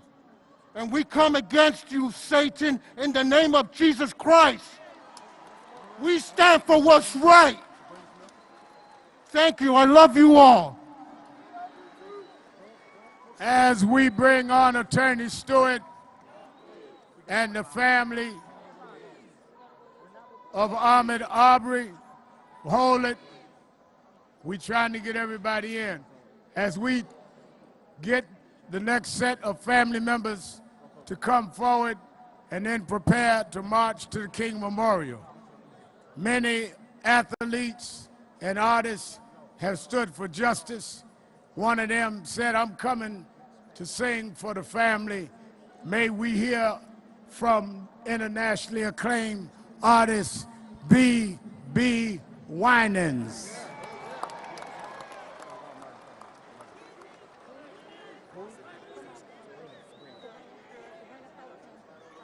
I've been watching her for a half hour. Y'all think I'm blind? Oh, no. It's all right.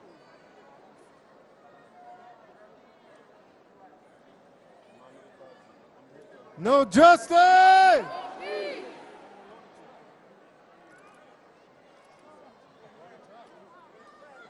Music, man.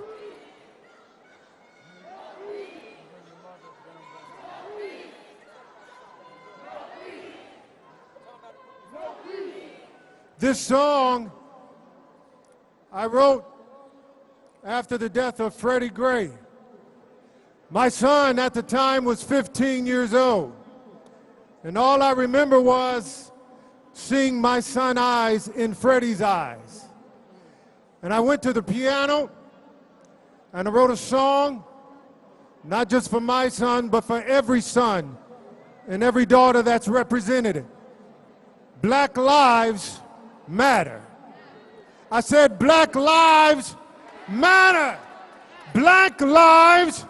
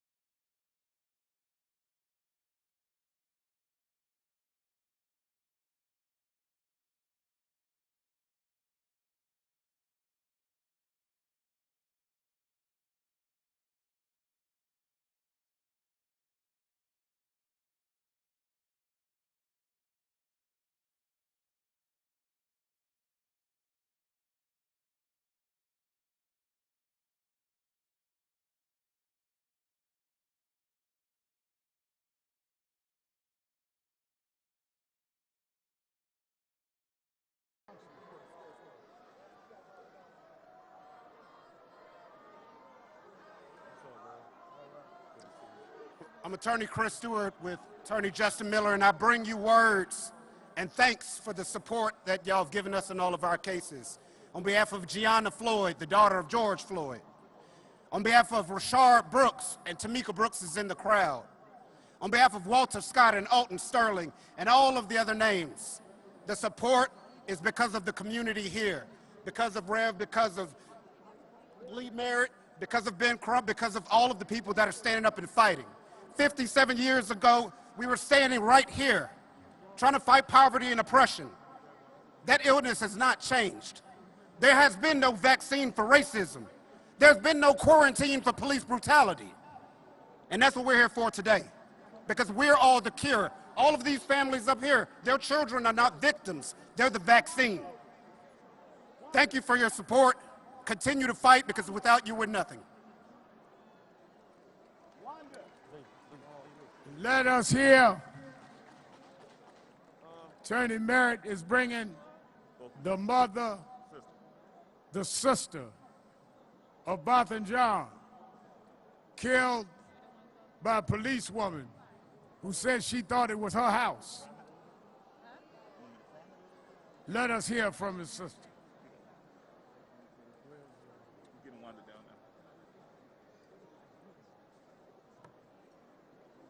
Hello, everyone. My name is Elisa Findley. I first want to thank the National Action Network. I would like to thank the National Action Network, Reverend Al Sharpton and Martin Luther King III for organizing and convening this march. Botham Jean is my brother. September 6th marks 2 years since I last heard his voice, heard his laugh, 2 years since my family has felt whole. Because September 6th will be 2 years since Amber Geiger shot my brother through his heart. Both of them died while sitting at his home, eating ice cream and watching football. He was minding his own business. Since then, I have been on a mission to seek reform to the severely broken justice system, because both of them would still be alive today. Instead, we are 9 days away from the 2nd anniversary of his murder. 2 years of saying his name and Antoine Rose's name, 10 years of seeking justice for DJ Henry, 4 years of saying Terrence Crutcher's name, saying Chantel Davis, Delron Small, Sandra Bland, Tatiana Jefferson, and so many others. I am tired of learning new names, adding new hashtags to an already long list of victims of police terror. We cannot allow our brothers and sisters to only be remembered for how they died. We need to continue to push for change so that their lives were not taken in vain. We are all in this together. We are our brothers and sisters' keeper. Thank you.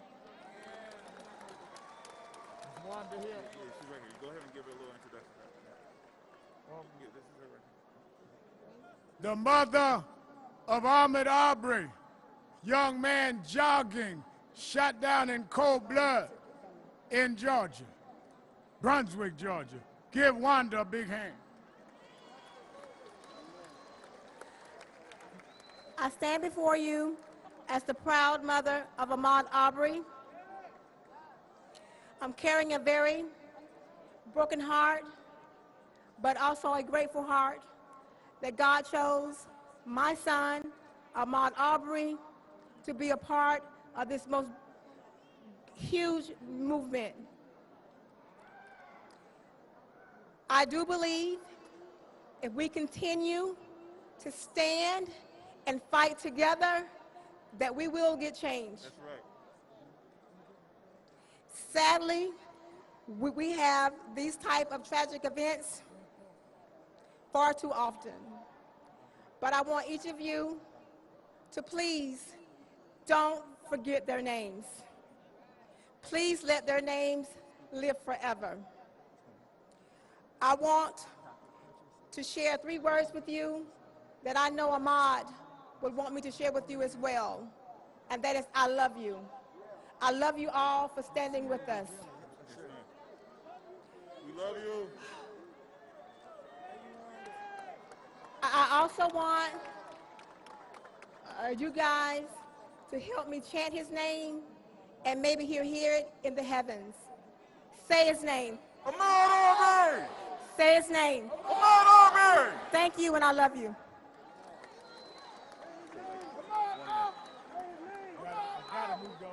I can skip. Yeah, you don't have to do me at all. You spoke, man. No. Okay. 1 minute. Let us hear from Attorney Lee Merritt. Black power! I said black power! Black power! Look, we cannot be afraid to stay black power. You cannot say that Black Lives Matter if you don't believe in black power. Black power! The only way we stop this from happening is when we begin to exercise our own power. I've been hearing a lie from the Republican National Convention all week, and they keep telling me that this man freed the slaves. Let me tell you something. Lincoln didn't free no slaves. We freed the slaves. We free ourselves when we fight for ourselves, and we fight for ourselves through black power. Say it with me, black power. Black power. Say their names, Tatiana Jefferson, Jamel Roberson, Ahmaud Arbery, Botham Jean, Oscar Grant, Seville Smith, DeAndre Yarber, Terrence Crutcher. It's so many names we can't say them all, but listen, when we say black power, that means it all. So one more time so they hear you in the White House. Black power. Let us hear from the father of Ahmaud Arbery.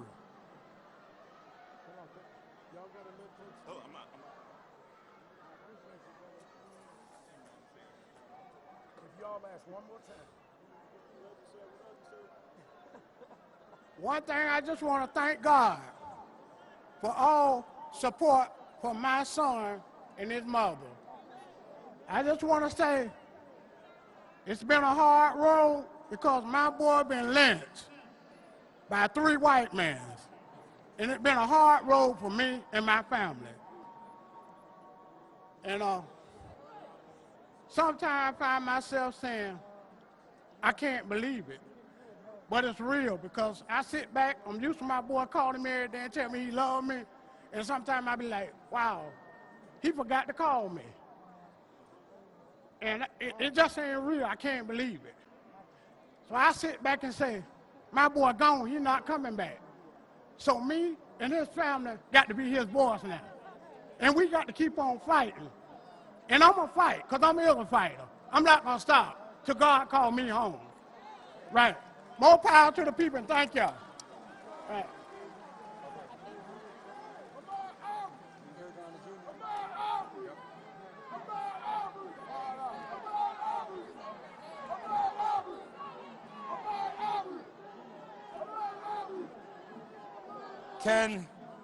Can we also say the name Trayvon Martin?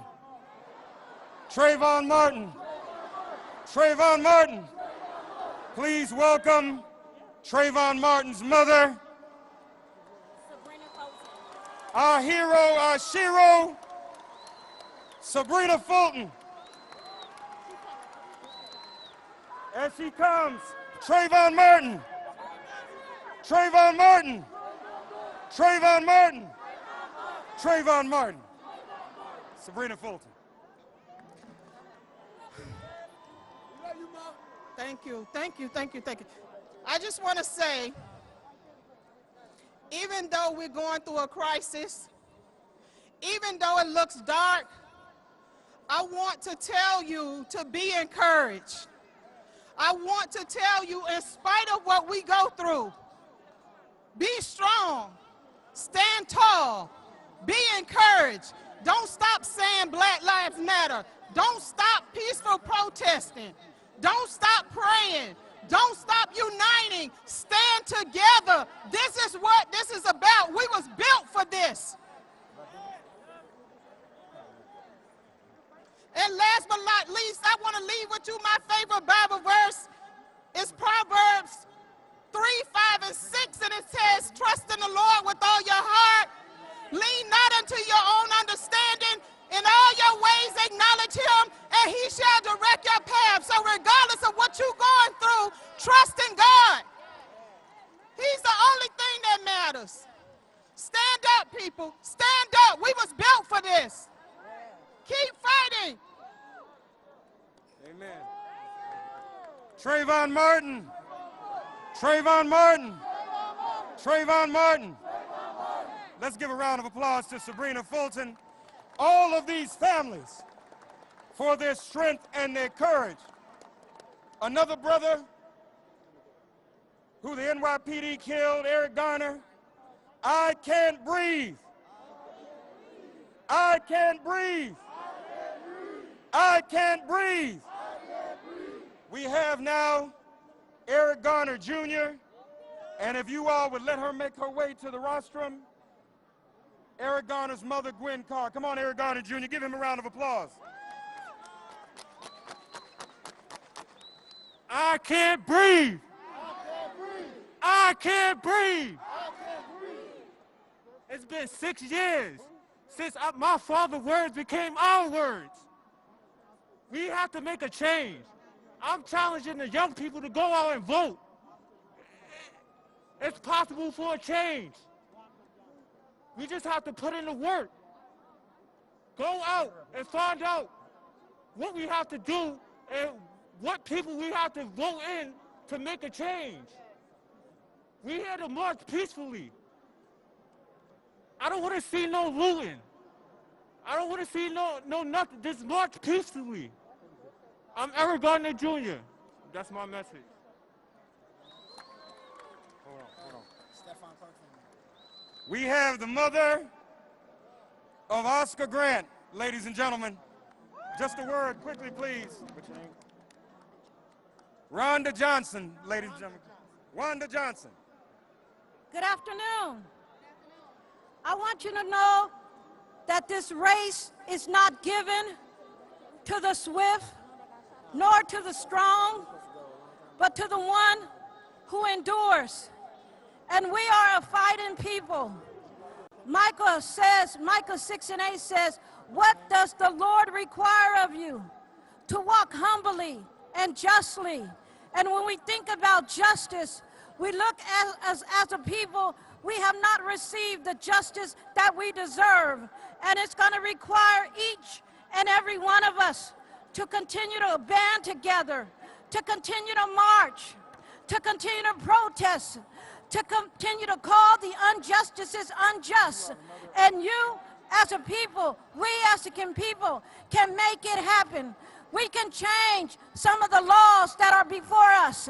If we band together, I have with me my brother, Cephas Johnson, Uncle Bobby, and we are here to fight till the end because we know from Oscar's case, only 11 months in the county jail, where is the justice?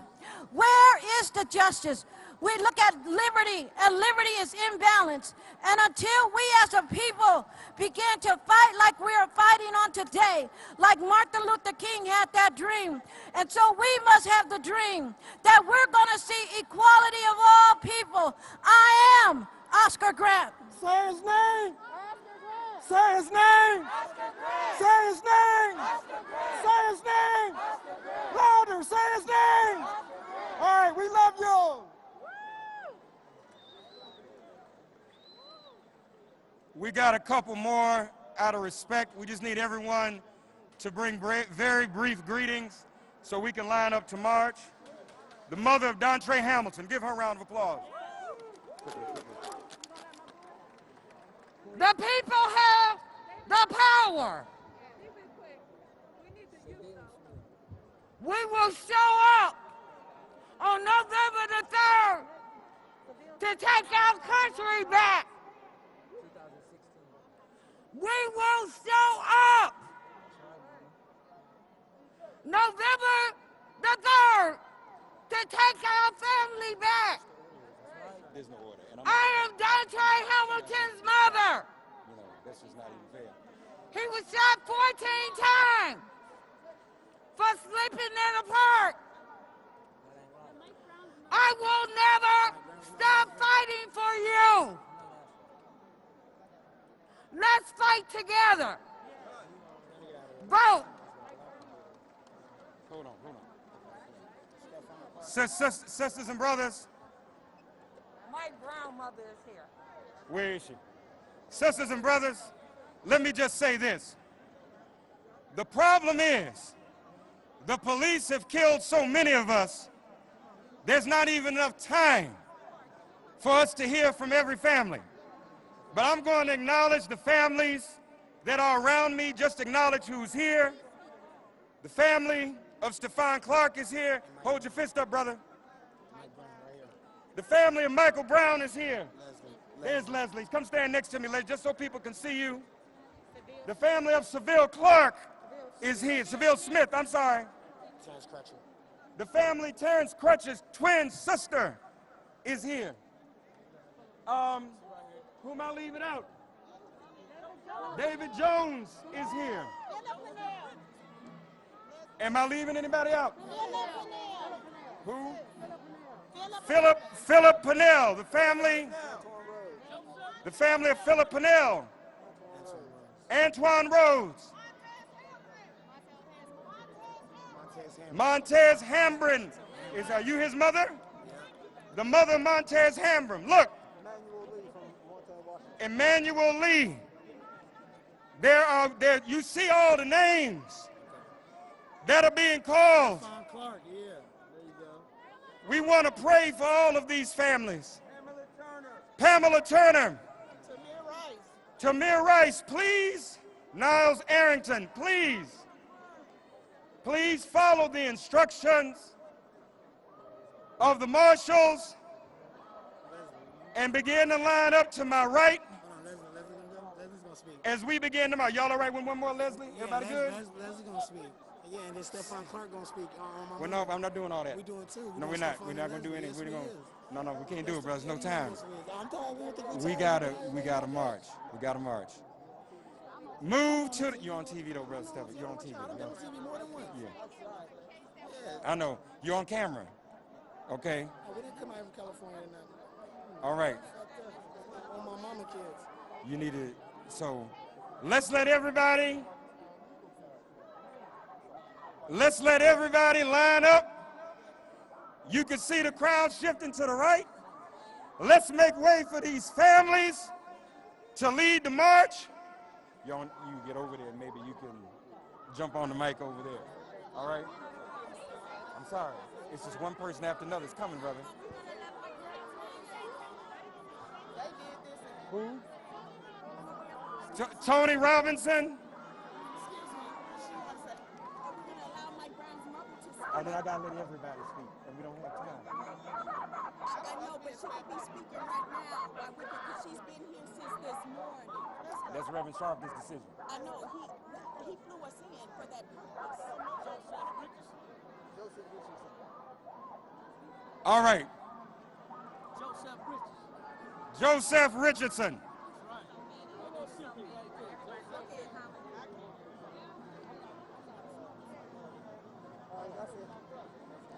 We're marching, y'all. If my brother was alive, oh, you're so lucky my brother did.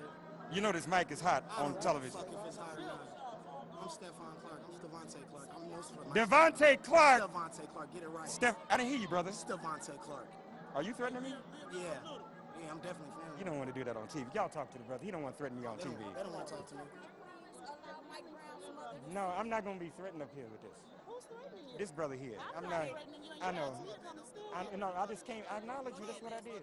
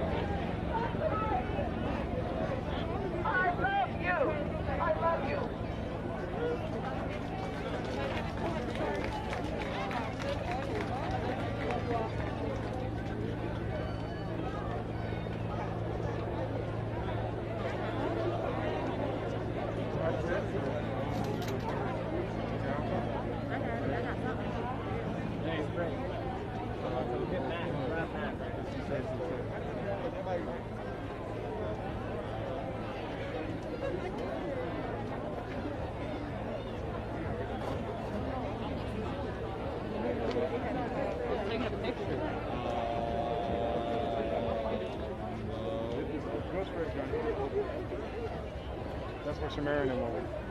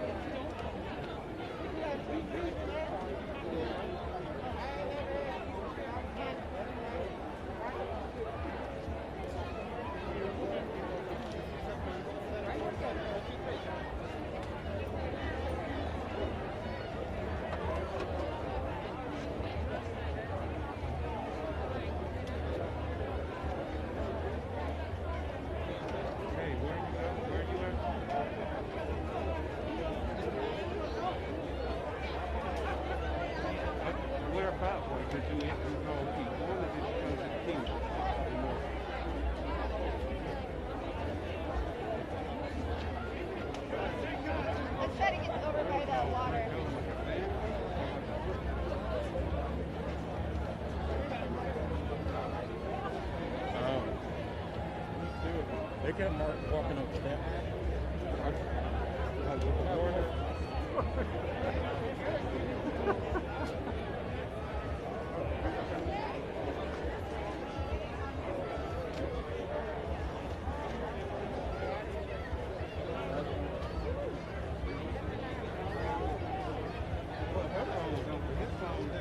It might be up in Washington.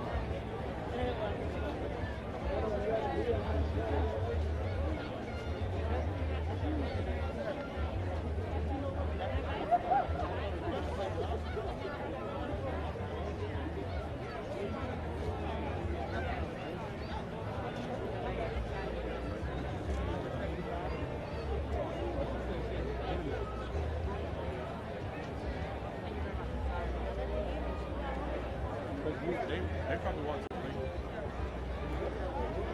Washington.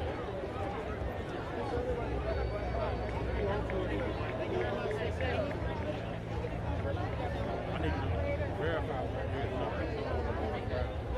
I don't know where Annie is. Okay, cool. Thank you.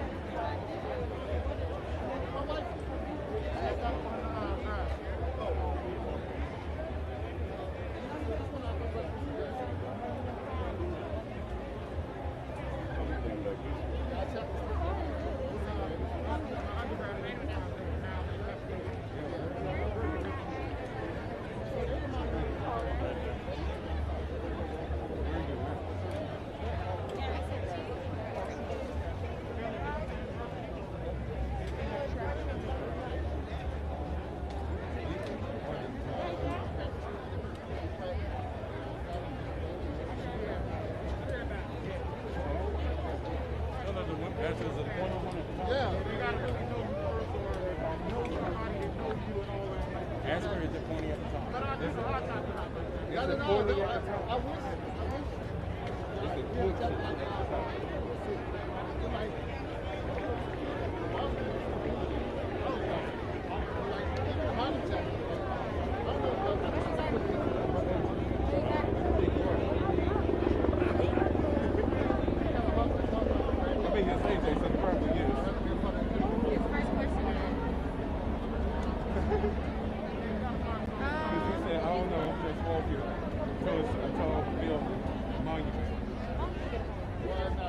She was right there in the background.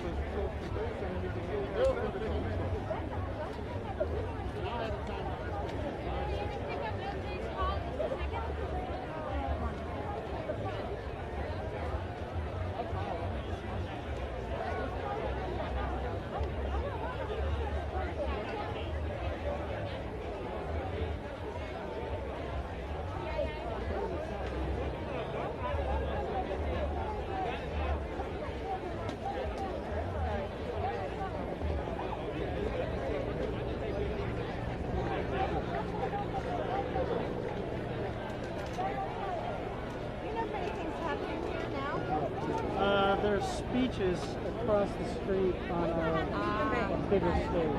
I see. More speeches? When I came by, there was a gigantic stage right across the street. Yeah, and there's, Not where the demonstration was? For the march? No. But if you want to listen to more speeches, No, got ahead of that. Nothing's going on here. Stay safe.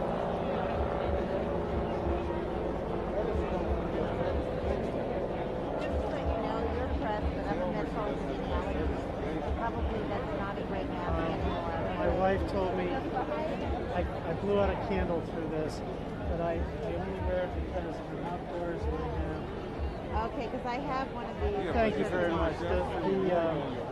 I understand. I've almost lost these twice. I agree. It's on your right. Thank you very much. So that means you don't pass this. But you on the group.